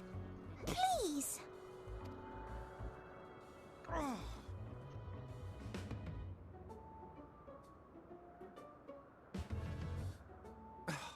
I did not come all this way to play nursemaid to your creations. I'd thank you to remember this favor and let it be the last. He's a good bean. He is just tsundere. And tired. Oh. I got one of those. Where'd you get that one? I will aid it once it is taken to the air. It falls to you to shepherd it skyward. I like that. I like that he has the collector's edition mount from his own expansion. Well, let's relax and enjoy the spectacle, shall we? I would love to.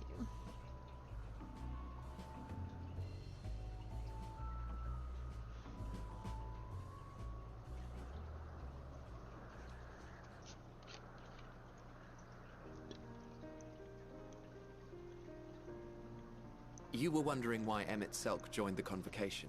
Oh, hell yes, I was. Truth be told, he wasn't the first choice for the office. I was, on the strength of my ability to see ether. But I declined the offer. For though my vision is exceptional, I am pedestrian in all other aspects.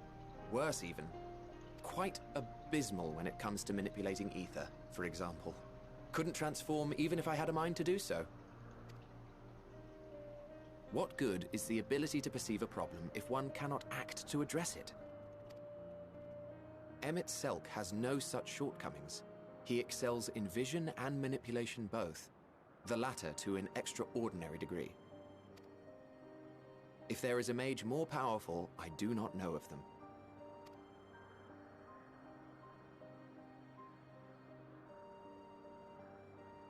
Thus did I recommend him for the office in my stead. And I wasn't the only one. Far from it. Countless others vouched for his skill and character. People the world over, to whom he had previously lent a helping hand.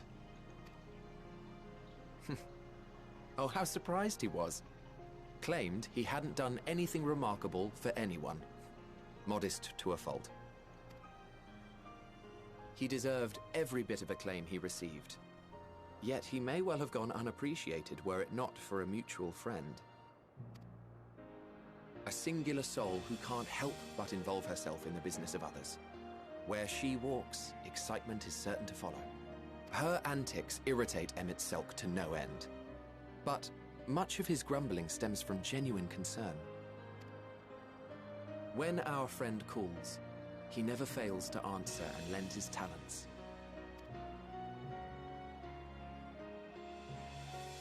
And in the course of doing so, he himself came to be recognized and respected by those around him.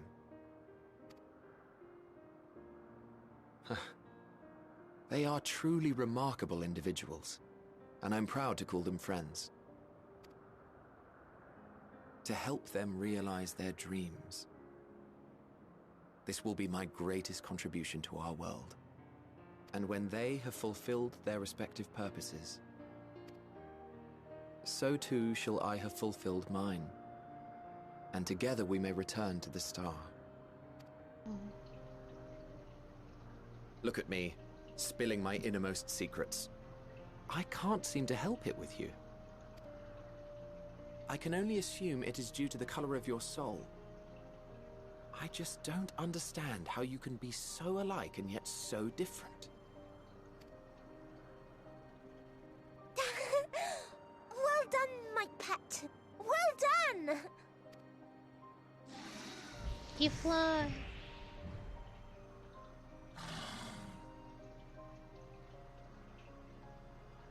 Ah, yes. I dare say the Charybdis will be fine here on. Why don't you go and signal to Emmett Selk? Let him know that his arduous task is at an end.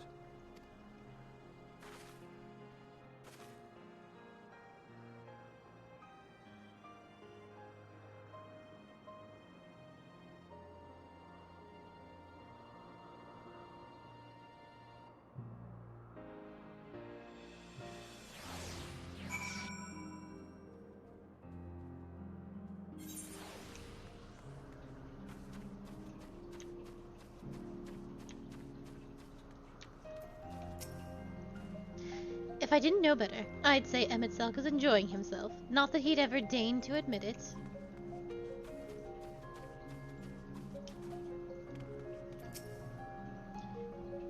It's flying. It's really flying as if it were born to do so. Oh, that was the wrong man, but you know. I saw her and I just used her voice that I had for her.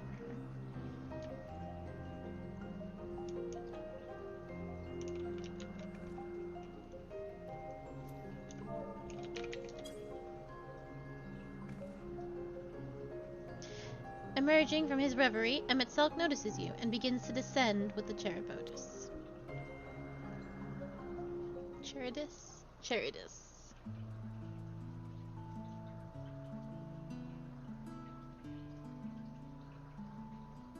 I have no words to express my gratitude. Thanks to you, the Charybdis has learned to fly.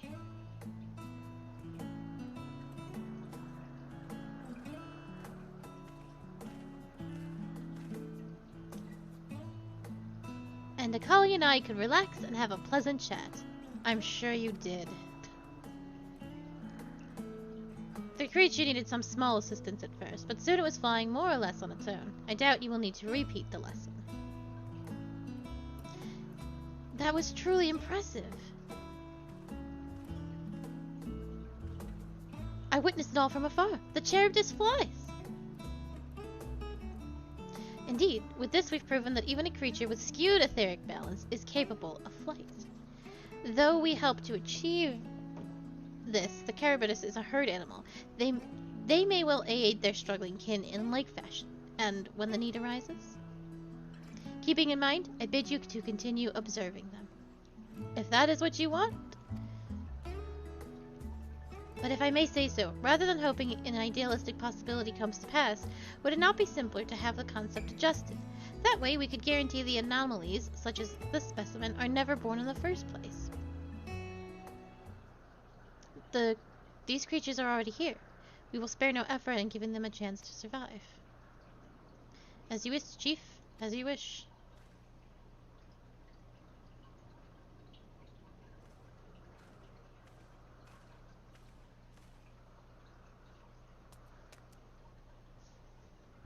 Hermes.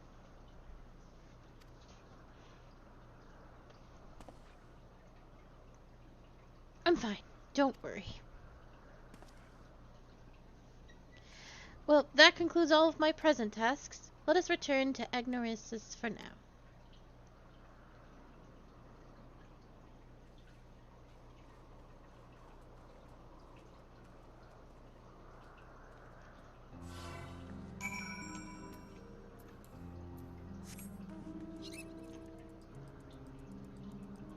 Look at all these Ixions! Oh, this is a fate. I'm not gonna fuck with all these Ixions.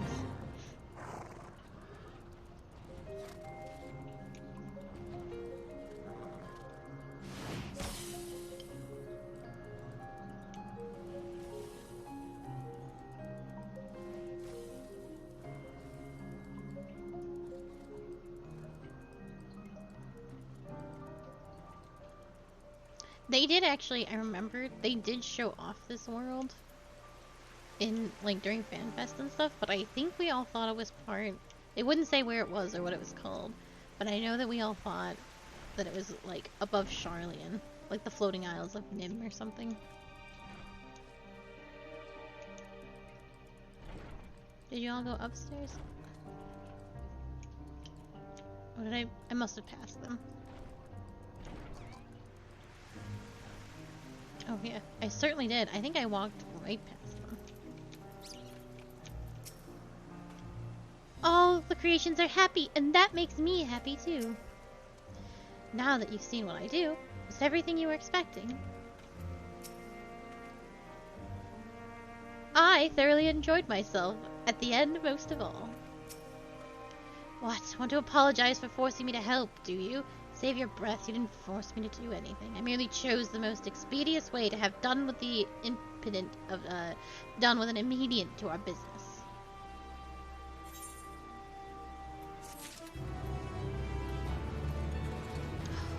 It's very tempting to go further. Yeah, we're gonna have to stop here and then we will continue tomorrow. I'm gonna put these pants on. I'm very excited to see where this is going.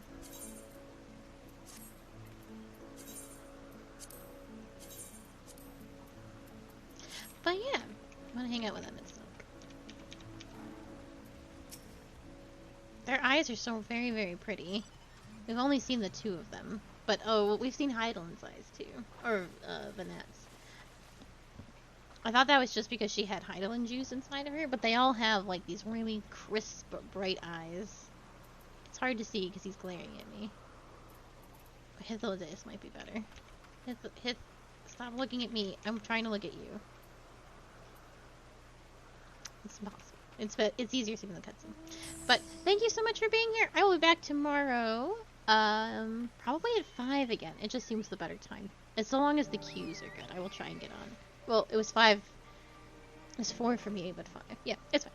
But I hope you all have a very lovely evening. And again, no 2 p.m. stream. We will just hop on this game as soon as possible and do what we can. But take care and goodbye.